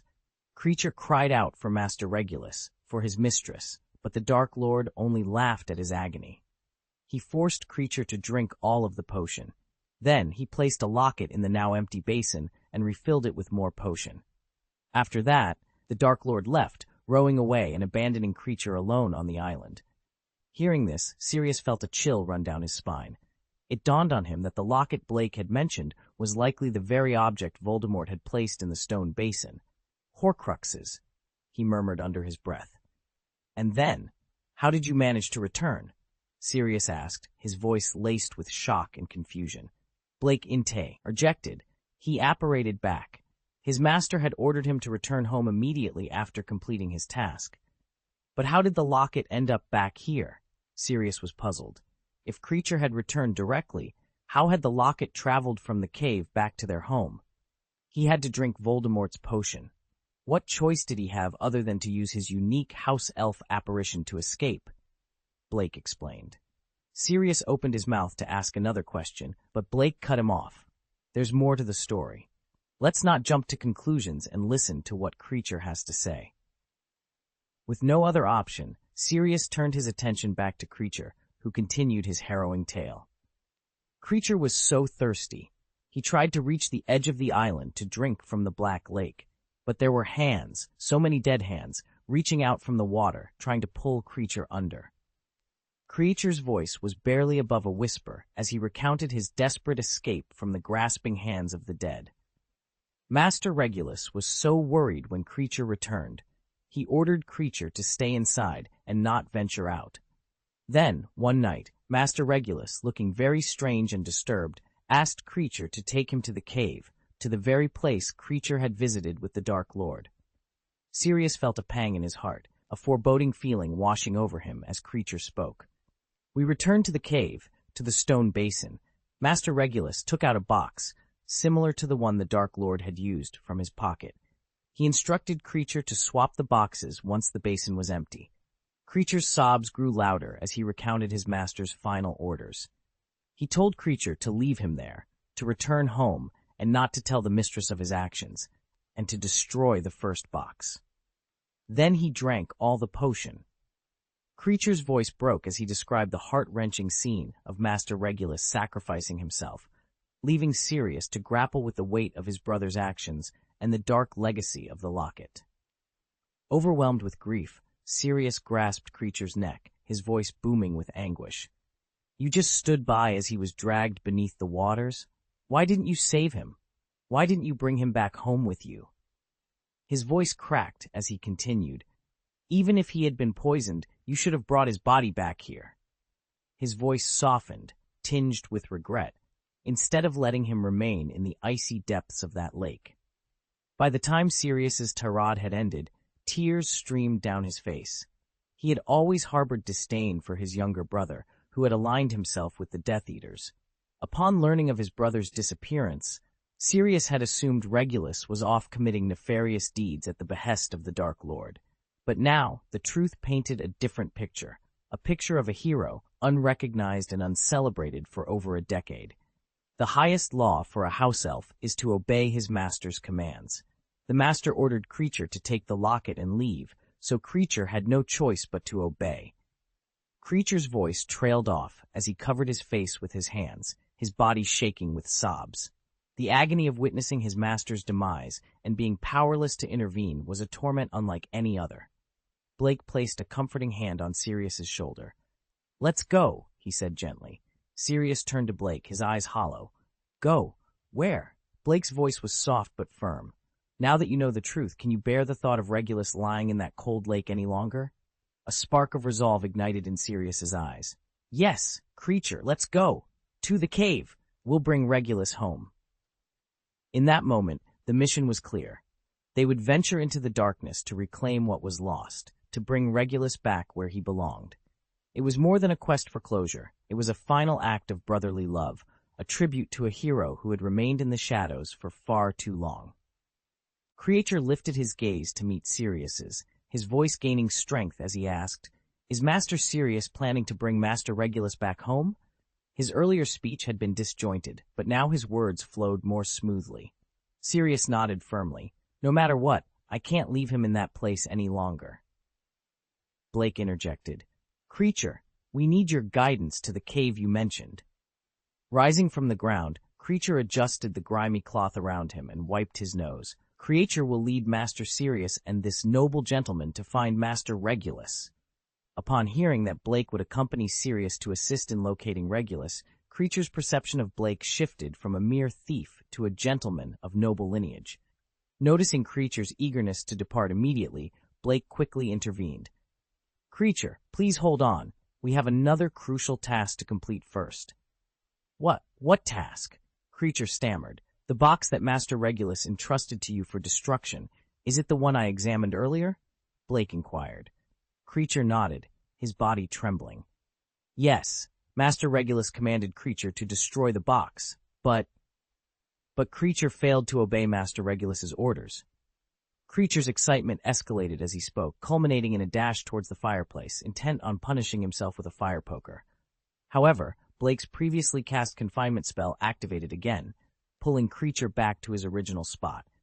"I forbid you from harming yourself," Sirius commanded, his brow furrowed. Despite Sirius's long-standing disdain for Kreacher, learning of his brother's heroic actions had softened his view of the old elf. Yet Sirius found it difficult to fully forgive Creature for not saving Regulus. Under Sirius's directive, Creature ceased his struggles, lamenting. Creature tried everything, slicing with a knife, burning, but the box remained unscathed. It's protected by too many spells. Oh, Creature failed his master's task. What a terrible elf I am. Woo-woo. Blake interjected. Where is the box now? May I have it? I believe I can help you destroy it. You, can you truly achieve that? Creature eyed Blake with suspicion. Despite Blake's intimidating presence and aura, he appeared much younger than Master Regulus, which fueled Creature's doubts. Bring out the box. If he can't destroy it, then it's likely no one can, Sirius stated, his confidence in Blake evident. Blake responded with a modest smile. Sirius, your words are flattering, but I have indeed destroyed several Horcruxes. What? You've destroyed several Horcruxes? Sirius exclaimed, surprised. The possibility of Voldemort creating multiple Horcruxes had deeply concerned him, but learning that Blake had already destroyed several offered hope that the locket might be the last. After all, a soul can only be divided so much, and even Voldemort's power has its limits. In truth, it was Professor Dumbledore who destroyed the Horcruxes. I merely stumbled upon them, Blake clarified. That doesn't diminish your achievement, Sirius replied, his excitement palpable. Do you truly possess the means to destroy this box? Creature. Blake smiled reassuringly. I understand you might think the destruction of those Horcruxes was solely Dumbledore's doing, leading you to question my capabilities. But you needn't doubt, Blake said, raising his right hand. Look. In an instant, an orange-red flame materialized in his palm, quickly warming the previously chilly room. Creature's eyes widened in awe at the sight of the powerful flame. Perhaps it could indeed destroy the cursed object. Now, do you believe what I've said? Blake asked, extinguishing the fiend fire in his hand. Yes, indeed, dear sir. Creature has always believed that you possess the power to destroy this box. Creature spoke with a mix of reverence and hope. Dear gentlemen, if you would kindly release Creature, I shall retrieve the box for you. With a casual wave of his hand, Blake freed Creature from his magical bind. The Elf bowed slightly in gratitude before making his way, albeit unsteadily, towards the living room on the second floor. Sirius watched Creature's departure before turning to Blake with a question that had been weighing on his mind. Do you think we should inform Professor Dumbledore about this? Absolutely, though I suspect he might be preoccupied at the moment, Blake mused, stroking his chin thoughtfully. When I left this morning, there was already a skirmish unfolding behind me. It's likely resolved by now, but I imagine the aftermath and private discussions are keeping him busy. It would be best not to disturb him just yet. I'll take care of this Horcrux and present it to Dumbledore afterwards. All right, Sirius agreed, trusting Blake's judgment. Blake then shared a chilling detail Creature had mentioned. In the cave's vast lake, there are countless hands that pull people under. Sirius interjected, those hands, they must belong to the inferi Voldemort used. Those poor souls. I recall reading about several Muggle towns that vanished without a trace, right? Sirius nodded, a grim realization dawning on him. Yes, I remember those reports. Wait, you're suggesting? Blake confirmed his suspicions with a solemn nod. Yes, those missing Muggles, they're likely at the bottom of that lake. Anger flared within Sirius as he struck the back of the sofa. That monster, to turn so many Muggles into inferi just to guard one of his Horcruxes. Blake responded softly. Those who disregard life will inevitably face dire consequences. A moment of silence passed as Sirius reflected on his brother Regulus's fate. Suddenly, Blake handed him a wand. I had planned to give this to you later, but it seems the right moment is now. You can't confront thousands of inferi unarmed. Surprised, Sirius examined the new wand in his hand, feeling an immediate and profound connection. It felt incredibly natural to him, yet upon closer inspection he noticed something peculiar. The wand bore a striking resemblance to his previous one, which had been a family heirloom passed down from his father. However, this wand looked brand new. Oak, 12 inches, with a phoenix feather core. Does it sound familiar? Blake asked with a smile. This is exactly like my old wand, only much newer, Sirius exclaimed, waving the wand with a sense of joy and familiarity. Indeed, because I crafted it quite recently, Blake revealed. You made this? Sirius looked at Blake, astonishment written all over his face. After a moment, he sighed. It seems there's nothing you can't do. There's still plenty I have yet to learn, Blake humbly admitted, though Sirius took it as modesty. But how did you know what my previous wand looked like? Sirius inquired, puzzled. Blake shrugged. I asked Professor Lupin for the specifications of your old wand. And how did you manage to make this wand so perfectly suited to me? Sirius was genuinely curious.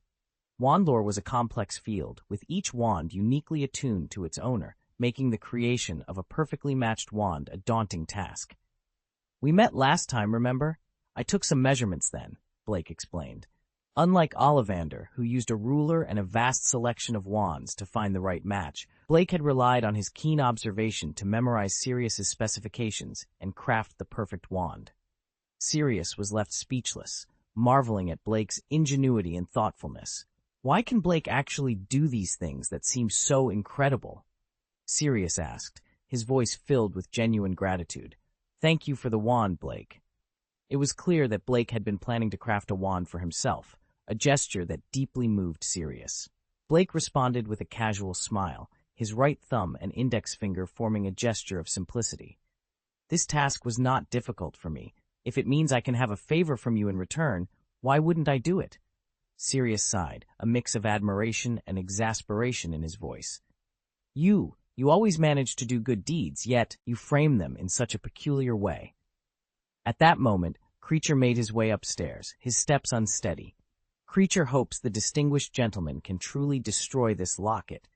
It's a regret of Creature's that he couldn't destroy it himself, he lamented, reflecting on his failure to fulfill his master Regulus's command. Blake offered a comforting perspective. If I help you destroy it, then it's as if you've destroyed it yourself, because it was destroyed for you. This reassurance brought a spark of joy back to Creature's eyes. Really? Does this mean Creature has completed Master Regulus's task? As Creature was on the verge of tears again, Blake gently took the locket from his hands. Despite its small size, the locket felt surprisingly heavy. Blake examined it closely, noting Creature's earlier attempts to destroy it from within, which had all failed. Suddenly, as Blake attempted to open the locket, a black mist erupted from it, enveloping the room. The illusion it created was so vivid that Sirius and Creature were caught in its grasp. Sirius, caught in a battle at James' house, and Creature, reliving the horror of Regulus's demise, were both trapped in their worst memories. "Awake!" Blake commanded, his voice cutting through the illusion as he waved his wand. The room cleared, but the horror of what they had seen lingered. What just happened? I was at James's house and then... Sirius trailed off, the terror of watching the Dark Lord's attack still haunting him. Creature, too, seemed lost in the aftermath of the illusion. Blake reassured them, "Don't worry, it was just a desperate attempt to fight back." He then explained that the locket contained a fragment of a soul which was responsible for the illusions they experienced.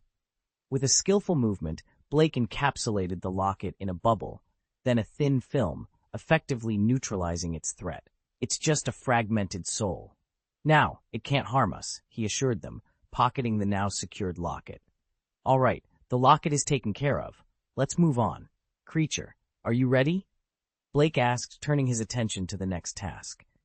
Creature, momentarily lifted from his sorrow by the prospect of fulfilling his master's final wish, nodded.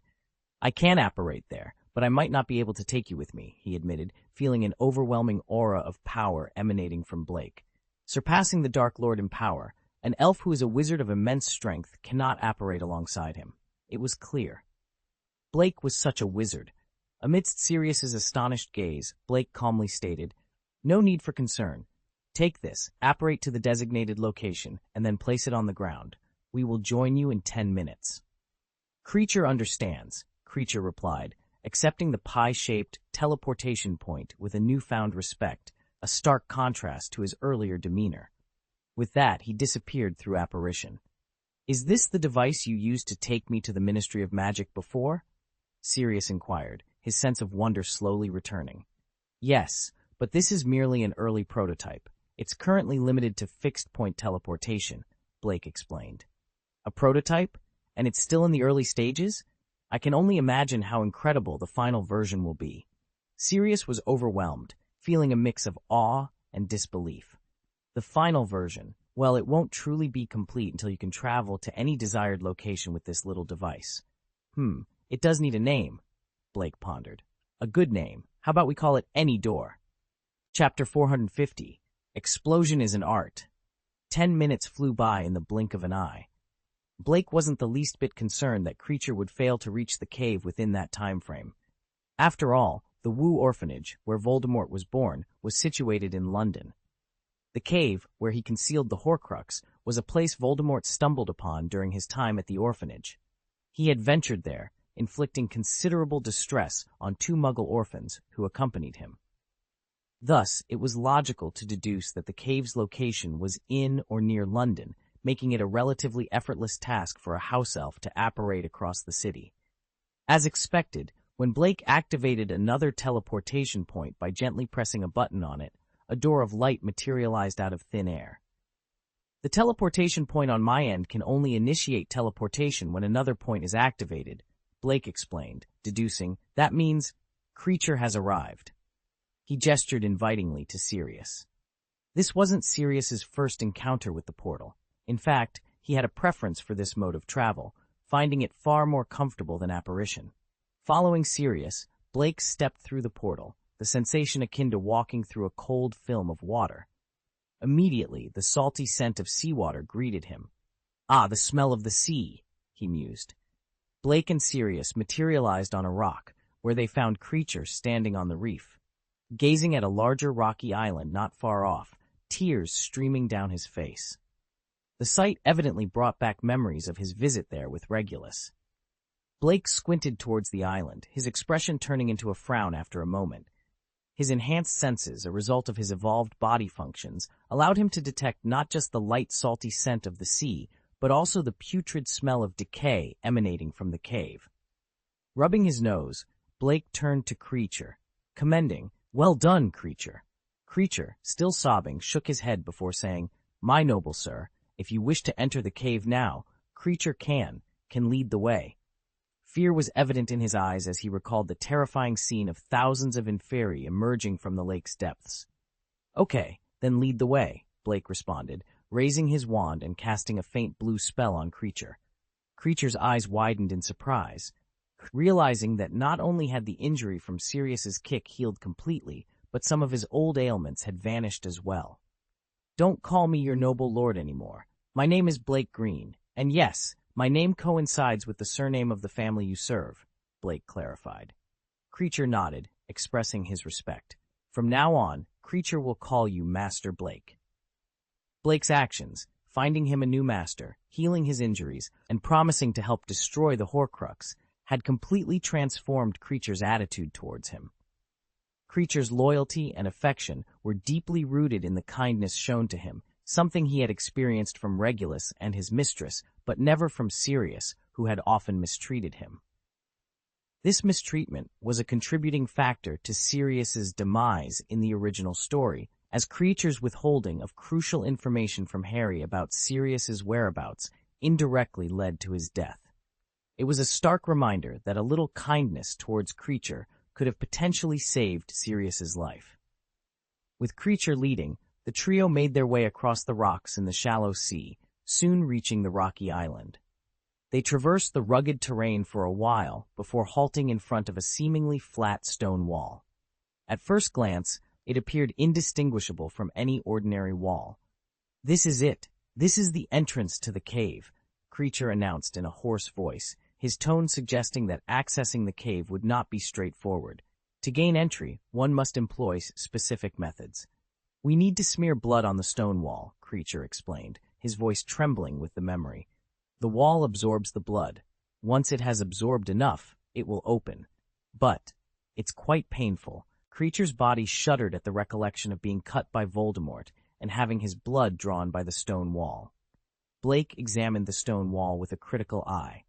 "Ha, what a miserly and juvenile spell," he scoffed. "Voldemort implemented this to weaken those who dared to enter the cave." "Kreacher, it must have been agonizing for you, having your blood sucked by this wall, wasn't it?" Blake inquired, noticing Kreacher's discomfort. Creature shivered once more. If it could bring Master Regulus back, Creature would endure anything. He bent down, picking up a sharp stone and poised it above his palm. No, Creature, we won't require you to do that, Blake interjected calmly. Creature paused, tears welling up in his eyes. Oh, such familiar words. Master Regulus said the same. Then he.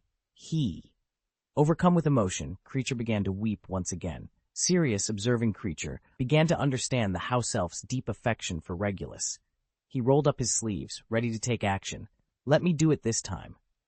We don't need to smear our blood on this wall, Blake reiterated. But how will we gain entry without doing so?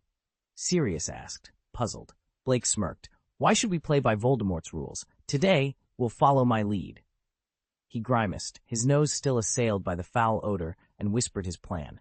And how do you propose we enter? Sirius inquired, curiosity piqued. Simple. We'll blow it up.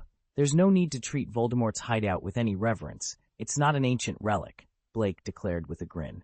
Sirius muttered under his breath. You just want an excuse to blow things up, don't you?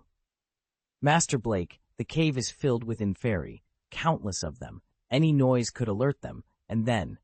Creature's eyes widened with fear. It's fine.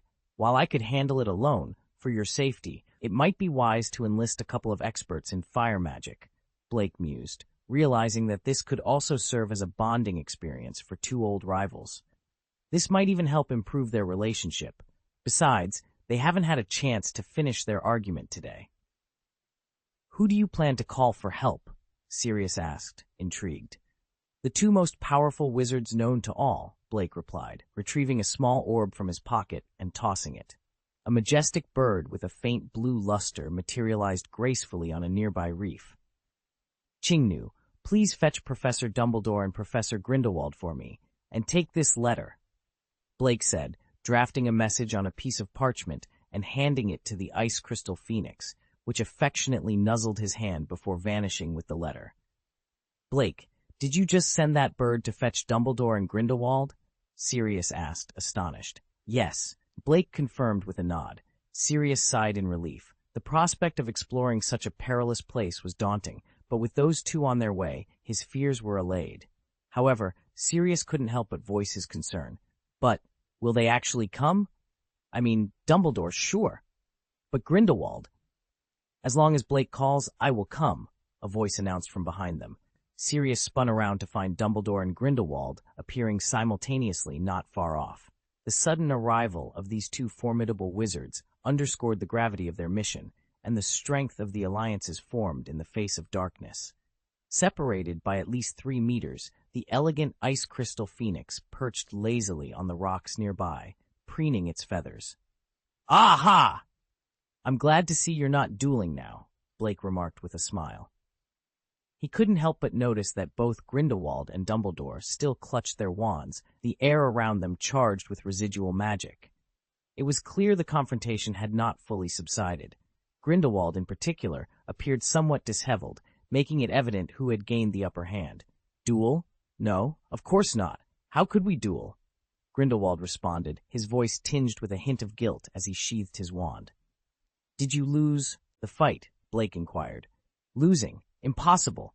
I refuse to be defeated a second time. Grindelwald retorted, his anger palpable. Dumbledore, with a sneer, added, What pride is there in wielding the power of the Elder Wand? Grindelwald bristled at the comment. Then how did you manage to lose back then? Dumbledore asked, his tone calm yet piercing. Grindelwald fell silent, unable to respond. Dumbledore, dismissing the tension, approached Blake with a more pressing concern. You mentioned you were in a bit of trouble in your message? Grindelwald quickly regained his composure. At the time, I wondered, can you still find yourself in trouble? That's indeed something new.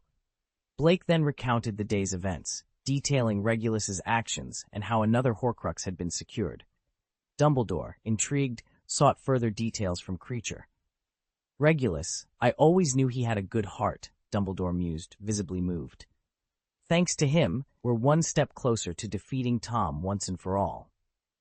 Dumbledore had long harbored doubts about Voldemort's demise, given the suddenness of his disappearance and the mysterious circumstances surrounding his death.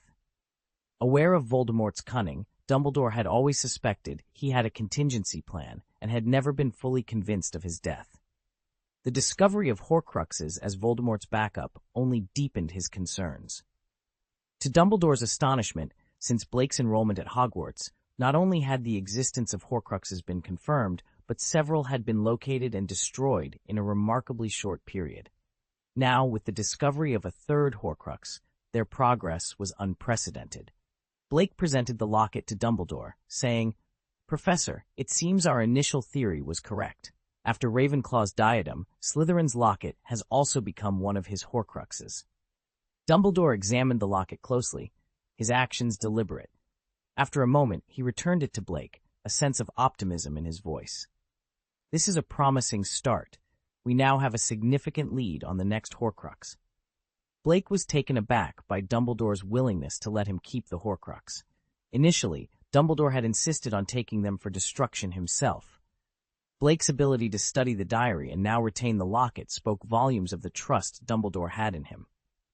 "I believe in your capability to manage this Horcrux," Dumbledore said, his smile reassuring. "However, you must promise to destroy it once it has served its purpose." Blake nodded in agreement. Of course. He couldn't help but wonder if Dumbledore's newfound trust was influenced by his future time-traveling endeavors. Perhaps it was less about trust and more about a reluctance to interfere. Nonetheless, Blake appreciated Dumbledore's support, recognizing it as a valuable asset in his quest. Regulus had made a significant contribution, and Dumbledore felt it was unjust to leave his body in such a forsaken place. "We really can't let his body stay in this place," Dumbledore reiterated, his voice heavy with a mix of respect and determination. Meanwhile, Grindelwald's attention was captured by something else entirely. "What an interesting magic," he remarked, his voice tinged with curiosity as he examined the stone wall closely. Blake, who had been conversing with Dumbledore, turned his attention towards Grindelwald, noticing the intrigued expression on his face. "There are at least 7 or 8 types of dark magic here," Grindelwald observed, his eyes narrowing as he scrutinized the wall. "Among them, there are 2 or 3 types that even I have never encountered before. It's likely a curse devised by that madman," Grindelwald concluded, referring to Voldemort with a tone of disdain. Dumbledore joined him in inspecting the wall, and after a moment his brow furrowed in concern. "It seems we have no choice. To open this door, blood must be used," he said gravely. "Tom designed it this way to weaken anyone who dares enter the cave," Blake added, a smile playing on his lips despite the grim situation. "I refuse to play by Tom's rules, which is why I sought your assistance." Grindelwald laughed heartily at Blake's defiance. "Ah, Blake, always challenging the status quo. Why indeed should we adhere to the whims of a madman?" His approval was evident, and he seemed genuinely pleased with Blake's rebellious spirit. "This is my good boy." Ignoring Grindelwald's exuberance, Dumbledore turned to Blake with a serious expression.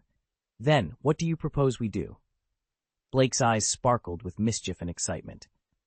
"Professor, I believe that explosions are not just destruction, but an art form," he declared, hinting at a plan that was as unconventional as it was daring.